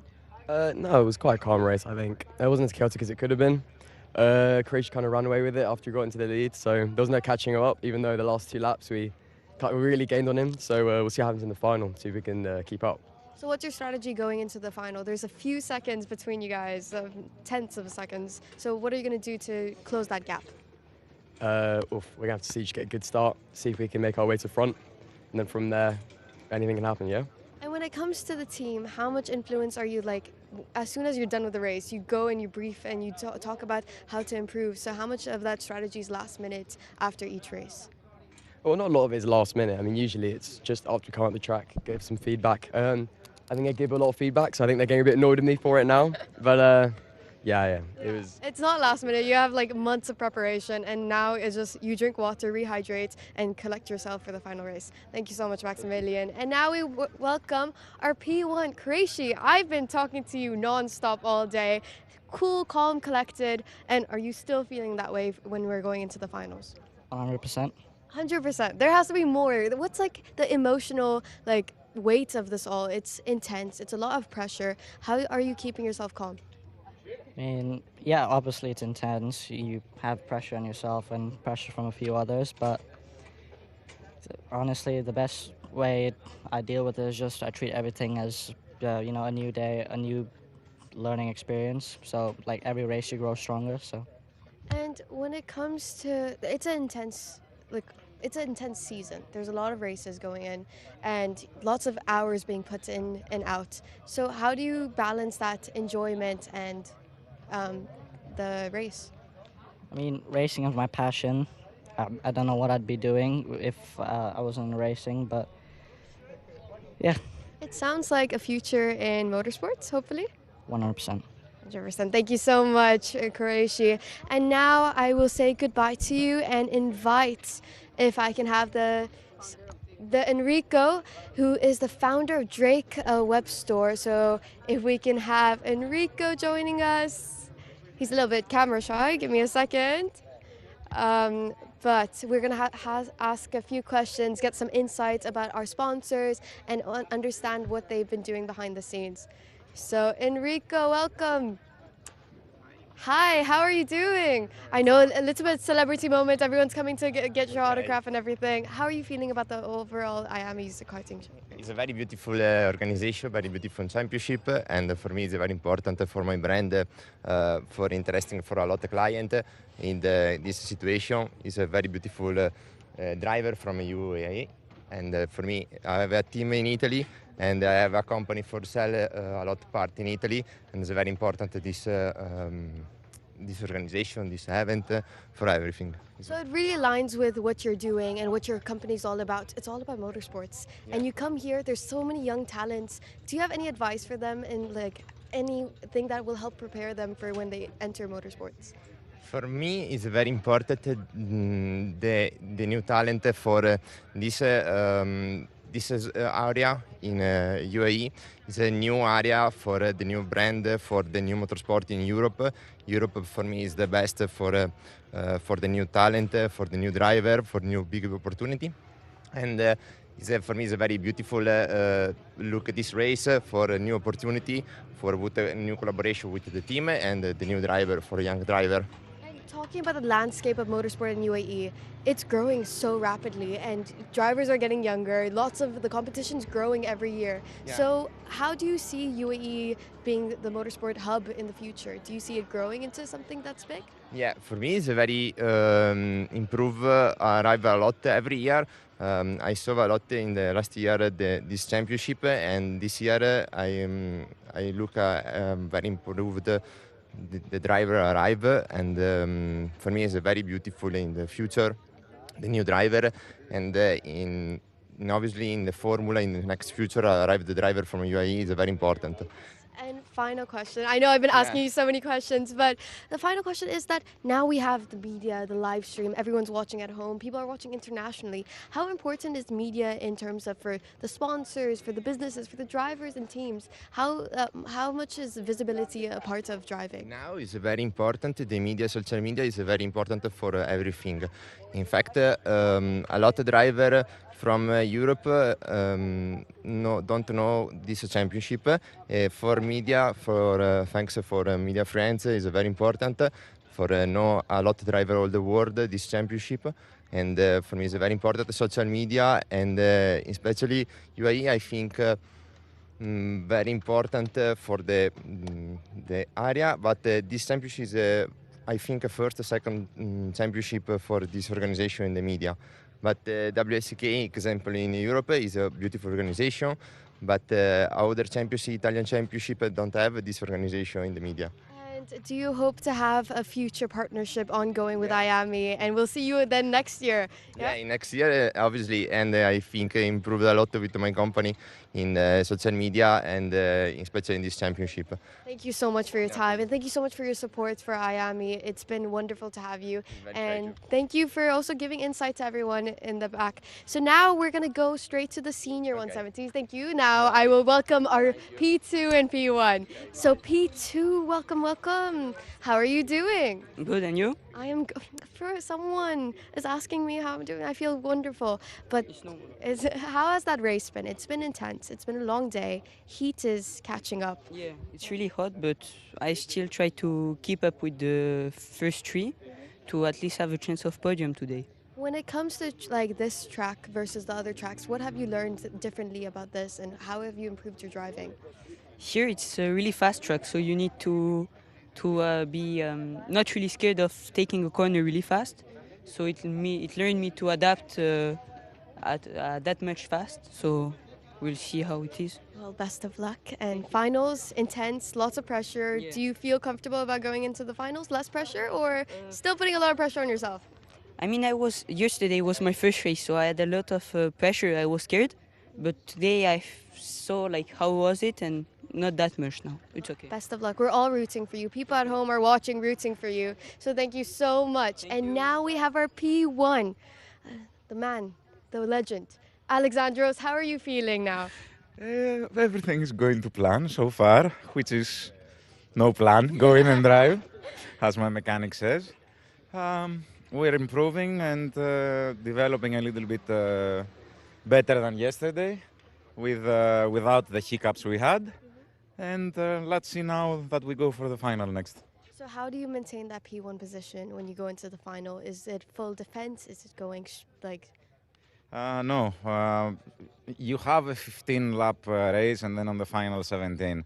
Nobody have won a race from the turn one, and especially if you start defending very early, you're making yourself way too slow and allowing other people to attack you easier and losing the gap with the guys in front. So it's all about finding the right timings to go into defense and go into attack mode. Exactly. So which is that part, if you don't want to give your strategy away, which is that part you can say that makes or breaks the race, where you're going to be P1 or not?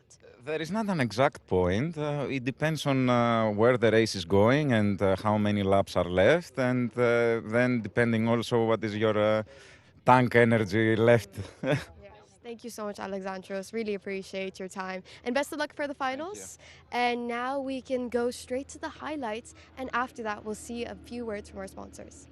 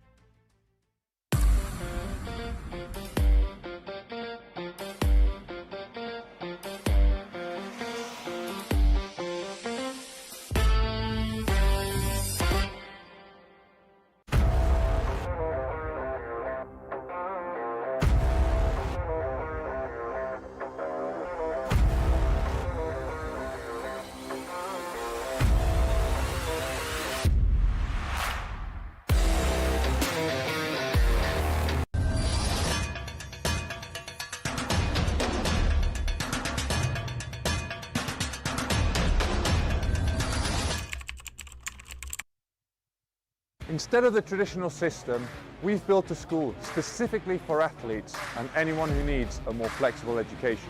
We provide a full school curriculum including GCSEs and A-levels, mentoring support from ex-athletes, and the ability to study from anywhere in the world at any time.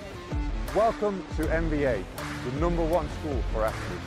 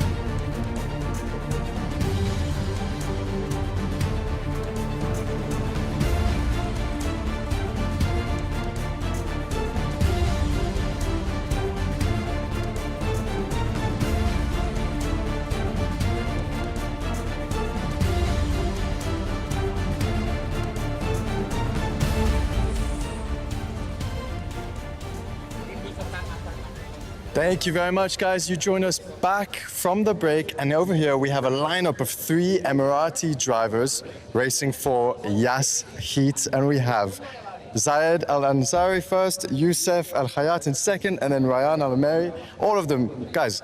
How old are you? Because you guys, 7? 7?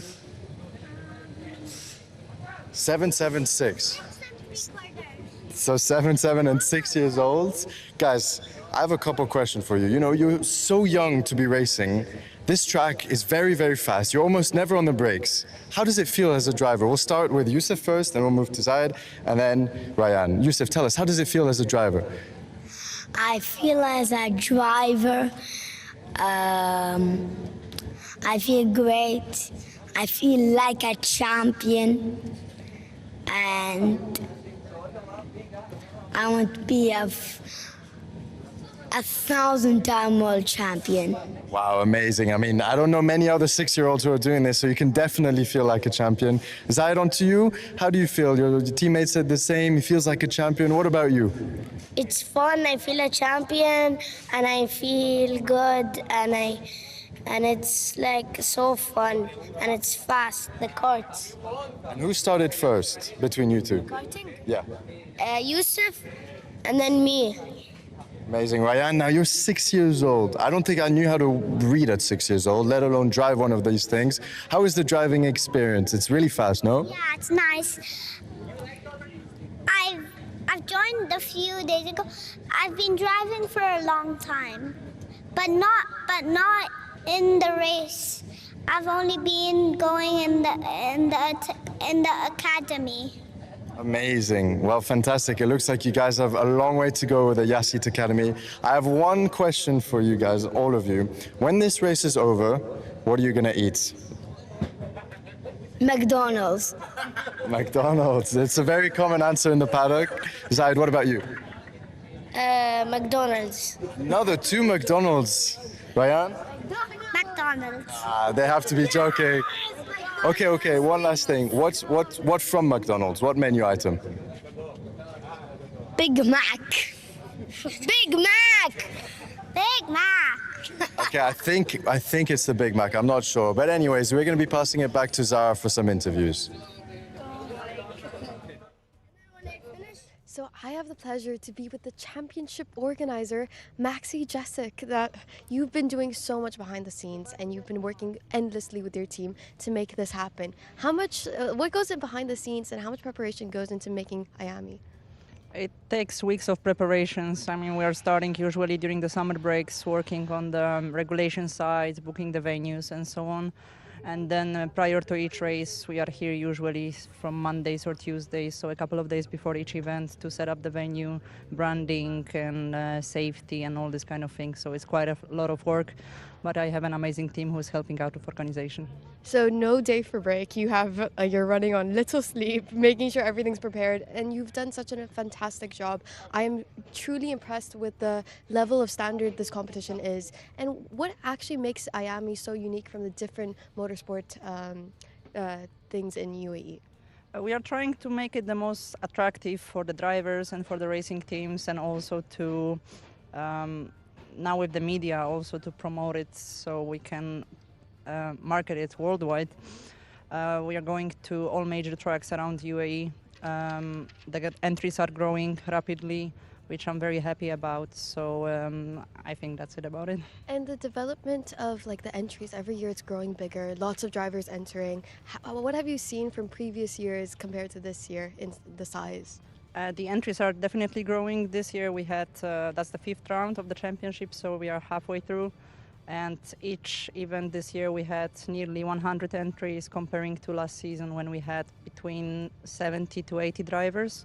And each round we keep getting more and more drivers, so that is a lot, a lot of drivers, lots of teams to deal with. What do you think is the biggest challenge when it comes to organizing events like this?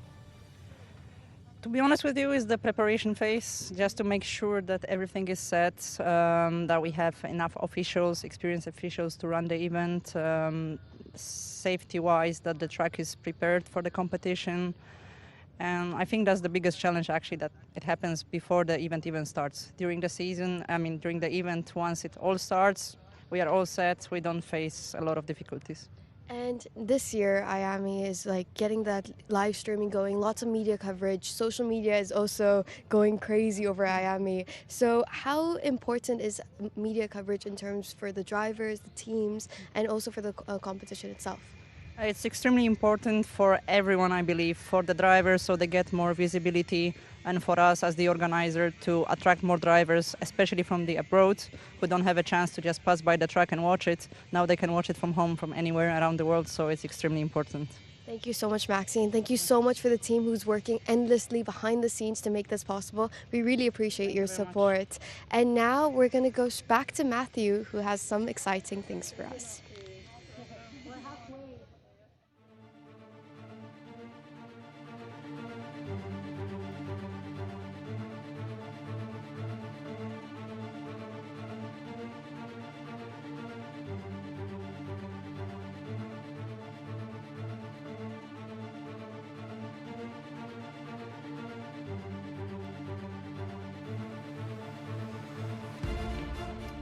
Okay, so we are back for the finals, guys.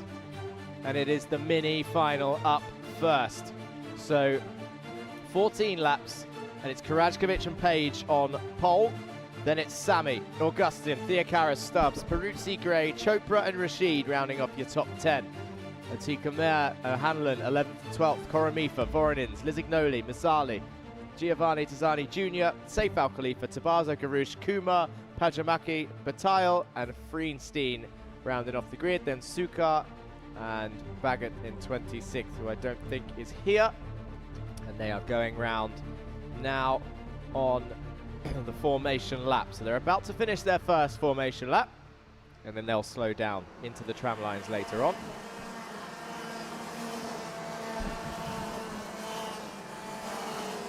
Okay. It's definitely getting warmer today. You can feel the heat from the window of outside. Now we wait.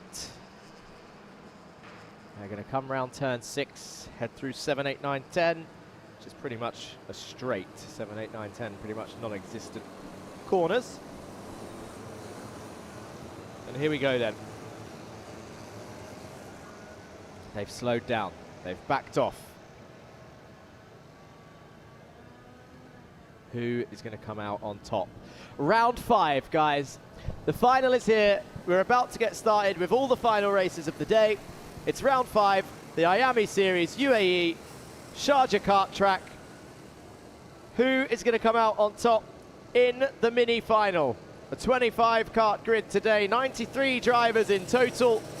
Karajkovic starting on pole position.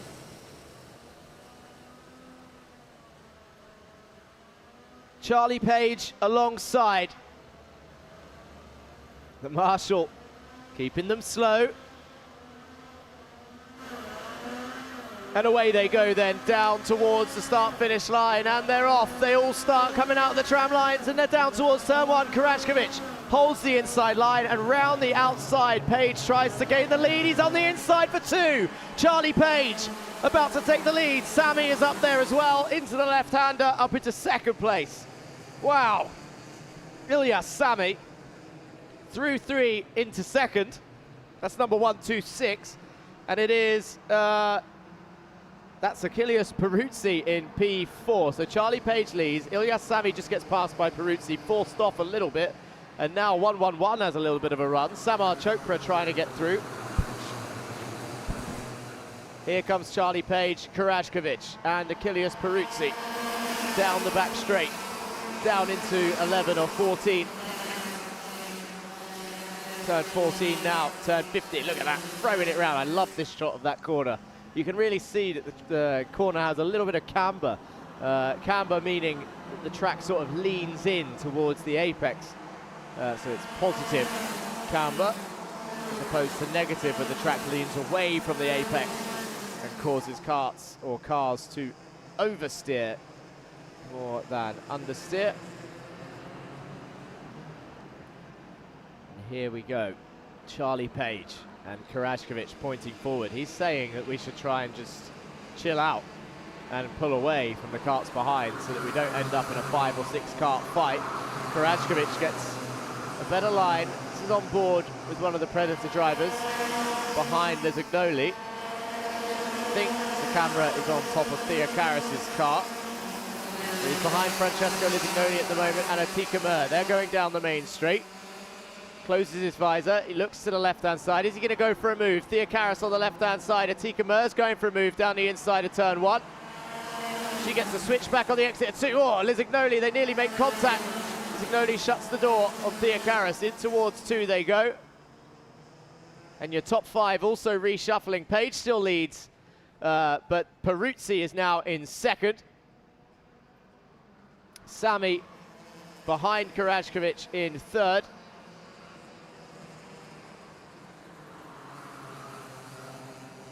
Down the back straight. There's all sorts of battles going on. We've got 2 fights at one time. We've got a fight on the right for the lead, a fight on the left for the mid-pack here. Getting a nice driver's eye view as they throw it into that fast left-hander. A little bit of oversteer there. And 1-3-4 going down the inside. Is that Baptiste Augustin up into second place? But a switch back for Peruzzi goes back up into second. Ilyas Sami, so Karajkovic is down into 5. They're free wide into 2. Ilyas Sami up into second. Charlie Page leads as they exit turn 3. Down towards turn 6 now. Charlie Page leading the way. Peruzzi is up 5 places to get into, or be 4 places as he's now in third.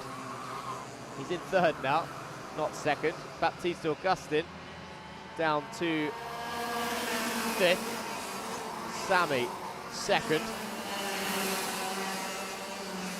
Karajkovic in 4th. But a long race. And there you can see the international signal for follow the car in front from one of the mechanics on the pit wall there. Down towards turn 1. Who's got the biggest or the most overtakes so far in this race? It's Francesco Lizignoli. He's in P8, just behind Atika Mer, who's trying to chase down LBJ Stubbs. You're looking at on your screen at number 176 right now. 176 is Alexander Freenstein down in P18 place, trying to chase down Voronins, who's leading this back train. P15 onwards is behind number 112, Voronins. He's being attacked by Rashid. As we pan back over to Ilyas Sami, who's now leading the race by the looks of it. Ilyas Sami has taken the lead from Charlie Page. Peruzzi in second, Page down to 4th. Karajkovic now straight back onto this train on lap 4 of 14. Charlie Page down the inside of Peruzzi for turn 1. And watch Karajkovic, can he get the exit down towards 2? Sami still leads into 2 as they exit on the short straight down towards 3. Karajkovic now up into 3rd, past Peruzzi. Baptiste Augustin a little bit further back in P5. About 1 second, according to the timing screens, last time they crossed the line. But this was before all of these guys started fighting and losing a little bit of time. So Augustin may have closed the gap a little bit. And he's actually being caught up by Atika Mer, I think, in P6.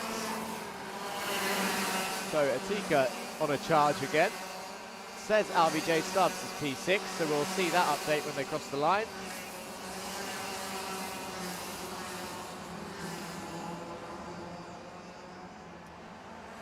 Apologies, it's LBJ Stubbs that's being caught up by Atika. And look at this, Karajkovic coming back through the order.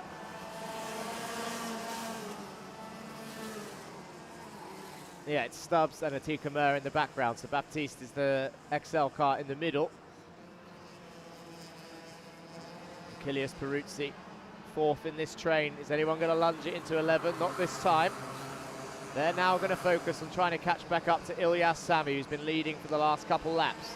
Charlie Page led the early phase. These 4 swapping over multiple times so far this race. And Charlie Page down the inside of Karajkovic into 1, gets the move done. And then on the exit, is anyone going to go down the inside of 2? Page half defends, breaks across the diagonal line, stop this from happening.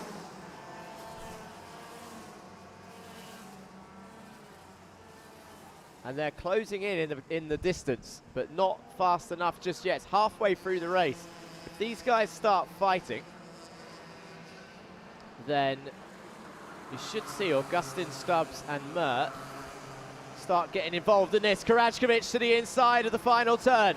Peruzzi's going to follow him through and push Karajkovic through into 14. Now into the left of 15. The final turn is here, but it's pretty much a straight.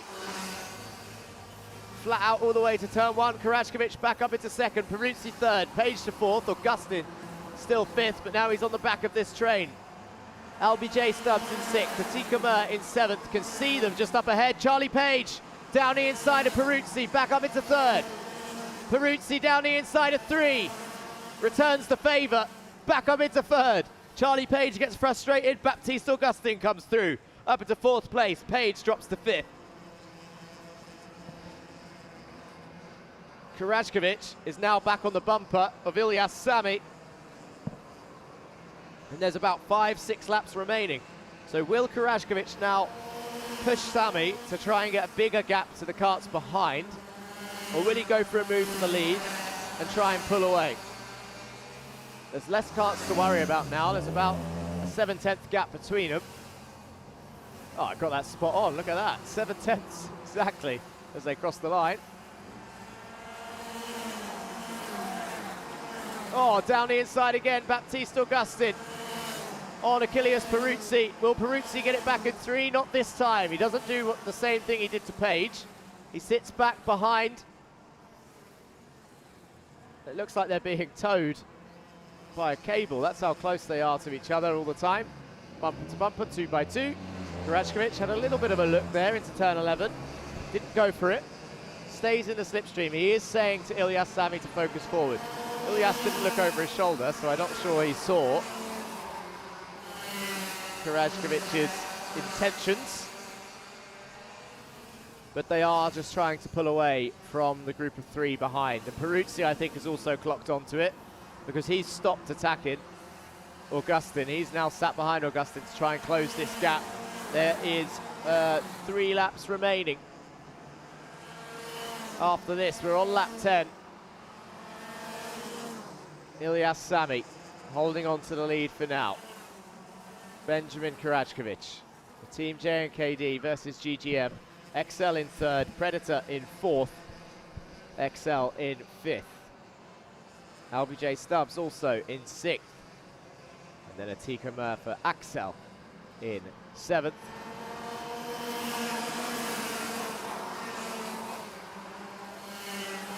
Through the final corner. And actually, I don't think the top 2 are pulling away from this 3 behind. And Benjamin Karajkovic agrees with me. He's going to go down the inside to take the lead on lap 11 of 14. Decides that they're not pulling away from the 3. And look at that with one move. And now Ilyas Sami is under threat into turn 2. Is there going to be contact? No. They made it through. Or nearly 3 wide into 2. Baptiste Augustin up into second. Ilyas Sami down into third. Charlie Page back to fourth. Peruzzi fifth. Stubbs still sixth. Mer seventh.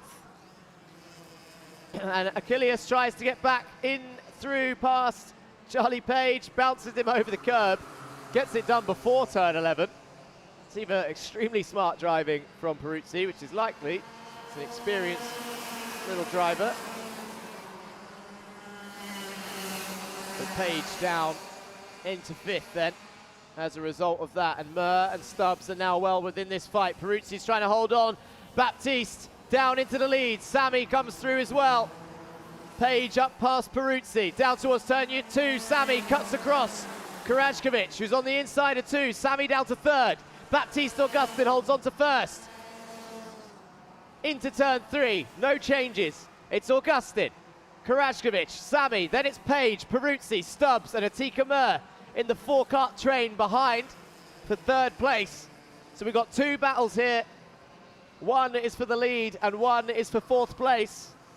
But anything can happen. As soon as someone starts to overtake, this could be a 7-cart fight for P1.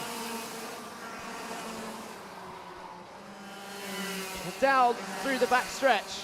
We're about to start the final lap, and this is where things are going to start kicking off. Baptiste Augustin holds the inside line, as does Benjamin Karajkovic. Look at the wheel, wiggling away, and watch Ilyas Sami get the switch back and take the lead. Karajkovic waves his hand, says, how did he do that? Karajkovic on the inside of 2, takes P2 again. Augustin is now P3. What about behind?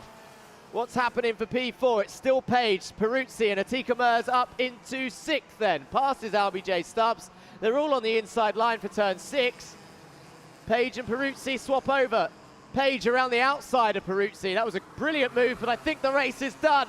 The gap is too big, and I think Ilyas Sami has done it as they come down the main straight. It's a drag race now. Charlie Page for P4. Achilles Peruzzi round the outside of 15. Ilyas Sami then comes through the final turn, and will he take the victory? I think he's going to do it. Ilyas Sami wins from Benjamin Karajkovic and Baptiste Augustin. Then it is Page, Peruzzi, Mer, Stubbs, Gray, Theocaris, and Chopra, your top 10.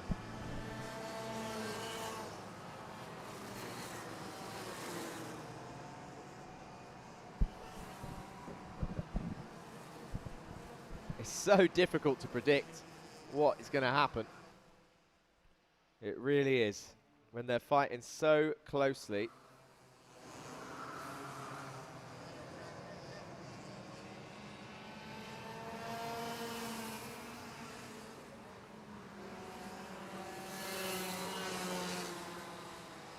And so hard on the last couple of laps. But Ilyas Sami fist bumps the air in celebration and excitement. Now the crowd filters out as they have watched their action-packed mini-final for round 5. And there is confirmation of your victors. And is this going to be a celebratory handshake? Oh, he's just pushed the cart on the weighbridge. Who was that coming to say congratulations to Sami? They'll do it after the weigh-in. Sami wins, Karajkovic second. Baptiste Augustin finishes in P3. Very close. What was even closer was Charlie Page, Achilles Peruzzi, and Atika Mer. They crossed the line pretty much bumper to bumper, back to back. Got Gray in 8th, Theocaris 9th, Chopra 10th. Then it's Lizignoli in P11, up 4 places. Koramifa in 12th, Mazzali 13th, Al Khalifa in 14th, O'Hanlon, Rashid, Voronins, Pajamaki, and Freenstein and Bataille round off your top 20. Then it's Tabaza in 21st, Giovanni Desani Jr. in 22nd, Garushk and Sukar and Kumar rounding off your mini field. And I look forward to the interview with Zara and Ilyas Sami to see, is he now going to show some excitement after that victory? It was a great switchback. We've seen it so often. We've seen it so often around turn 1, where the outside, when you've got 2 people defending the inside, the outside line, the switchback is super strong. Let's go to Zara now and see who she's talking to. I have the P1 winner, the winner of the finals. How are you feeling, Sami? Good. Good? No, you cannot be feeling just good. You must be feeling super exciting. How much does this mean to you winning this race? Very happy. Very happy. Behind the scenes, he's jumping around. On camera, he's a cool, collected man. So now, how are you going to celebrate and prepare for the next rounds? I'm just going to be happy and then celebrate and win. You're going to win. I love that confidence. Anyone you want to say thank you to back home? My mum and dad, my sister, my brother, my uncle and my team, Ben and Danny. That's a long list, Sami. You have a long list of fan following. Now, when it comes to, like, you've done this all, you've been through the races, you worked hard to get to where you are today. Do you have any advice for future drivers coming into Iame? Work hard.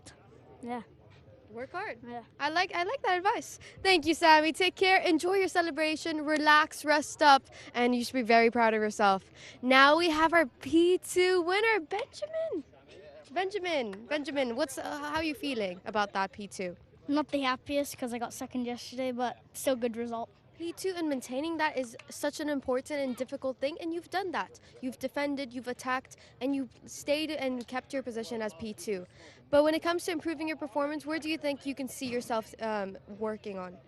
I think when my mechanic or my coach told me to push Elias, I think he was slowing me down a lot, so that's why I went on his inside. Then I overtook him. And when it comes to learning from the Sharjah karting track for your rest of the rounds, what have you learned from this experience? Nothing really, because if you're in a tow, then you just catch them so fast. Okay, well, I hope the best of luck for your other rounds. I know you're going to smash it, and I'm rooting for you, okay? Thank you so much, Benjamin. Take care. And now I am here with Baptiste, P3. Baptiste, welcome back to the podium. How are you feeling about that? Not too good. Not so good, but you did a great job. You stayed in the top 3, which is really important, and it really pushes your leadership up the Iame Karting Championship. So that is something you must be excited about. Yeah, we got some good points, but it's a shame that Ben pushed me on the finish, so I had no control. And when it comes to the next few races, what do you think you're going to work on to improve your performance and push yourself back to P1? We'll see. See? Okay, best of luck and chin up, because you've done a fantastic job and you should be proud of yourself. You're top 3, that's amazing. Okay? Take care. Thank you, Baptiste. So that's all from my side, and now we can go back to racing. Back to you, Jack. Thank you, Zara. Good to hear from the top 3 drivers there. Let's have a quick look at the highlights of the mini final.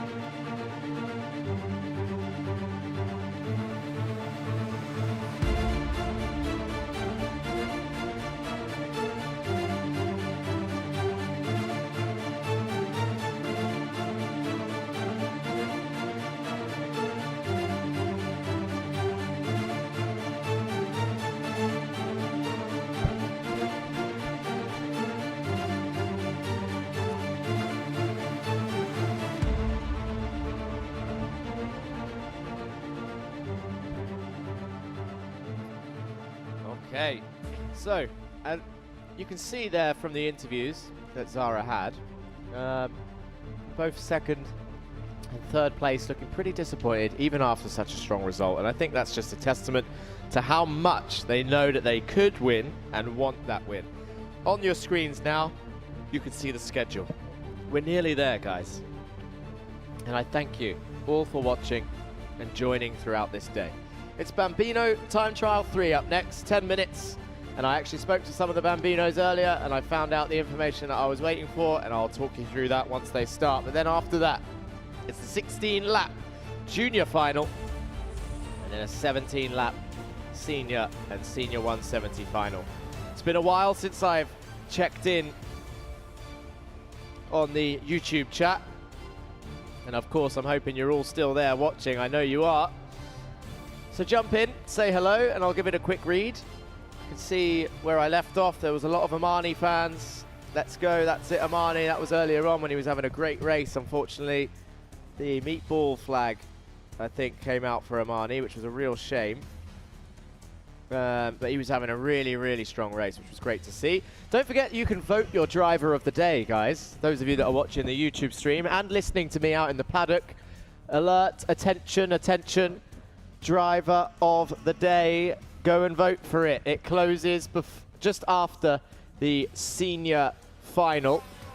59 votes yesterday for Robert Aganyan.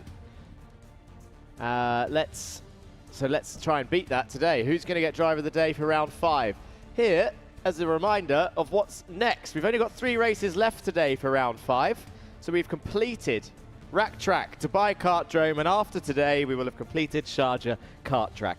Where are we going next? To the capital of the UAE, Abu Dhabi.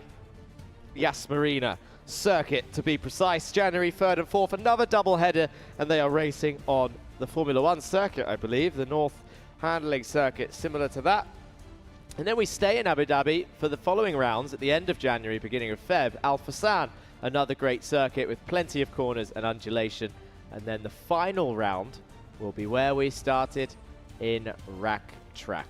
So thank you to all of our sponsors. Thank you to the series for putting on this amazing championship. 10 rounds of racing and battling.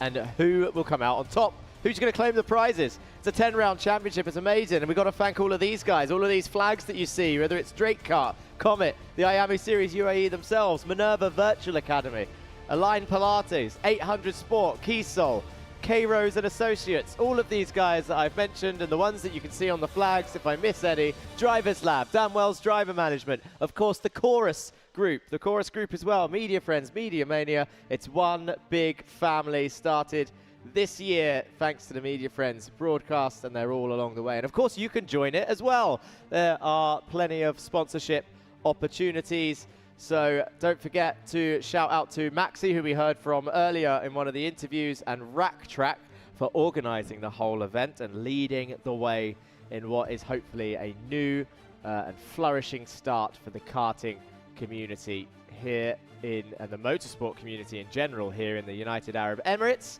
because this is where it starts. Ages 5 to 8 years old in the Bambino category. They climb up through the ladder in karting, go to minis, they go to juniors, they go to seniors, and then most of these guys will probably end up in some sort of race car further down the line. That's the aim, that's the goal, and it's all made possible by all of the sponsors who we just spoke about. They're all part of this journey right now, and we hope to continue. Obviously, next year, bigger and better, or is the bar set so high this year that we can't improve that much? I'm not going to say that. Of course, it's been a great season so far, and we're only halfway, constantly on the improvement. Now, on to the Bambinos. 10 minutes for this final time trial. And I have said multiple times today, do the Bambinos with this really short chassis and small kart, and small bodies because they're aged 5 to 8, do they have to brake on the circuit when it's so wide and clearly made for bigger karts? The rental karts are pretty big, for example, although slower than what they're all driving today. In fact, I wouldn't be surprised if the rental karts aren't much different to what we see these little ones driving in terms of pace. I need to go and ask a Sharjah kart track member to find out what the normal lap times are around here. I think the rental karts, actually I think they do around 51 seconds. They do okay speeds, 52 maybe. So they're a little bit quicker than the Bambinos, but the other guys of course are going quicker in the two-stroke engines, the Iame engines. So who did I speak to find out about this braking situation? I've been asking, do you have to brake around here in these Bambino karts because it's such a high-speed circuit and it's so wide? And the answer is no. The Bambinos are not braking. And it is because of what I just said. It's a wide track. There's plenty of runoff. And there's not loads of hairpins. But you may have just seen Samuel Karajkovic just there in that shot, lifting off. And that is enough to make it round some of these corners. So I was speaking to number 7, Yusuf Al-Kayat, and he explained to me the whole track from his perspective. And can you believe turn 1, that long left, is flat out. Flat out, this one. These 3 are going around turn 1 right now. No brakes. Oh, there's a spin there for 44. So it's not impossible to make mistakes. They do it flat out. And then here, for turn 2, Yusuf said you have to lift for turn 2. It's a slight lift of the throttle, no brakes needed, and then straight back on it. Turn 3, flat out through this corner. And now they're going down towards 4, 5, and 6. And this is where the second lift will be for turn 6. Everywhere else is flat out. Only 2 lifts around this track, which is a fantastic insight from number 7, Yusuf Al-Kayat. Let's go down to Zara and see who she's speaking to in the paddock. Thank you, Jack. I have a special guest with me, the operations manager of Sharjah Track, Umar Javed. Thank you so much for being here with me, and thank you for the hard work you've done for Iame karting to happen in Sharjah. So let's talk a little bit of the history and the background of the Sharjah karting track. How much time does it take to prepare for these events, and what goes in behind the scenes? Hi, thank you for having me. It took us like 1 month because we had to do some renovation on the track. So yeah, thankfully we have finished before the race day, and yeah, I think everything going well, great. Yeah. Thankfully, you did finish before race day. But when it comes to this track, what's the challenges of preparing for these events? And on top of that, how do you ensure safety and fairness for all? To be honest, like we just had to make sure the track is safe, the safety, everything, the officials. It's yeah, mostly we have to make sure the safety. That's what about. It's a big team, and there's lots of marshals and lots of people behind the scenes that are making this possible. So thank you so much for your support. And now, when it comes to Sharjah karting track, there is so many events going on. There is so many upcoming exciting news. What do you have in store? Yes, we have plans to do club racings, the rentals, the endurance, so which will help the people to go and do racing for less cost. Yeah. So this is the track you want to come to. Yes. Sharjah karting track is the track. And now when it comes to karting, there's a huge motorsports increase in the UAE, and the landscape just keeps on getting bigger and bigger. And it's not only in Sharjah, it's in the entire 7 Emirates. So what do you think about that, and how do you see the future of motorsports in UAE? Yeah, the future of UAE motorsport is like, as we can see, Iame, the grids are growing. So the grids are increasing. Last time, like they had 70 to 80 drivers. Now they have over 90 drivers. So yeah, the grid is increasing. So which is great. Yeah. And hope to keep our partnership going in the future, and we come back with more drivers for you to handle. Lots more safety, lots more marshals joining your team. But thank you so much for that. And if there's any last words you want to share from the behalf of Sharjah karting track? Yeah. So I would ask my viewers to do visit Sharjah Kart track. So hopefully they will enjoy the rental karting sessions. Thank you so much, and I know for sure I will be coming back here, so thank you so much. But now we can go straight to Matt, who has the pre-grid with him. I don't know how he's coming. Yes, thank you very much, Jack. Now we've got the Bambinos out there for their final race of the day and of the weekend. You know, it's been a lot of effort for the parents, for the mechanics, even for the karts, you know, everyone waking up early. But we're here with someone who knows that. So Oscar Lambert over here. Oscar used to race in this very same championship, the Iame Uae, a couple years ago. He was a class right below me when I was racing back in the time as well. But now, Oscar, you've taken on a different role. Tell us a bit about your experience and how you're helping Mumbai Falcons. Yeah, so a few years ago I did Iame Junior X30, but now I've moved on. So I'm helping Mumbai Falcons, just doing some coaching a bit. And then last week I was driving with Siobhan in Dubai, preparing for the race in there. Amazing. So the way you're coaching is not just, you know, watching on boards or showing the data. You're actually going on track with the driver so that they could get a better idea. Could you tell us and the viewers a bit of how that would work? Yeah, of course. So I go out normally in the same chassis size. So last year I was driving a bit with Guido, driving in a small chassis. And then it just helps driving in front of them, showing the lines, driving behind them, and then doing some racecraft and overtaking and defending. Yeah, so racecraft, what would that mean to some viewers out there? Basically, you know, when to overtake, when to brake, when's the right time to make a move. Tell us, I mean, you have a pretty good experience in that. Multiple race winner in Iame. Tell us a bit about your experience. Yeah, so I think I raced Iame for about 5 years. At the end of my last year, I was vice champion of junior, long championship. Good tracks here though. Obviously, Sharjah is quite a long one, longs of straights. Yeah, lots of straights, a very, very fast track. Well, anyways, we're going to be heading it back to the Bambinos now, and hopefully all goes well with their session. Thank you, Matt, and great to hear from Mr. Lambert there as well. And of course, the Bambinos are still driving around, setting their times. The times will come back up on the screen shortly so we can see who's going to win this third time trial. I am joined by the special guest that I mentioned this morning, and I didn't say any names. I kept it a secret, although there was one person in YouTube chat that called it out early, so it was either yourself or a family member and a supporter of my special guest joining me in the commentary box for the junior final. I am going to introduce to you 2-time O-Plate champion and 4-time UAE champion across different series, Connor Clancy. Say hello to everybody. Hello, everyone. He's. You said you enjoy commentating and you want to give it a go? Yeah, I love commentating. I commentate on a lot of random stuff, so I thought, why not try it today? Why not try it today? And I was just explaining to him that obviously I've been in there at the moment, I think, for around 6 hours, 6.5 hours, but I normally just shout a lot at what's going on track.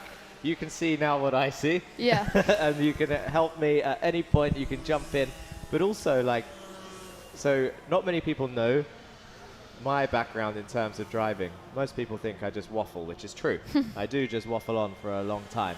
But I know in terms of driving, my experience is a long time ago, as we see Karajkovic go to the top of the times with the 101.2. But your driving is not a long time ago. You are technically like a current champion, but you're also still driving, right? Tell us what you're doing at the moment. Yeah, so I'm just popping in and out of a race every now and then, so I'm not doing a full championship apart from the Champions of the Future Academy program, which is in Europe and UAE. So the final 2 rounds are coming up this week and the week after. So this week's in Al Ain and the week after is in Al Fursan. So I'm currently sitting second in that, so in the fight to win it, so we'll see how it goes. In the fight to win it. Good. Al Ain and Al Fursan, 2 more. There's a lot of karting circuits actually in the UAE, quite in a smaller region compared to Europe. They're all quite far apart from each other.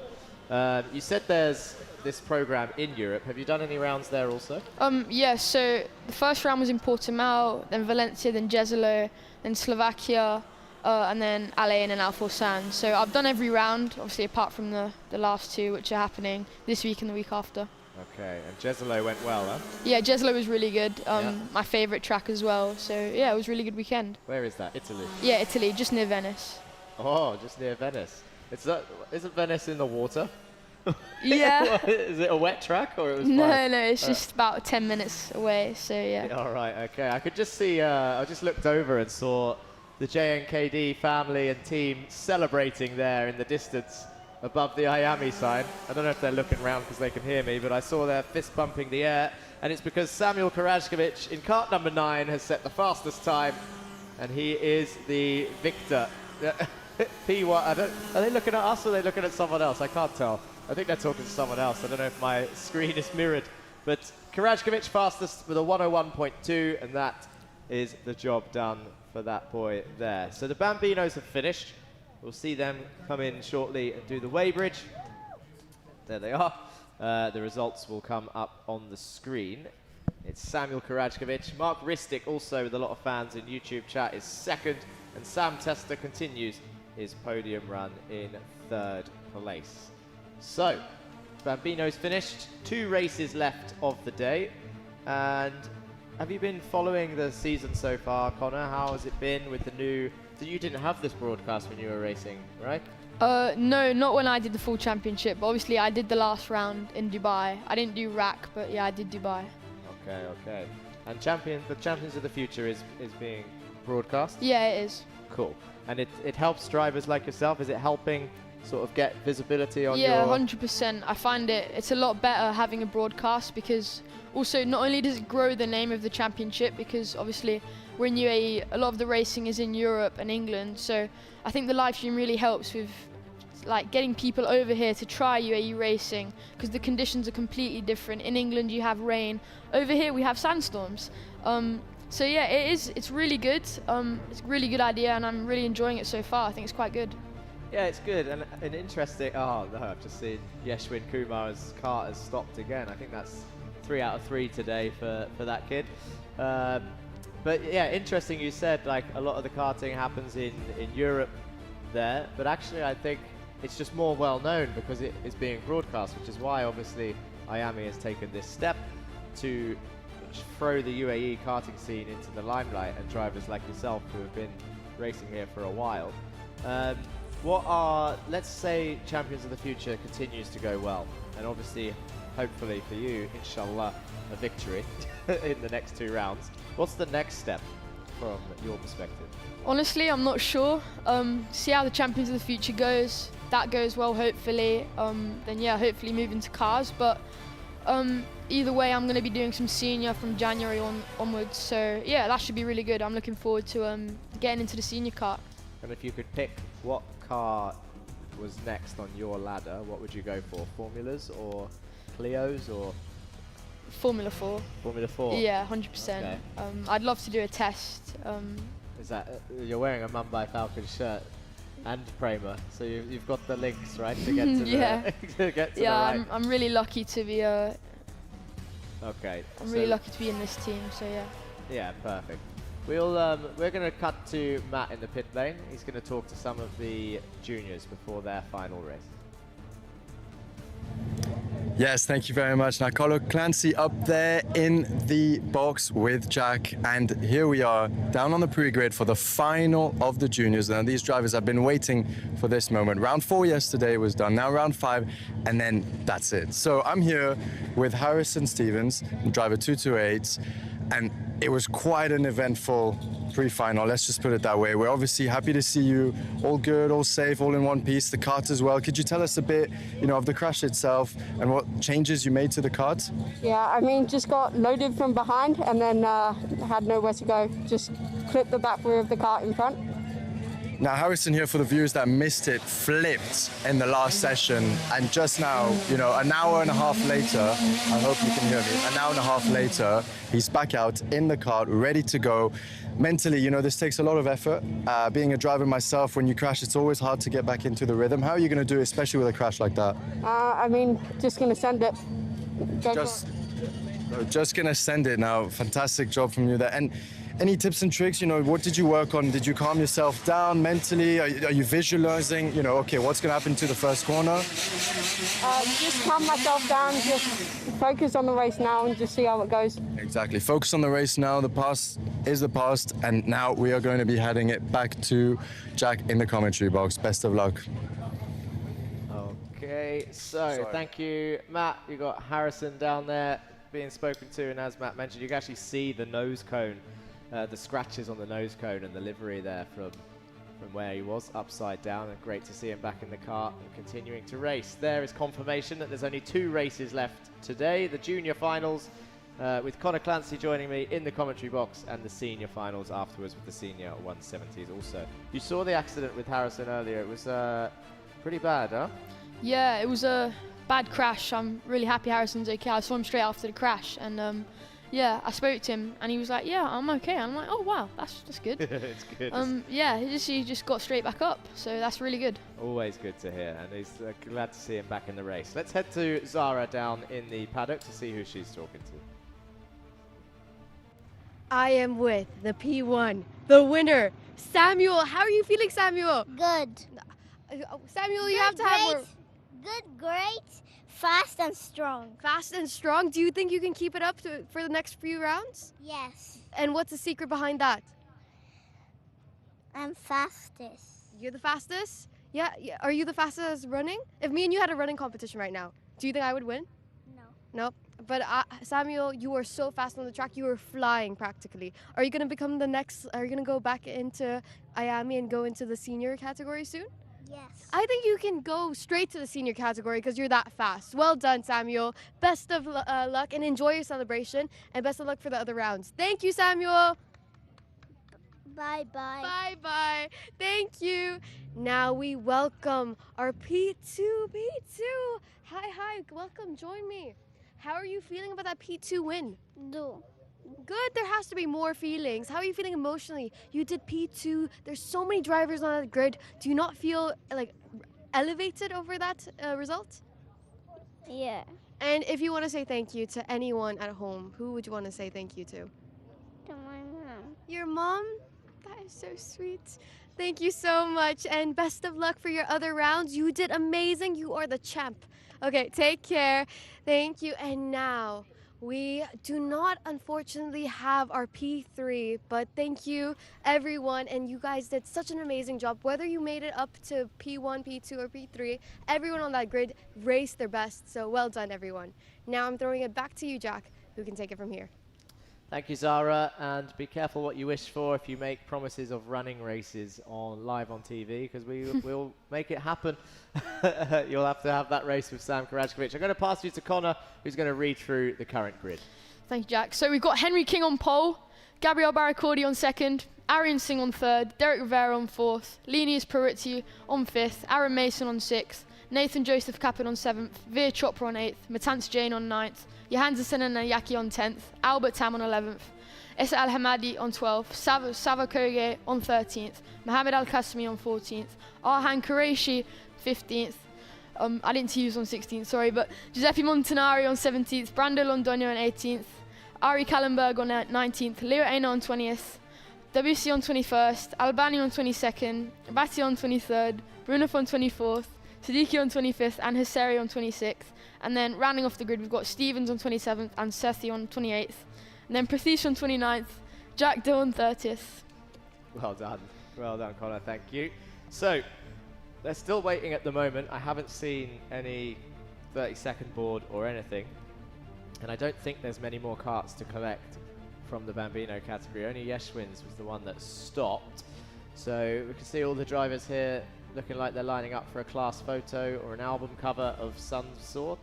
If you could make that black and white. Let's actually go down there because it looks like they're still in the pit lane ready for some interviews. So who is Matt got talking to? Over to you, Matt. Thank you, Jack. We have Gabriel Barricodi over here, finished second in the pre-final and now starting second for the final. It's been a very challenging day, loads of back and forth between the top three. What are you doing to stay calm in these situations? I mean, just get my head in the game, don't think about it, and just race from there. Amazing. And so, coming into the first corner, it's very, very quick. You have someone right on your tail. You can hear the engine. You probably feel the bump. How do you make sure you brake at the right time and not make a mistake so that, you get a good exit? Because the exit is just as important as the braking into the first corner. I mean, I'm on the outside line where there's grip. I'll brake on my normal point. Outside line where there's grip. And what if there's a late lunge like that? Prepare for the switchback? I don't think there's any possibility for a switchback. There's so many cars diving down your inside. So Mikhail's diving down your inside. Well, you're lucky enough to be starting second. Yep. So that's the goal, obviously. Make up that one crucial position to start and ultimately finish in first place. And then, let's say all goes well. What's going to be your post-race meal after this long, long weekend? I mean, as I told you when we were doing the game, obviously at McDonald's. What type of menu item in McDonald's? Quarter pounder with cheese with no mustard, no pickles. You heard it there. What about fries and chicken nuggets, though? Overrated chicken nuggets. There we heard it from Gabriel Barricodi. More talk about the McDonald's than the actual race. I don't know if this is a strategy to keep it silent and make sure his competitors don't know what he's going to do, but we're going to head it back to you and Connor in the commentary box. Yeah, thank you. So I'm here with no other than Sam Testa, a name that we all know, and it's currently on the leadership of your category. Sam Testa, how do you feel about the race? It was tough, it was intense. P3 is still a good position. How do you feel? Good. And how, Sam Testa, I don't like sad faces from you because I've seen you smile throughout the whole competition and you've just been trying so hard. Your energy, you've been putting so much passion into racing. So it is intense and the pressure it feels intense right now, but you're going to come back next time and you're going to be P1, right? Yes. And behind the scenes, Sam Testa has his amazing team members and team manager to help support him. So we really appreciate all the support that these drivers get. And do you want to say any words to them? Thank you. Thank you. Okay, thank you so much for your time and best of luck for the rest of the races. Lovely talking to you. Now we're going to go back to Jack and let's see what he has in store for us. Thank you. Thank you, Zara. But it's not me that has anything in store for anybody. It's going to be the drivers this time. So the juniors will be starting soon. Who's that?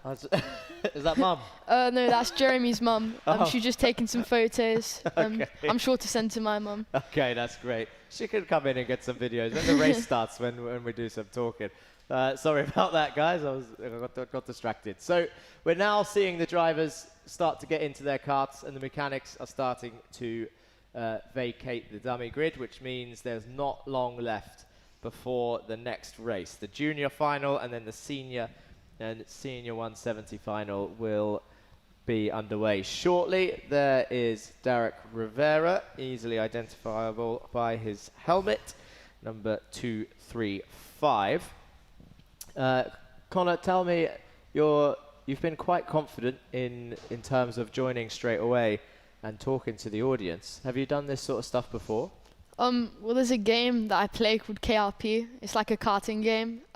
So I play that quite a lot with my friends who are actually sitting on the grid right now. So I'm sure they're hearing me like, oh yeah, we played last night. And so sometimes, yeah, even when I'm driving, I just start commentating. You can name them. You can tell me who it is. Yeah, so it's quite a lot. So I play with like Nathan, Mitanch, Henry, Jack Doe. Who else? Let me have a look. There's so many people. Leo Aina. Who else? Yeah, there's a lot of people. So yeah, we always play, and it's really fun. Yeah. Okay. And is who's the one that causes the most accidents? The incidents on the game? Oh, I don't know if I should say. I'll probably get in trouble. Okay, well, you don't have to name and shame them. I was trying my luck. It's okay. Speaking of getting in trouble, there's Professor Bean walking out the way of the camera shot. He had a stern word with the seniors earlier after 3 restarts, which, again, as I mentioned before, haven't seen it before, and now they're all leaving on their way for their formation lap. So this is where I've sometimes asked a few questions, Connor, because I haven't actually done karting races before. I know it's important to warm up your tyres, but from your perspective, they've got 1 set of tyres for the day, and they aggressively weave to get the temperature in. So what are you thinking as a driver at this moment in time before you start? Well, so obviously, when I'm on the grid, I'm just like locked in, just focusing on what I need to do in the race, and the goal is always P1. So come out the pits, warm up the tyres.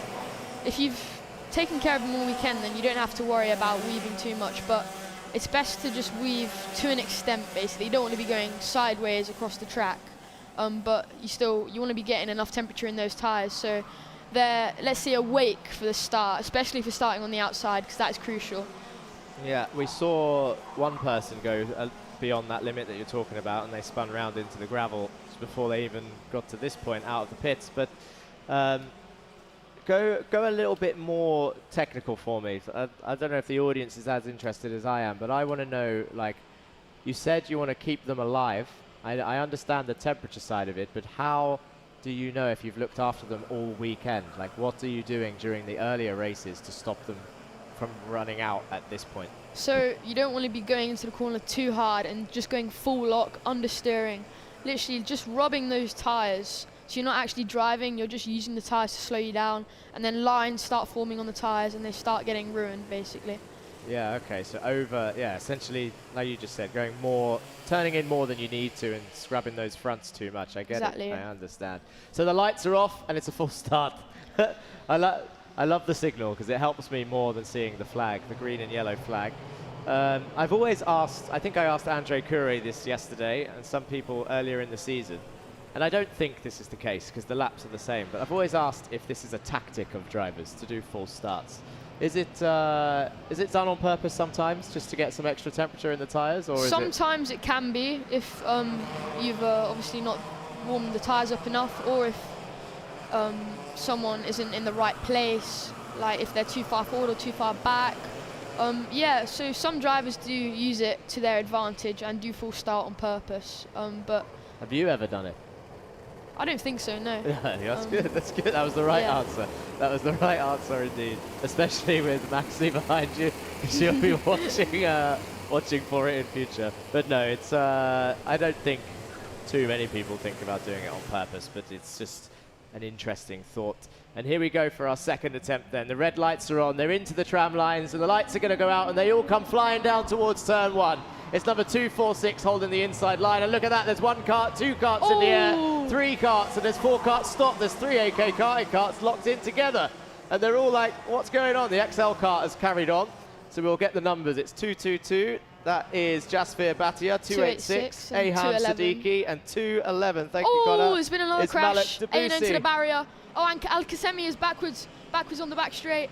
Oh, this is carnage already, and we're not even on lap 1. Yeah, Leo Aina for sure is not getting the cart back out. His wheel was spinning up in the air, so he's stuck in the gravel. He's going to have to get out and remove it. So plenty of action in the mid-pack, and well done on calling Aina and Al-Qasemi involved in that second one. I love this shot of this final turn, really shows the speed, but this is the order. Yellow flags are waving still.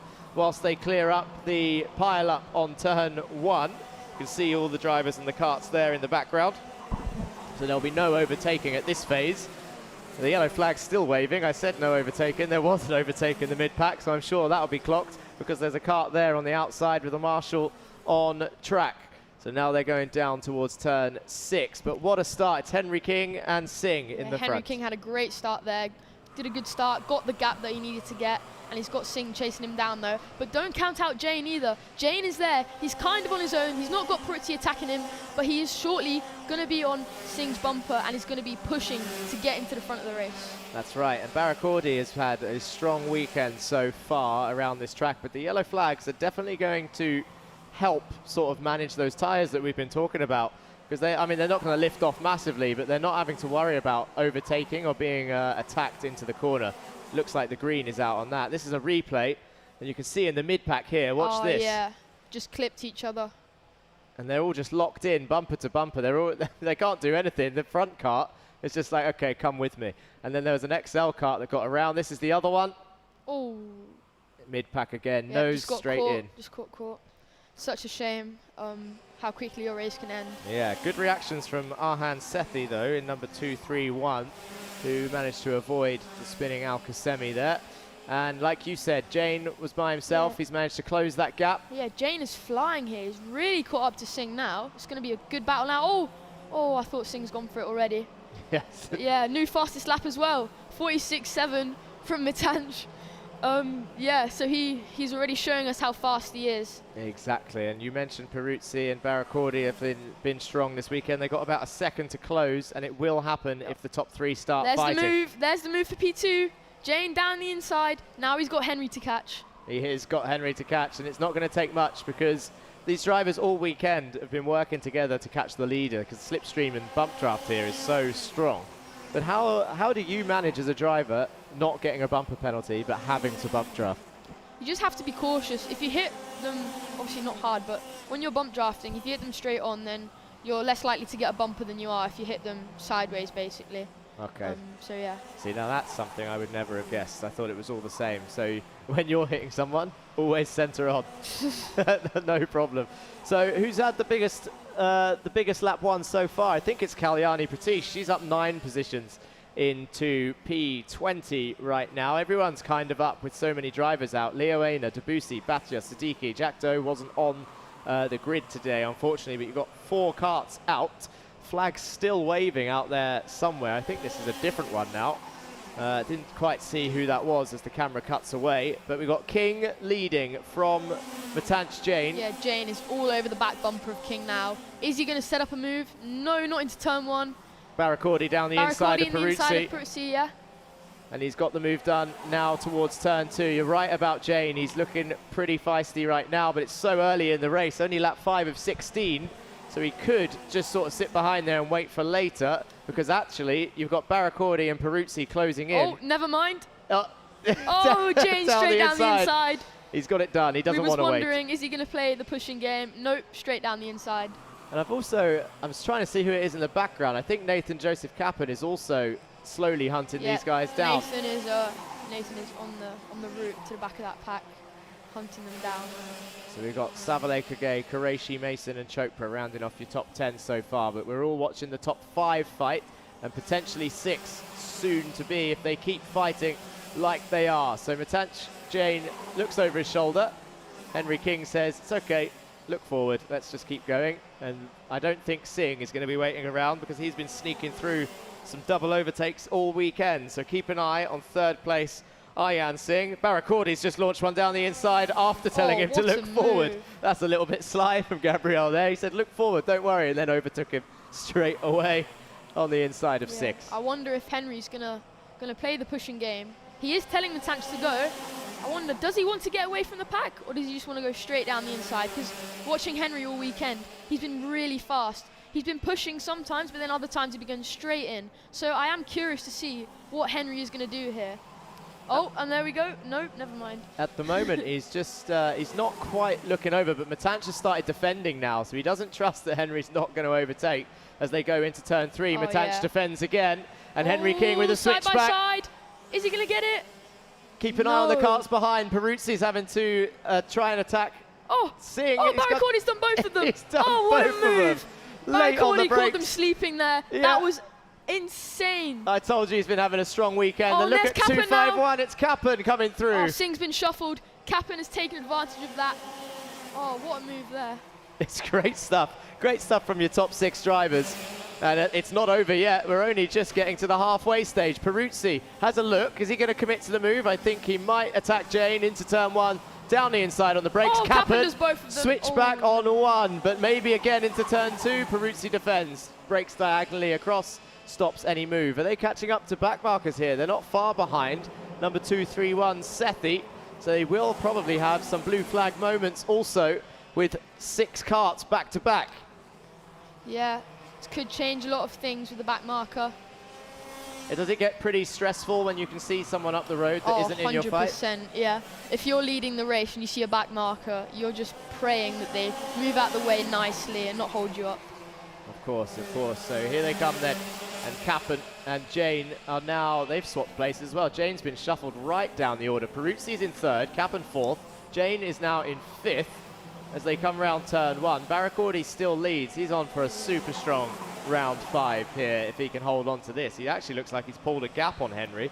4/10 as they cross the line, which is pretty big, unless 2nd and 3rd start working together. Yeah, possibly. I mean, Henry has been fast all weekend, as I said earlier. He does look like he's gaining, and on this track, how fast it is, how long the straight is, it's impossible to pull away. So yeah, we'll see. Yeah, you're right. We have seen that for quite a while. The back marker, 231, Sethi moved out the way quite nicely on the inside line of 6. All 6 karts came through pretty much unhindered. So now it's down to Peruzzi, really. Is he going to push King? I mean, he's experienced enough to know. And actually, the gap is back down to a 10th and a half. So King's gained 3/10 on that lap. This could be, and Peruzzi fastest, so he is focused. Can he do it? We've got some more fighting back here in the mid-pack. That's Rivera attacking 260 Kage for P11. Didn't quite make the move, didn't get close enough. He's also got Tam behind in the Telios Racing Team car, closing him down in the mid-pack. Down to 3, Tam down the inside on Rivera, gets up into P12 then. 260, now has a bit of breathing space. Kage, look at Al Hamadi. He started the pre-final way down, gained 15 positions, and now he's up 2 positions in the final into the top 10. So Essa Al Hamadi having a good day, but I'm still just trying to keep an eye on that top gap, because as they've crossed the line, King is in the lead and Baracordi is in 2nd. So King has retaken 1st place, and we will see the top 5 shortly. Yeah, and they're catching another back marker as well now. Just going onto the back straight. Oh, he has gotten out of the way though. So that's good. Good sportsmanship there. They are indeed. So Derek Rivera also trying to fight back at Tam, and they're all getting feisty. That's someone being shuffled down, or is that the back marker? That's the back marker, yeah. That's Hasari. Okay, Antonio Hasari in 23rd. Did get a little bit involved in the fight through that corner. And then King leads, Baracordi 2nd, Peruzzi still 3rd. So the order pretty much the same. Baracordi and King swapping over. Jane and Kappen staying where they are, but these two can work together. 249 has a damaged rear bumper. 249 is Arhan Qureshi in P9, and he's being chased down by Essa Al Hamadi, who's going down the inside of turn 1. Gets it done before the braking zone by the looks of it. Moves up into P9 for Essa Al Hamadi, a 3rd position gained. And a comeback drive, but straight back down in the inside again. What a move. Arhan Qureshi on the brakes into 2. Is he going to get it back in 3? Essa Al Hamadi gets it back. No! The leaders! King and Baracordi are out. They're round. They've crashed. Peruzzi, Jane and Kappen are going to go up into the top 3. But King and Baracordi are going to be down the order. The cameras are still watching Essa and Qureshi. But King and Baracordi are round. When they cross the line, they're going to drop right down the order. Here's your leader. Kappen's in the lead. Kappen in the lead. Down the inside for Singh to take P2. Jane in P3. Peruzzi on the outside. Wow. Well, what happened to King and Baracordi? Here comes a replay, I think, of what happened. Oh. Into turn 2. Oh, they just banged wheels. They just got caught on each other. That's such a shame. They've both been so fast all weekend. That's a real disappointment there. Yeah, and actually they didn't look that frustrated with each other in terms of blaming. So maybe they understand it's just a little bit of an incident. Yeah, It looked racing like incident. rear wheel to rear wheel, which launched Barakordi over the side, and Arhan Qureshi gets the black There's and orange another flag. shame. That's for the bumper that we saw, 249, the bumper hanging off a little bit. So that releases Essa Al-Hamadi to stop racing him, who's up 5 positions. And look at this. Jane trying to get a switch back. They're both defending the inside, Kappen and Singh. Kappen Jane, goes hard defensive there. wide line. There's another meatball flag. 2 in a row. Into the right-hander of 3. Peruzzi still looks like he's trying to play the smart game. Oh, It's down lovely the inside. switch back. What a move there from Jane. Oh, he's gone for the lead as well. No, he hasn't. Oh, I thought he was going for it as Yeah, well. me too there. Late on the brakes, but he backed out of it. Maybe he was And just he's going trying to hold defensive off. as well. Yeah, he's trying to hold off Peruzzi. And there goes Singh on the switchback to retake P3. Yeah. Says, come on then, I'm let's go sure. back." Oh, Singh's gone straight back in. Yeah. I'm sure Kappen in his helmet right now is thinking, oh, lovely stuff. So we're about to start the final lap, Connor. So here we go. It's Nathan Kappen who's now got quite a healthy gap as these 3 are extremely close on the brakes into 1. Oh, Singh tries parking it. Oh, Jane a switchback. Jane's done Peruzzi. Can he do Singh as well, though? Singh's holding the inside. Peruzzi wider line to get a better exit into 3. Is he going to launch one down the inside here? Jane tries. Wider tried line it. again. Now Switch watch back. turn 6. Look at the run that Peruzzi's going to get. The other 2 are focused on each other. Peruzzi round the outside of 6. Who's going to come out in front? He's got a wide line. Now he's going to try 11. Switch back on Jane. He can't get it done here. Are they going to defend turn 11? This is the last opportunity for Singh to hold on Jane's to gone second. wide. Peruzzi. Jane's gone wide. Jane, Oh, he's done the both! Jane round Yes, the outside. Jane! What a move there. Just got the kart rotated, engine going, got the exit, and came out the corner faster. And Nathan Joseph Kappen in all of that comes across the line and takes victory for the final. But Matanch Jane, second place with a move around the outside of turn 11. Ayan Singh, third. Peruzzi, fourth. Chopra going up into fifth. Then it's Mason, Essa Al-Hamadi, Kage, Tam, and Senanayaki, your top 10. What a move. Yeah, that was a really good race there, though. And a good 1-2 there for the Mumbai Falcons. I'm sure the team's going to be really happy with that. Nathan Kappen, though, now just nil. He came out on top. He did what he had to do. And yeah, all paid off. So really good race there from him. He had the pace, he had the racecraft. So yeah, he deserved that one. And I'm sure Matanch Jane is going to be really happy as well, as it's obviously a Mumbai Falcon 1-2. So yeah, I think the team and the driver is going to be really happy with that. Yeah, and I love what you said about Kappen probably just laughing and smiling in his helmet after the others started fighting on the last lap. I know it's I true. would be anyway. Yeah, exactly. When you look over your shoulder and you see a gap of about a second, you're like, whoopsie, they started fighting each other. But then it's easier for you. So it's a 1-2 for Mumbai Falcons, like you said.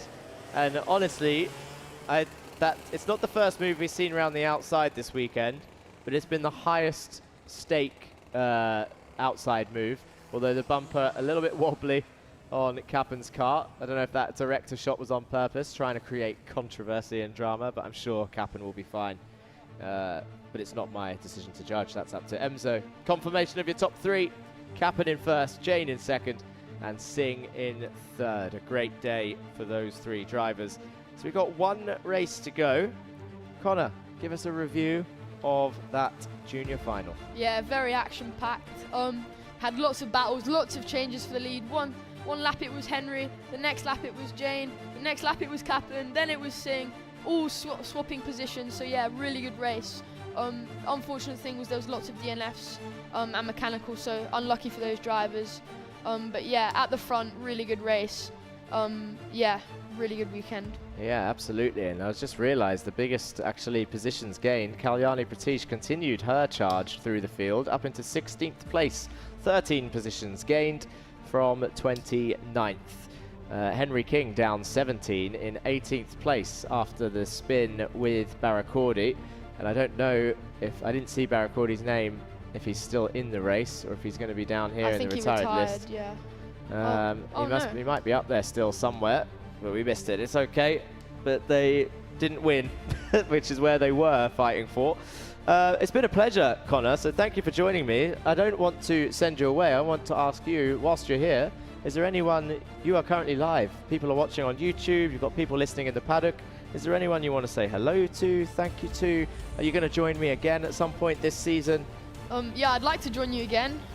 Yeah, it was really good fun, and yeah, I'd like to say hello to Tamim. I've been sent lots of messages to give shouts out. So Oscar, Tamim, Arthur, follow-up adult racing, he said. Jezza, with Joe Montgomery Swan, he's on the grid now, getting ready for the final, so good luck to him. And then, yeah, everyone who's watching the live stream now, hello, thank you for having me. And before you say goodbye, if you could just, well, say goodbye, but also introduce the highlights of the junior final. Yeah, so here's the highlights now. So, coming out the pits now, everyone getting their tyres warmed up. Here's the start, full start. And here's the crash, the AK train. So unfortunate for them, just all got tangled on their own wheels there. You can see the wheels still spinning there, actually. Here's the move, Jane into the lead. That was a really good move there, what a move. And then here's the incident. Oh, so unfortunate. You can just see they got tangled, just tangled wheels. Really unlucky for Barry Cordy and King. And then here's the mechanical for 249 Arhan. And then the in-lap. Congratulations to Nathan and the top three, so Matanch Jain and Aryan Singh as well. Congratulations to them. Yeah, congratulations to all the drivers. Thank you for that, Connor. It's been an absolute pleasure. If you you can just, well, follow obviously Media Friends to hear your own stream. Let's pass it over to Matt in the pit lane. Don't go anywhere. We'll come back with Connor, actually. But let's go to Matt down in the pit lane. Yes, thank you very much, Jack, and to Connor as well, a junior driver who's up there, fantastic commentating from him, and wow, what a race. I mean, unexpected. Nathan Capin, it shows perseverance, and boom, he was there at the right time and was able to capitalize on it and ultimately take the final win. But now here we are, you know, the last race of the weekend. It's been a long weekend, round 4 yesterday, round 5 today. It's the drivers are tired, the mechanics, everyone has used up all this energy, and now they're ready to go one last time. And we're here with driver number 363, Jaguar for Axel GP. Now, tell us a bit about your experience so far. I know that you came from Spain, and you know, this is a new track for you. So tell us a bit, you know, how are you finding it? No, I'm finding it quite good. Like, this track is pretty easy, pretty simple. It's more working on the car and trying to find the best setup at the best time. But like, I'm really finding it good as a high-speed track. So like, also the driver needs to have a lot of control on the car. So it's quite good. I'm happy with it. And so you've worked a lot with your team, obviously, to get the setup right, to get the braking right. And, you know, coming into the first corner now, you're starting within the top 10, let's say. How, you know, what are you hoping for the first couple laps? Yeah, for sure. Like, here, the starts are very dramatic. So we'll just hope the best, try to get a good start like yesterday we did in round 4, and just go as ahead as possible and just push through the race. Megan, is there anyone that you want to say or give a shout out to, any family, any friends? Yeah, for sure, giving a shout out to my parents who didn't make it this time here because they are in Spain, and for sure the team who has been putting all the work behind this, because without Axel GP and my mechanics and everybody, it would be not possible. So thank you for all, and let's wish me the best. Exactly, let's wish him the best, and we will see you on track, and we're going to be passing it back now to Zara with some interviews. So that was an intense race, unexpected tiffs. Lots of people could not finish, but you secured P3. Aryan Singh, how are you feeling about that? It was alright, the race. I'd never had the pace from the start of the weekend. We struggled a lot with the engine and mechanical issues, but it is what it is. We just let everybody fly in front, and then when our opportunity came, we took it. So ended up with a P3, not bad. So what was going through your mind when the tiff happened between King and the second place? How did you manage that? And when you found out you were in P3, how did you secure that throughout the race? I always knew there was going to be a crash when there's so many drivers fighting for the lead, so I just sat back, let everything happen. And then on the last lap, I managed to secure P3. I was in P2, but it is what it is. It happened, so we move on. And when it comes to adaptability in your driving style, you're trying to save your tires so you can push towards the end. But when you got that opportunity, when did you know that this was the moment I need to push through? I knew I had the pace from the first lap. We changed a lot for the final, and we ended up being a little bit more competitive. So I just had to stay there, just let everything happen, manage the tires for the first couple laps. So the pressures are good for the last couple laps. So it happened, and not too bad result for the first time with Axel GP. Thank you. Congratulations, and congratulations on P3. Hope to see you in the next round, and take care. Now we can welcome our P2, a man I am familiar with because I've interviewed him so many times, Matanch. No, Mitoj? Little bit confusion over there, but let's go back into just understanding what happened on that track. So a yellow flag was announced in the beginning where everyone there's little impact in the positioning. So that wasn't the highlights of the race because it got even more intense when the two crash outs of P1 and P2 happened, which allowed the whole grid to move up. So now, Mitoj, are you ready for your interview? Yes? Mitoj, how do you feel about that race? Unexpected, or did you expect this to happen with everyone fighting for first position? I mean, everyone was fighting for position in the start. It was insane. Like, it was top five fighting at the front, and then I just knew I had to keep my head calm. I was in the lead, I got dropped back. I'm like, okay, I'm not in the best position, but I need to stay calm because stuff will happen ahead. Stuff did, and on the last lap I did a good move around the outside of Aryan, and that's where the race was over. In terms of performance, yesterday you also did an amazing performance with 46.100 as your fastest lap, and today it was 46.304 in your final lap today. So how do you feel about that? Do you feel you performed today better or yesterday? I mean, times you can't just compare from yesterday, you have to compare from everyone else. Not really looking at that too much, just looking at where I finish. And when it comes to the data, how do you take that data and then help improve your driving, or is it more of an intuition based? I mean, it's both. You just see, first you have to see what other drivers are doing that you know. You can compare, on data to teammates like Nathan, quick teammates, and see where you're losing, and that's it. Okay, thank you so much for your time. Yes? In the words of Gaia, that race was very slay. Okay, now we got a special exclusive from Mitoj. Now I welcome P1. How are you feeling about that race? Happy. Did you expect that? No, not at all. At the start, I got really loaded into turn one, and my engine shut off. So I felt a lot of places back, and I managed to come back. And I was really happy. I was within top three. Unfortunate to the crash that happened. And then I saw both Mitanch and Pruti defending, and I took that to my advantage and got ahead of both of them. And I just focused on pushing, and luckily I created enough of a gap that I could win the race. So it's about taking that opportunity, adapting your driving style, and it's also so last minute. It's like you need to have the fastest reaction times to make that decision of should I do it or should I not. So when it comes to making that decision, if you should take the opportunity, what goes through your mind? Do you think about the consequence if I don't take it, or if I should wait for later? How do you think about this? I think a lot of things, like what could happen if I do this and this. So I just thought really smartly of what I was going to do and tried to avoid a crash, and luckily we chose the right opportunity. Okay, and honestly, it has been an exhilarating race, and to see that you went through the entire grid at this point, and to see that you come back is just an impressive performance, and congratulations. Are any advice for going into the next rounds? Anything you've taken away from these two past rounds? Something I took away from Gaia, the race was very slay. So yeah, that's what went through my head in the final lap.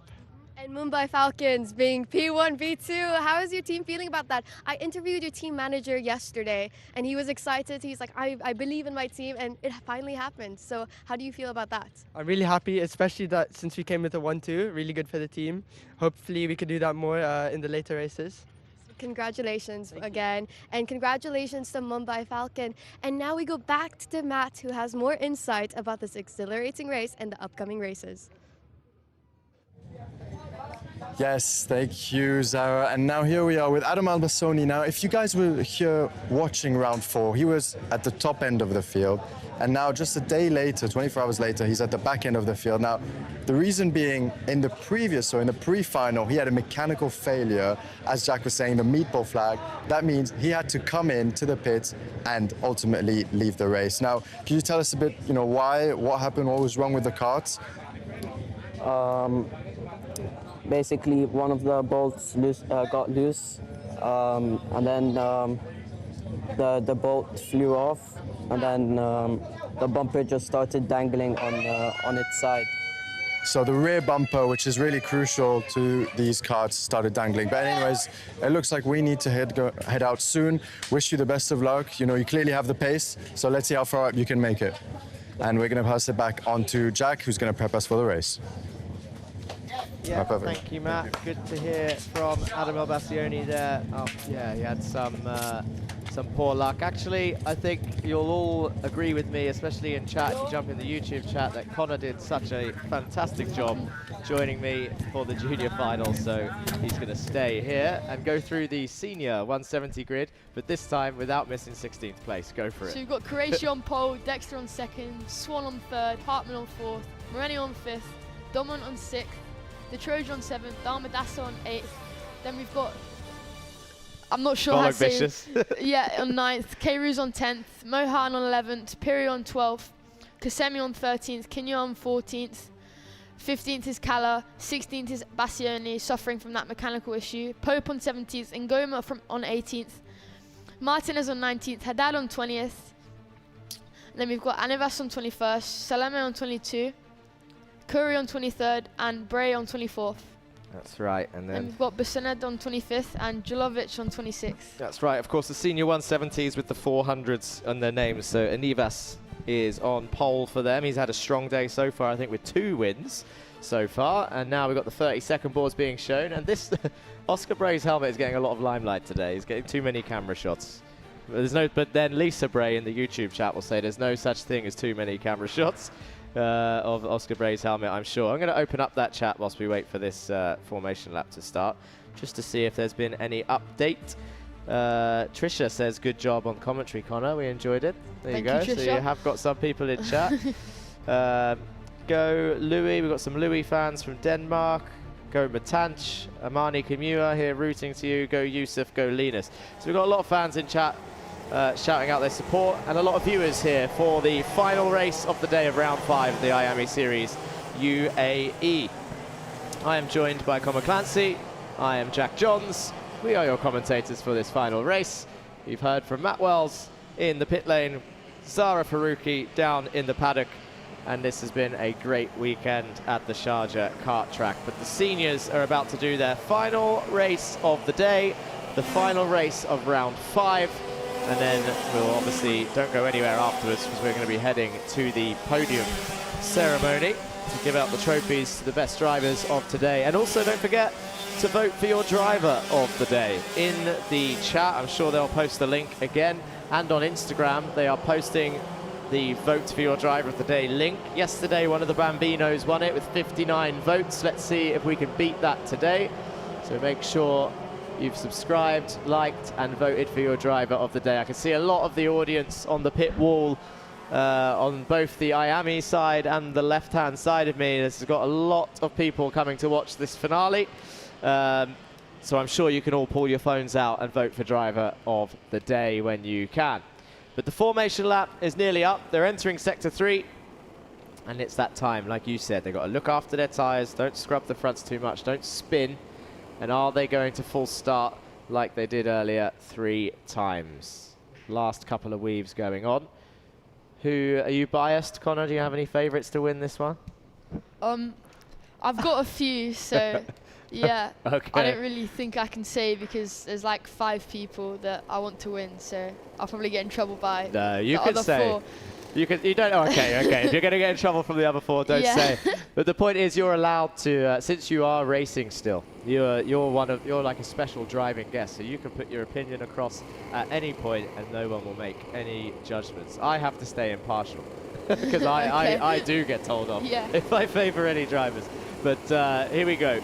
Senior 170 and senior final is about to start. Coming round the final corner now. I can hear the revs pick up. They're in the tram lines, and I think this might be a good one to go straight away. The green lights are on. Down into the braking zone. Telios Racing Team round the outside. Straight into the lead. Straight into the lead. It's the grippier line. We've heard it from many of the drivers today, and Dexter enters first place then around the outside of turn 1. This could be his day. There's a spinner around for 312. That is Sakir Al-Qasemi in the Rack Track team. Qureshi's dropped to 3rd as well, so he's gone from 1st to 3rd in the span of 2 corners. But yeah, Dexter just really showed the grip that you have on that outside line, because that's where everyone is driving during the race. So yeah, it just really showed the grip and how fast you can go through turn 1 compared to when you're starting on that inside line. If you were in that position and committed to the outside, do you ever look over your shoulder wondering where they are, or you just commit to it and hope that no one touches you? You can't look over your shoulder through the middle of the corner, so you just need to commit if you're going to go around the outside at the start. Yeah, and he's already ducking down behind the steering wheel. He really wants to pull away from Louis Hartmann, who's up into second place. Qureshi, as you said, down in third. Moreno fourth. Swan fifth. Dumont in sixth. Detroja, Volunvicious, Damadasa and Mohan are your top 10. El Bassioni and Pope are both up 5 places each. Here's a replay of turn 2, the spin, which I think is, it didn't look like contact, to be honest. I don't think there was any contact there. I just think went in too fast in the corner, hit the brakes hard and then spun. So yeah, that's unfortunate for that driver. A little bit of a lock-up for Alcasemi there, just losing the rear. Louis Hartmann looks like he's closing in on Dexter now. Like you said, nearly impossible to pull away on a track where slipstream is so strong. And he's trying, like he's ducking down, but they're both ducking down, so it kind of neutralizes it, like a DRS train. Technically is DRS, right? Yeah, Drag you can see how much he gained there just from that main straight because of being in the toe, and also fastest lap, 46.7. So yeah, really, it's crucial, the toe at this track. Super crucial. We saw a lot of people working together more often yesterday, but today has been an absolute free-for-all. And just there's Nathan Pope going down the inside of Damadasa. I think he just gained that position. So he's moving up the order as well. He's had a bad day so far, so I imagine his mindset, when you've had a bad day up to this point, it's just send it and see what happens. Exactly, yeah, just the final now on a Sunday. It's just not even like you've got to go racing again tomorrow, which I do because I have practice tomorrow at Elaine for the Champions of the Future.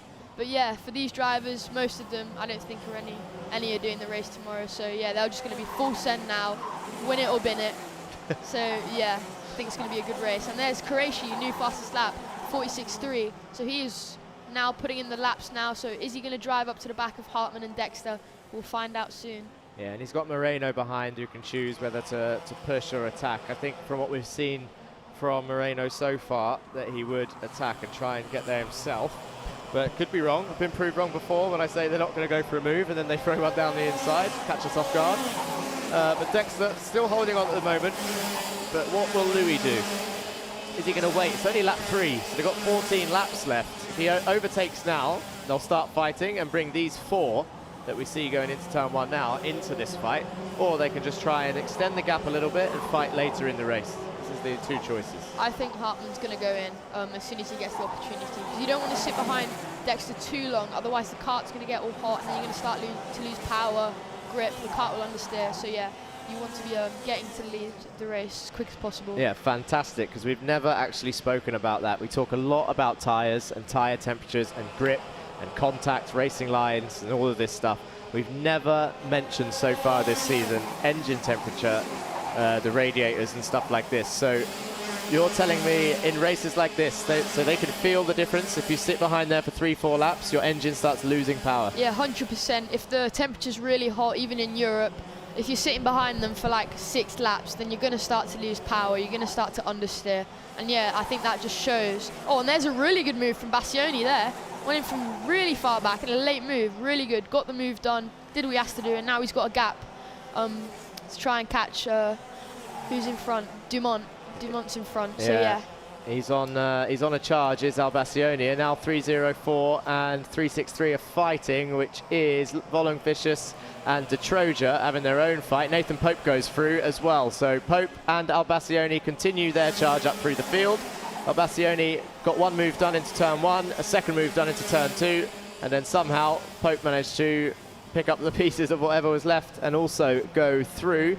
See confirmation of that this time. He's actually got Detroja next, has Nathan Pope, which is number 363. Adam El Bassioni up 9 positions. Qureshi, the fastest lap, and he's in P3. He's closed the gap down to half a second. Moreno not far behind also. Yeah, Qureshi's flying at this stage of the race. He was a bit slower on them first 2 laps, but now you can really see how hard he is pushing. He knows it's the final, so he's giving it all or nothing. As I said earlier, win it or bin it, so he's going to be wanting to get to the lead of that race. Yeah, and right now on the screens, you just saw the gap between the senior 170 leaders. Alexandros Anivas is no longer leading the 170 category. It's actually Oscar Bray who's managed to gain 4 positions up into the lead of the 170 category. Anivas about 2 seconds behind, 2.5 seconds back. Jolovic is in P3 for the senior 170s. Curry and Salome down. Dumont, fastest lap for Telios Racing Team in P5. Swan a little bit further back. 3:20 is who we're focused on right now. That's Moreno, who's saying, let's go forward. And that's Louis Hartmann behind him, I think. Yeah, Qureishi's now into second now, so he's going to be on the hunt for Dexter. He's not going to be focused on anything else but getting to Dexter's rear bumper, which I think he can do quite quickly. He's showed us how fast he really is. And with that toe off Dexter, he's in clean air. Qureishi's got the advantage. As I said, Dexter is going to be towing him down the straight, so he's going to have the speed advantage. And yeah, we're going to see how it goes. Yeah, Qureishi's had blistering pace all weekend, round 4 and 5, but Dexter has had poor luck, let's say, or unfortunate events throughout the weekend so far, and this could be undoing it as Nathan Pope sets the fastest lap. He's in P9 ahead of Carla. He's 2 tenths behind Detroja, so he's going to try and pass them. But Dexter leads from Qureishi, so Hartmann must have tried a move and got forced off somewhere. It didn't work because he's now down in 5th, and he was fighting for that lead. As we see the second train, 317 gets under attack from 364. That is Rain K. Ruse and Amani Kanua, who's up ahead of Rain K. Ruse, and then a switch back from 308. 308 is Haddad who's coming through, so Kanua is trying to hold off all of this fighting. And this is all just for 14th place. The fighting happening throughout the field of all of these drivers. There's Pope and Detroja, so Pope is up a position into P8 now, and he can try and catch Albacioni, who's just set the fastest lap. He's about 2 seconds ahead. Oh, there's the move for the lead. And there is a change for the lead. You're right. Dexter down to second. Qureishi up into first now. Oh, Dexter's gone straight back in, though. He's not having any of that. He's going to be like, no, I want to win this one. Oh, contact. Oh, Gonzalez has done them both. He's out. Dexter's out. Dexter's out. Oh, there's Dumont. Oh, but Gonzalez swerves at him, says, no, this is my P1. And Gonzalez wants it more, as you can see. And that now is he's got Moreno a gap. up in P1 now. Yeah. 320 Moreno. 3 Dumont as well. Who's that's down the inside? And Qureishi's having, no, I want to win this race. Hartmann's back as well, and Swan is involved in this. It's all kicking off now. Is this going to give Gonzalez a chance to drive off, though?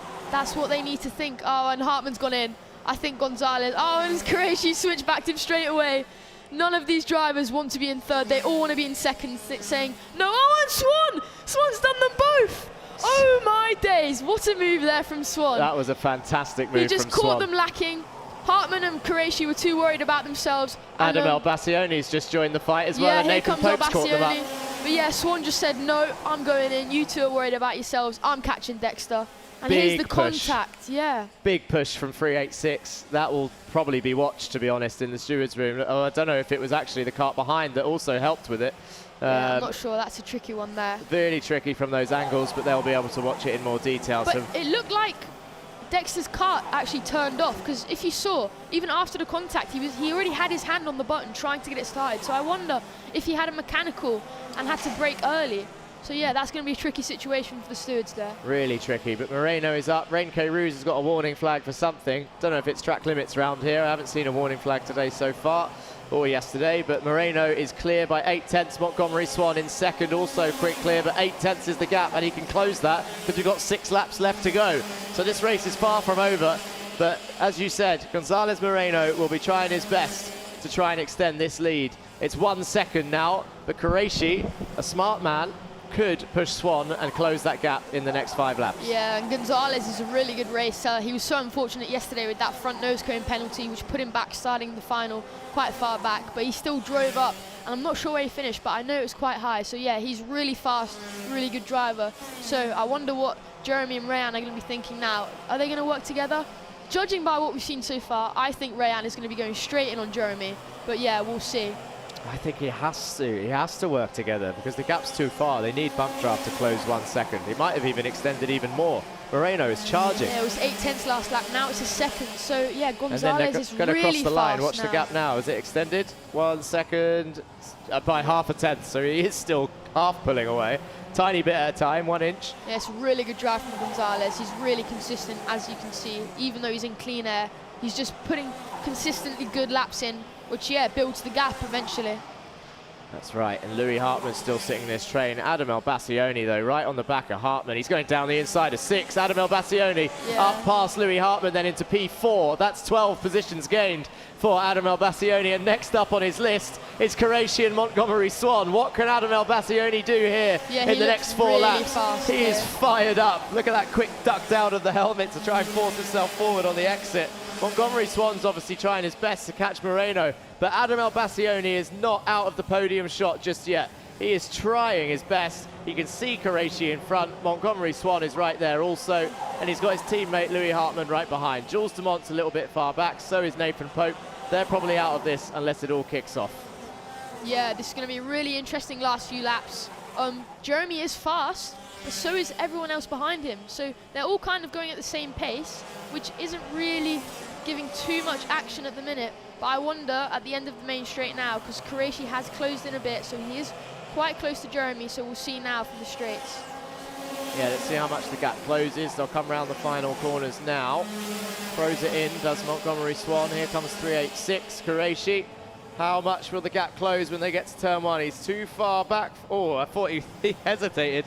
Quick dive to the inside, but only half-hearted, maybe to intimidate, but nothing happening just yet. Adam Elbassioni, though, is now the same distance that Qureshi is from Swan.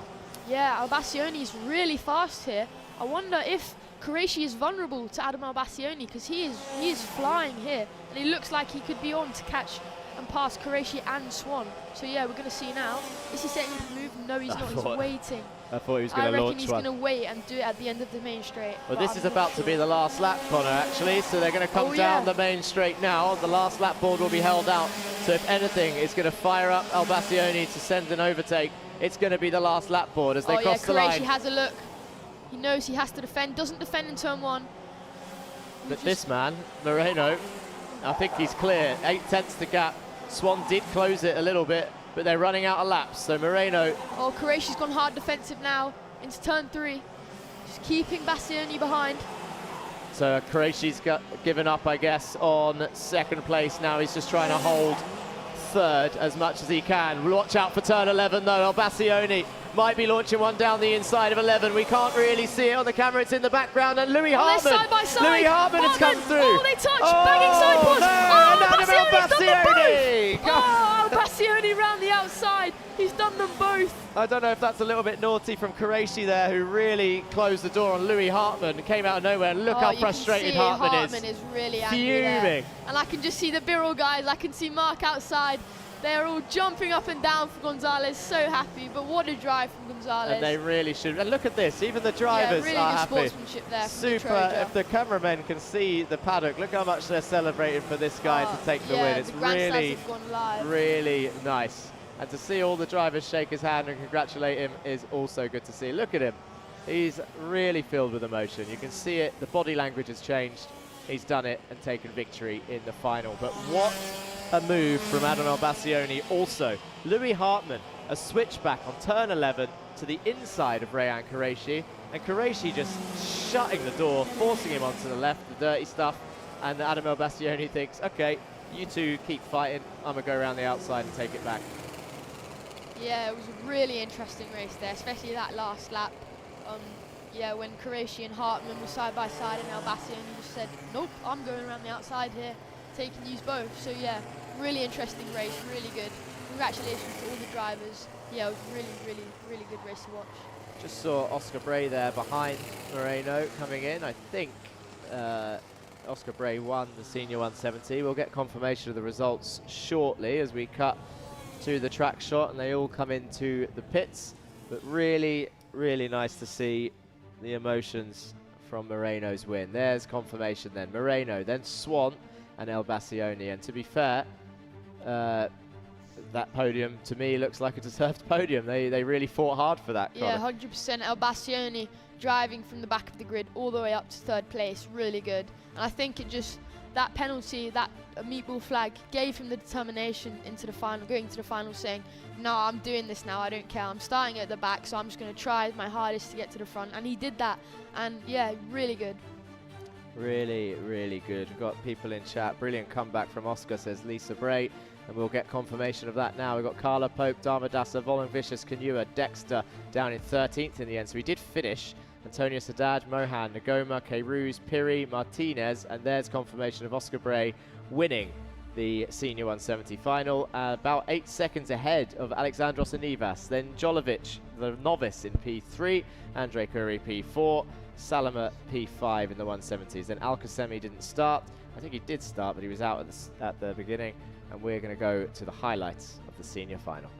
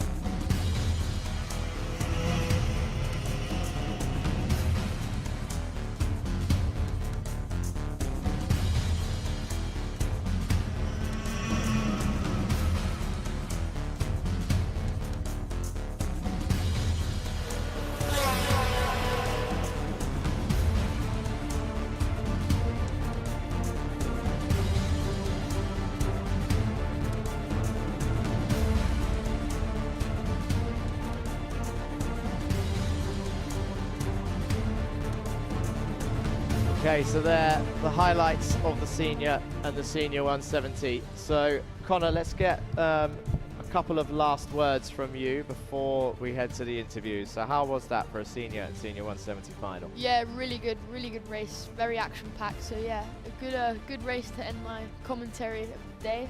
So yeah, it was really good. Thank you for having me. You're welcome. Yeah, really fun.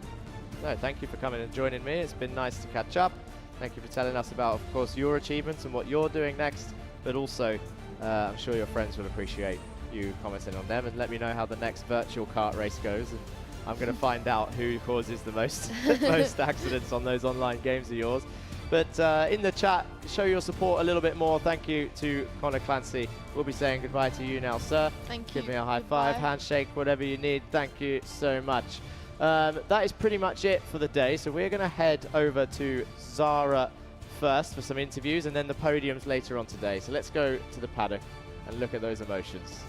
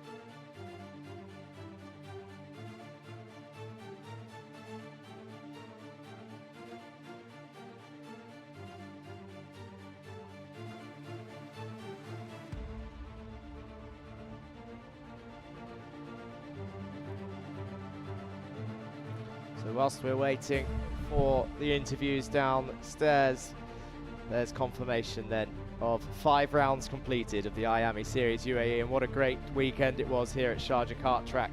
And I'm sure we'll see plenty more action and pretty similar action for round 6 and 7, the next doubleheader in early January for the new year of 2026 at Yas Marina F1 circuit. Then round 8 and 9, the last doubleheader of the season on the 31st of January and the 1st of February 26, Alpha San circuit.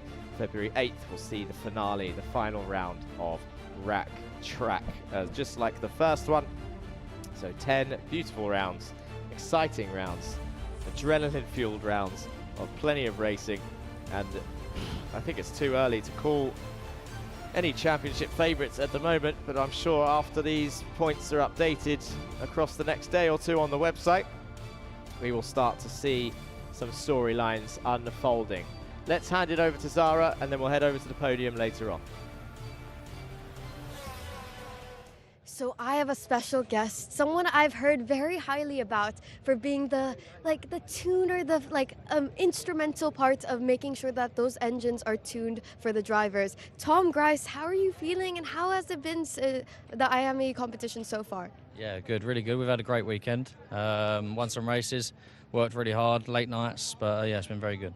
When it comes to your role, what exactly do you do? What goes behind the scenes? So we take the Iame engine, we strip it, prepare it, make it as fast as we can for our drivers, and when we were at the track, we help set up the carburetor so they have maximum power. And you're looking at different categories, different speeds. So how do you manage between those different categories? What have you seen so far? It's just from experience, really. We try to kind of seclude each category to its own little, specialty, and we just work from there. And driving is all about that harmony between the mechanics and the driver, and using that data versus what the intuition of the driver feels. So how do you take drivers' feedback in aiding in tuning the engine? Well, each driver's different. They all have a different style, so we have to understand what that driver needs and just accompany them. Thank you. And any words you want to say to the people watching or anyone at the competition about Iame? Come race in Dubai. Thank you so much. Thank you for your time. And now we go straight to the interesting, fun, the last race of the day, the senior and senior 170 category. First, we have P3. So P3, Adam, join me. How are you feeling about that race? P3, pretty amazing position. Yeah, not bad. And when it came to racing, it's been intense. Lots of battles going on that grid. Lots of things you have to focus on, defense, attack. And you are in P3, so you have that slipstream from the drivers ahead. So how has that benefited you when it comes to your driving style? First off, the slipstream in this track is worth so much. 3/10 to be exact. So as long as you're within the chase, you can easily catch up to the pack in front of you. And when it comes to reflecting on your driving, what was that key difference that pushed you from P2 to P3? What could have made you go into position 2? If I started in the front, it would have been much easier to be in the win as well, in the win. So. But even starting at the front, it doesn't guarantee you that win, because you have to go through so many people fighting for that position. So it is a give or take type of strategy, right? Yeah.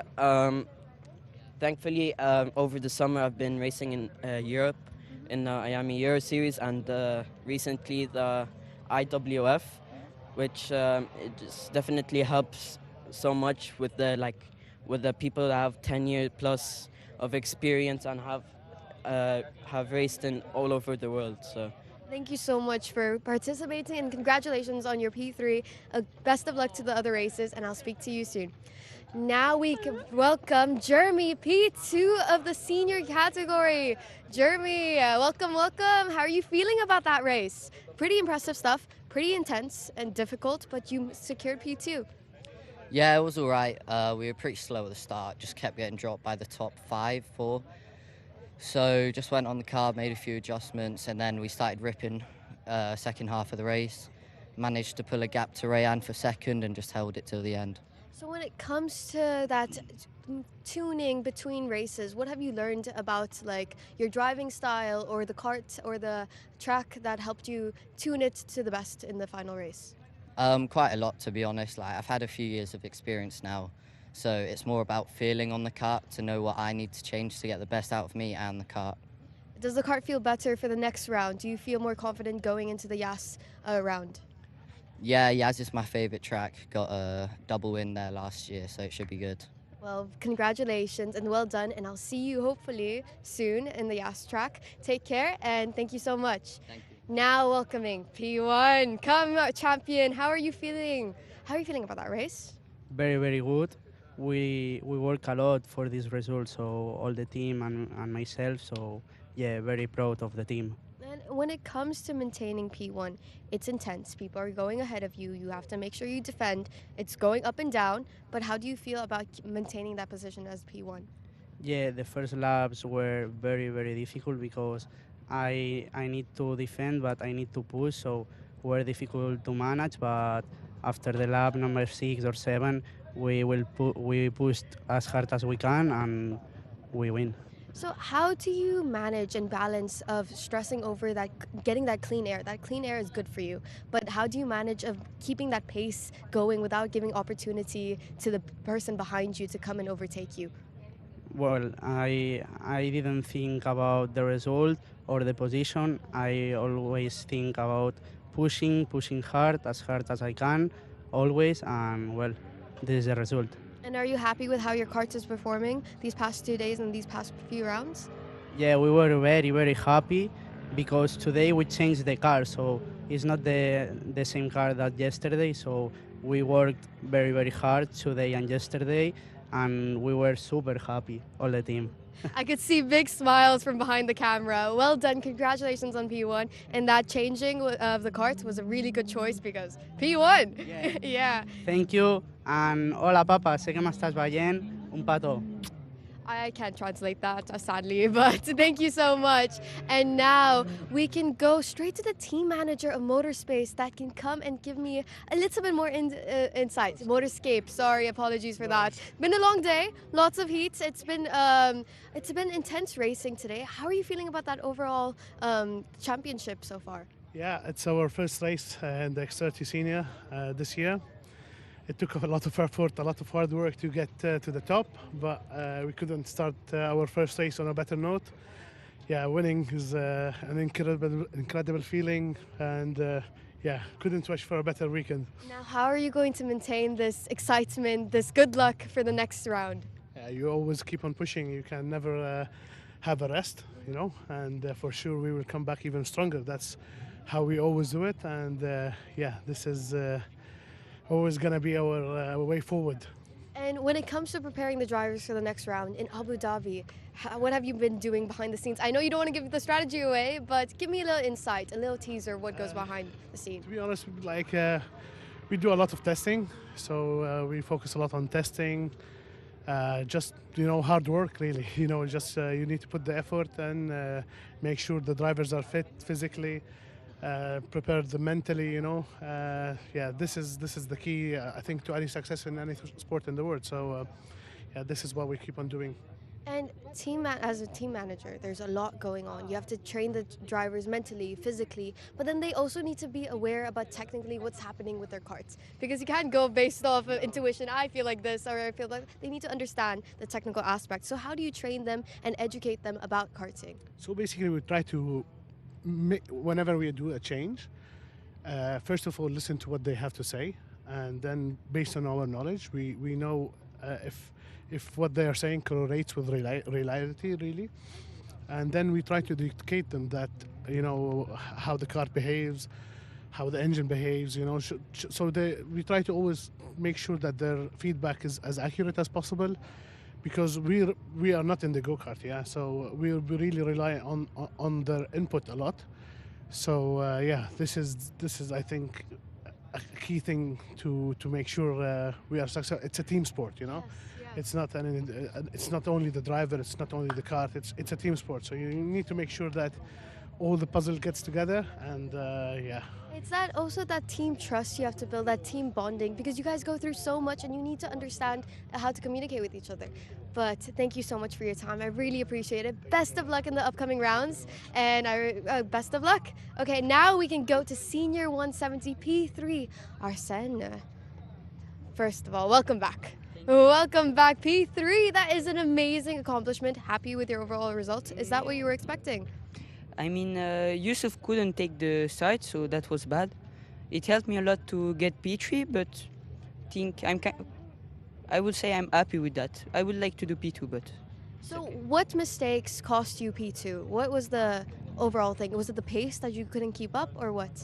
I think I was trying to keep the pace at the beginning. It was working, but after I don't know which lap. I think lap 12, exit turn 1. I touched the sand on the side, so I didn't have grip. I need like one more lap to get everything better, and it's kind of bad. So we need to deal with that. Well, best of luck. You still have time for the next rounds. Lots of improvement, but you accomplished P3. That is amazing, and congratulations again. Thank you so much. And now we go to P2. Alexandros. A man I don't need to someone to remind me his name. I have remembered you. Hello, how are you? Great. Great? Yeah. P2. That is a phenomenal. P2. It is what it is, you know. We take it. We're not sad about it. We're playing the long game. It's okay. They had blistering pace on the final, so I couldn't follow. I tried to do the best I could. What was keeping you up from that pace? Was it just were you? Is it the engine? Is it the cart? Is it the track conditions? What's keeping you from getting that P1? No, I think it's a combination of all. Also, my opponents drove wonderfully, so it's a combination of all. You know, it's not. Usually it's like not only my issue or the cart's issue, but we have to applaud the other drivers that they did the best. Now, when we talk about strategy, a lot goes into preparing for this. What has been your strategy this weekend? And tire management is such an important thing. How have you kept your tires for running that long? I didn't. Flat out. Okay. But now going into the next round, anything you took away from this one to help you for the next upcoming rounds? Yes, watch out on practice not to have rib problems, and I will try to get faster so I can bring the game back to them. Well, thank you so much, Alexandros. Have a great week and take care. Enjoy. And I'll see you next time. Now, a man I don't need any introduction, Oscar Bray. Lucky hats, man. Oscar Bray, how are you feeling about that P1? Yeah, it feels really great, especially after this streak of bad luck I've been having. It's the hat that came in handy, let's be honest. Yeah, in qualifying we had an engine flood, and in the pre-final spark plug issues we couldn't get out of the pit lane, but yeah, I made the moves when it counted in the final. And it's frustrating when the technical aspect is just not aligning with how you want to drive. How do you manage and navigate through those challenges of talking to your team, understanding what can be sorted and adapting to how the kart is behaving that day? Because it's all about how the kart wants to behave, right? It's important to let your team understand exactly what's happening, so they know what to do and how to figure out a solution. And it's also important to keep your head up, you know. Don't let it get you down and just keep pushing forward. And also getting more into the technical. I said in the morning I will get into the technical stuff, so we are here today to get into that. Clean air. How important is it to maintain that, to be in the top, in the front, and just getting that clean air? I'd say in karting it's not the most important thing. Aerodynamics isn't the greatest aspect, but definitely slipstream does help. But yeah, also I'd like to thank the team, thank you guys, media friends, thank the track, the volunteers, Iame, for letting this happen. Please, can we get that as a testimony and just put it on our main website? Thank you so much, Oscar Bray. Congratulations on the win, and fantastic meeting you, and best of luck to the upcoming races. Thank you. So that's it from my side. I was your post-race interviewer, Zara Faruqi, and I really appreciate you having me down here. So now we are gonna get back to Jack, who's gonna take care and get into any more insight. Thank you.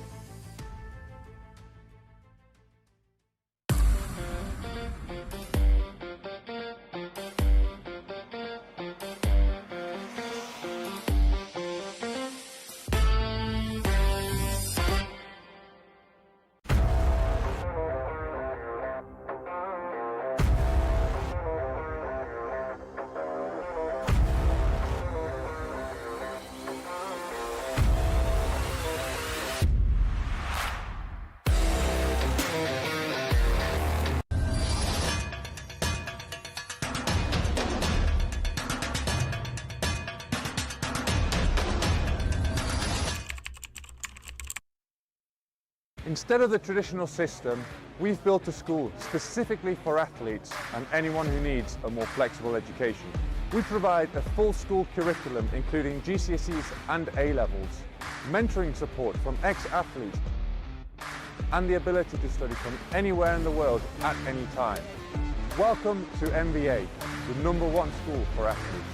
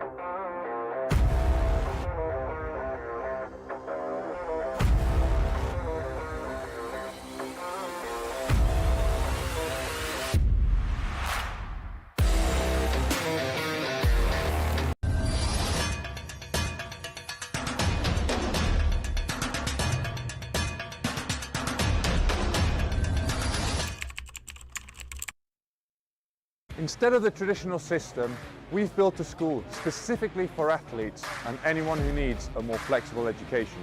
We provide a full school curriculum including GCSEs and A-levels, mentoring support from ex-athletes, and the ability to study from anywhere in the world at any time. Welcome to MBA, the #1 school for athletes.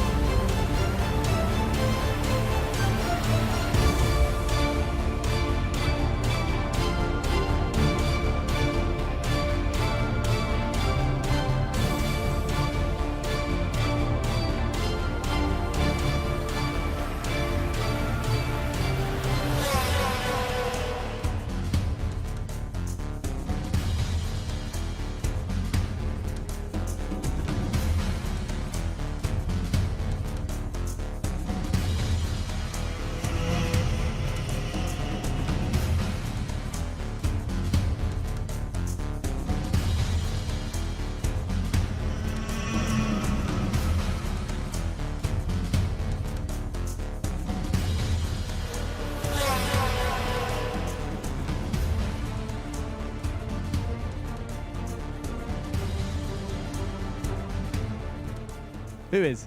Oh.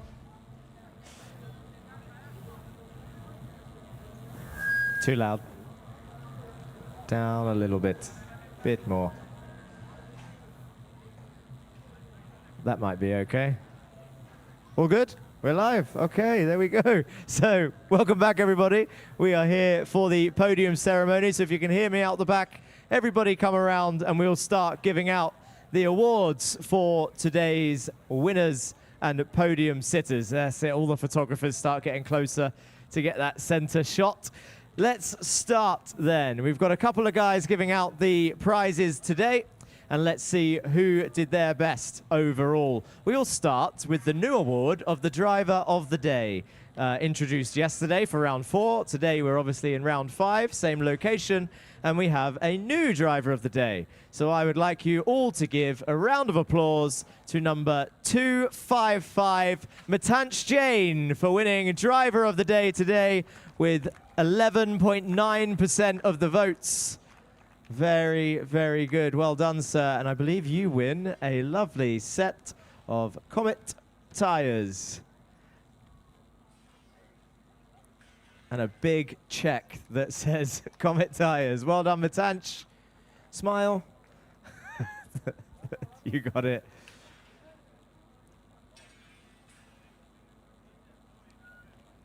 Thank you. Handing over the tires, Giovanni, CEO of Media Friends. So now we'll go on to the Bambino category. Just like yesterday, we'll go through the full results in reverse order and get everybody to come up. The awards are going to be given out by Mohammed Imran, the general manager of the Sharjah Kart track. So starting in reverse order. Again, some of these might have left, but we'll go through and give them a round of applause anyway. In P11, Igor Vasherin with 38 points. Give him a round of applause.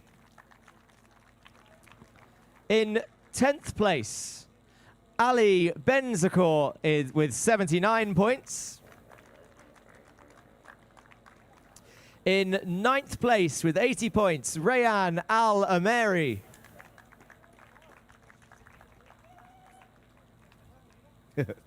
In 8th place with 85 points, Yeshwin Vinay Kumar.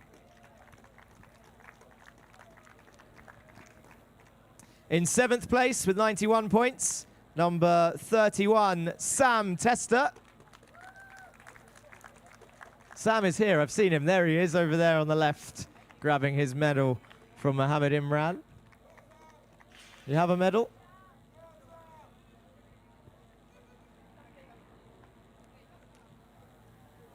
In 6th place with 92 points, number 44, Shayan Asgomi.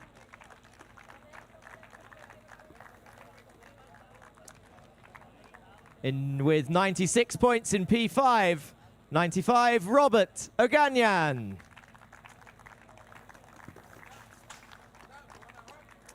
In P4 with 102 points, number 6, Zayad Al-Ansari.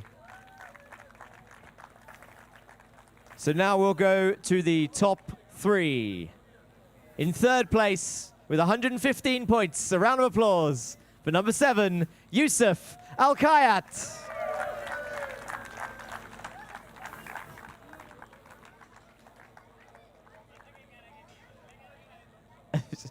Who's brought a car with him to the podium. What car is it? Is it a Mustang? Oh, it's the Viper. Why would I say it's a Mustang? It's a Dodge Viper. Of course it is. An ACR Viper. In 2nd place with 136 points. A round of applause for number 88, Mark Ristic.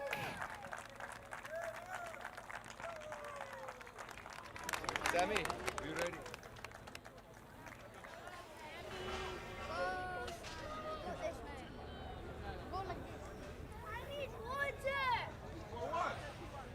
And that means with 140 points, 4 points ahead in 1st place, a big round of applause for number 9, Samuel Karajkovic.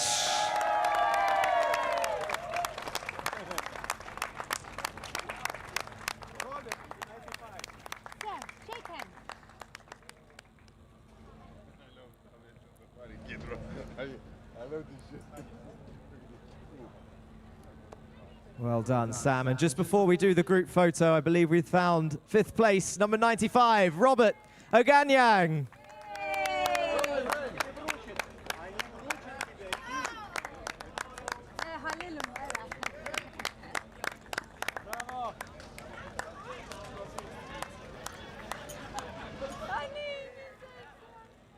That's it, guys. Give your top drivers another round of applause. The usual water celebration. Okay, guys, if you want to jump down, we'll move on to the under 10 category. One more photo, group photo. Everybody get on the top step. Robert, Sam, top step together. Let's do a group photo.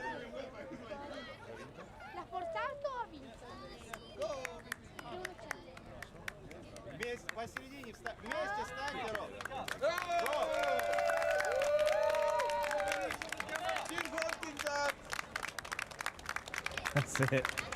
Well done, guys. Your Bambino category.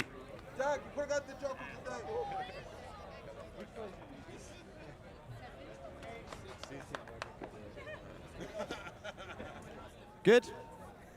Well done. So we'll move on to the under 10 category. The award given out again by Mohammed Imran. In P3, a round of applause to Ivans Voronins.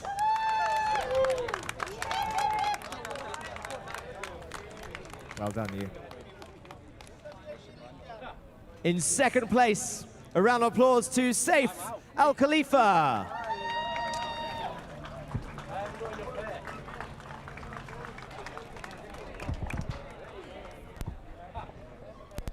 And your winner of the under 10 category, P1, Samar Chopra.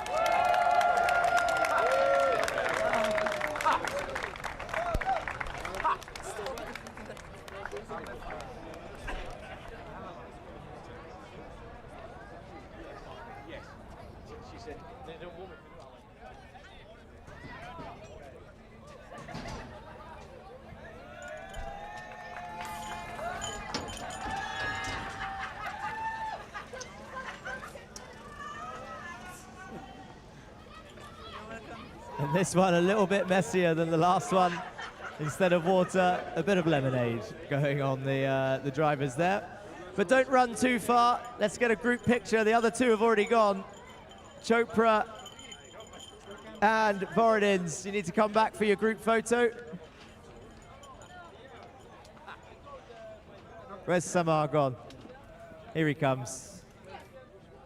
Top step together, that's it. Bring your helmets up. Yeah.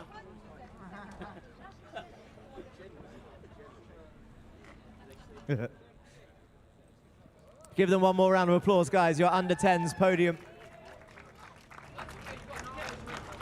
Well done, boys. Okay, jump down. We'll move on to the mini top 3 again, with the awards being given out by Mohammed Imran, General Manager of Sharjah. We'll start with 3rd place.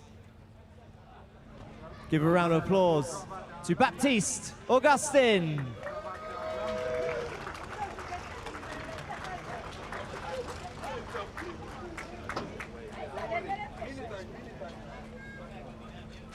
In 2nd place, joining him, is Mr. Benjamin Karajkovic.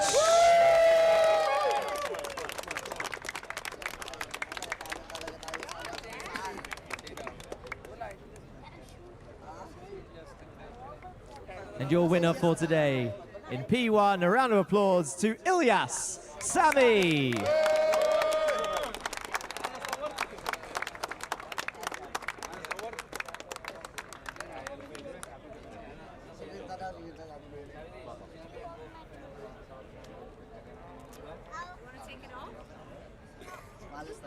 That's it, guys. If you want to jump up on the top step together for one more group photo.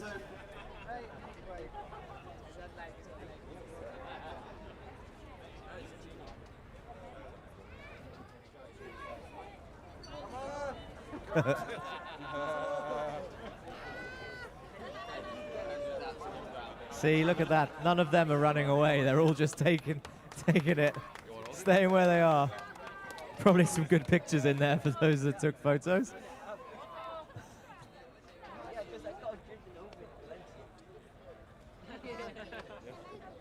That's it, guys. Pick up your trophies before we move on to the junior category.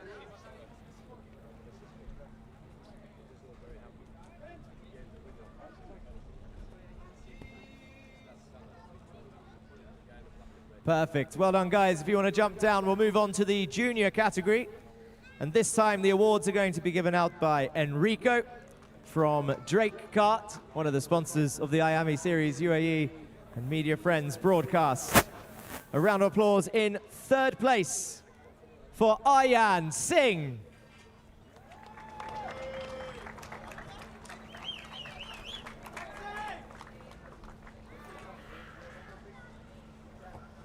In second place, number 255, your driver of the day, Mitansh Jain.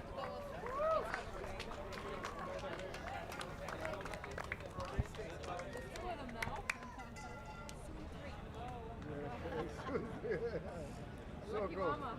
So cool. And your winner for today in P1, a round of applause for Nathan Joseph Kappen.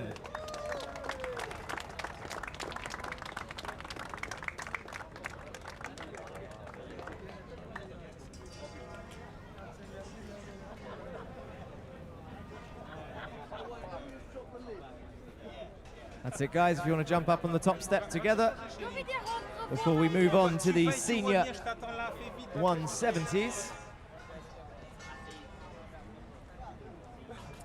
That's it, guys. Well done. If you want to jump down, we'll go on to the next category. Enrico from Drake Kart giving out the awards to the 170s.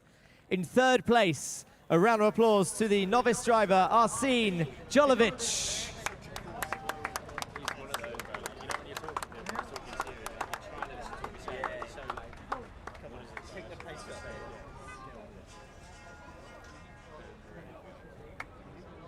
In second place, a round of applause to Alexandros Anivas. 100%.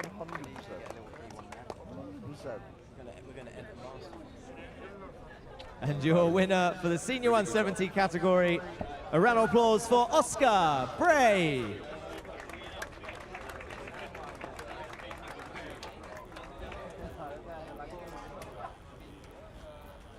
Good job.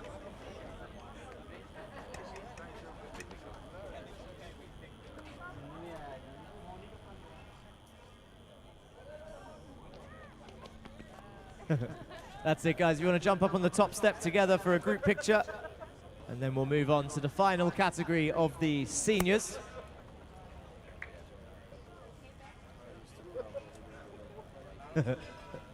Perfect. If you want to jump off, we'll move on to the next one. So the senior category up next. In third place, a round of applause for Jules Dumont.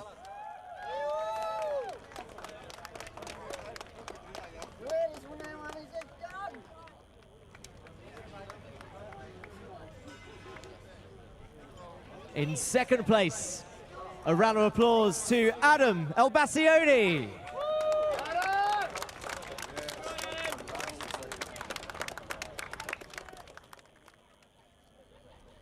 And your winner of the senior category, a round of applause for JNKD driver Jeremy Montgomery Swan.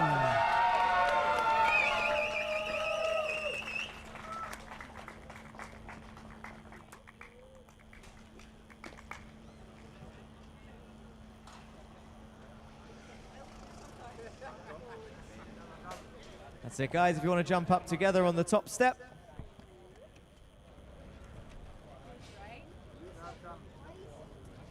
And then before you jump down, we'll get everybody who's won an award or a medal, please come up to the podium for a group picture. Everybody who's got trophies or awards, come back up to the podium for your round 5 winners picture.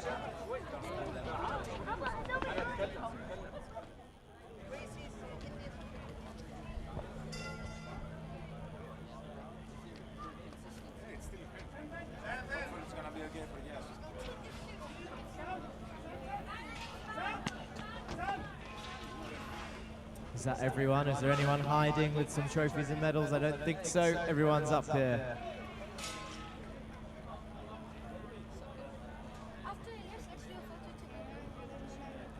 Give your winners from today, round 5, a round of applause, guys. This is everybody who won an award. Well done for getting up on that podium. So now I will leave the podium over to these guys. They will take their group pictures. I'm going to start dodging people again. Where's my friend who was blocking the camera yesterday? Well, come say hello. I know. Come on. He apologized profusely yesterday for standing at this spot, but welcome back. No, it's really fine, honestly. Look, everyone can say hello. Now you can say hello. Who was it that told you off? The missus? I think it was my driver's mother. She was watching from back home. Ah, your driver. She said, get out the way. Yep. No, thank you very much for coming over. And that is pretty much it for today. So it's the end of round 5 of the Iame Series UAE. Of course, one more great thank you to all the drivers that took part and all the sponsors along with us today, whether it's Iame Series, Rack Track, Emzo, and then, of course, Drake Kart. We saw Enrico giving out the awards, Key Soul, and all of those guys. So it's been a great thank you, another great experience, another great weekend. Round 4 and 5 here at the Sharjah Kart Track. Thank you for tuning in. We will see you in the first weekend of January 3rd and 4th at Yas Marina Circuit. Hope to see you then. Tune into the broadcast, subscribe to the channel. See you soon, guys. It's been fun.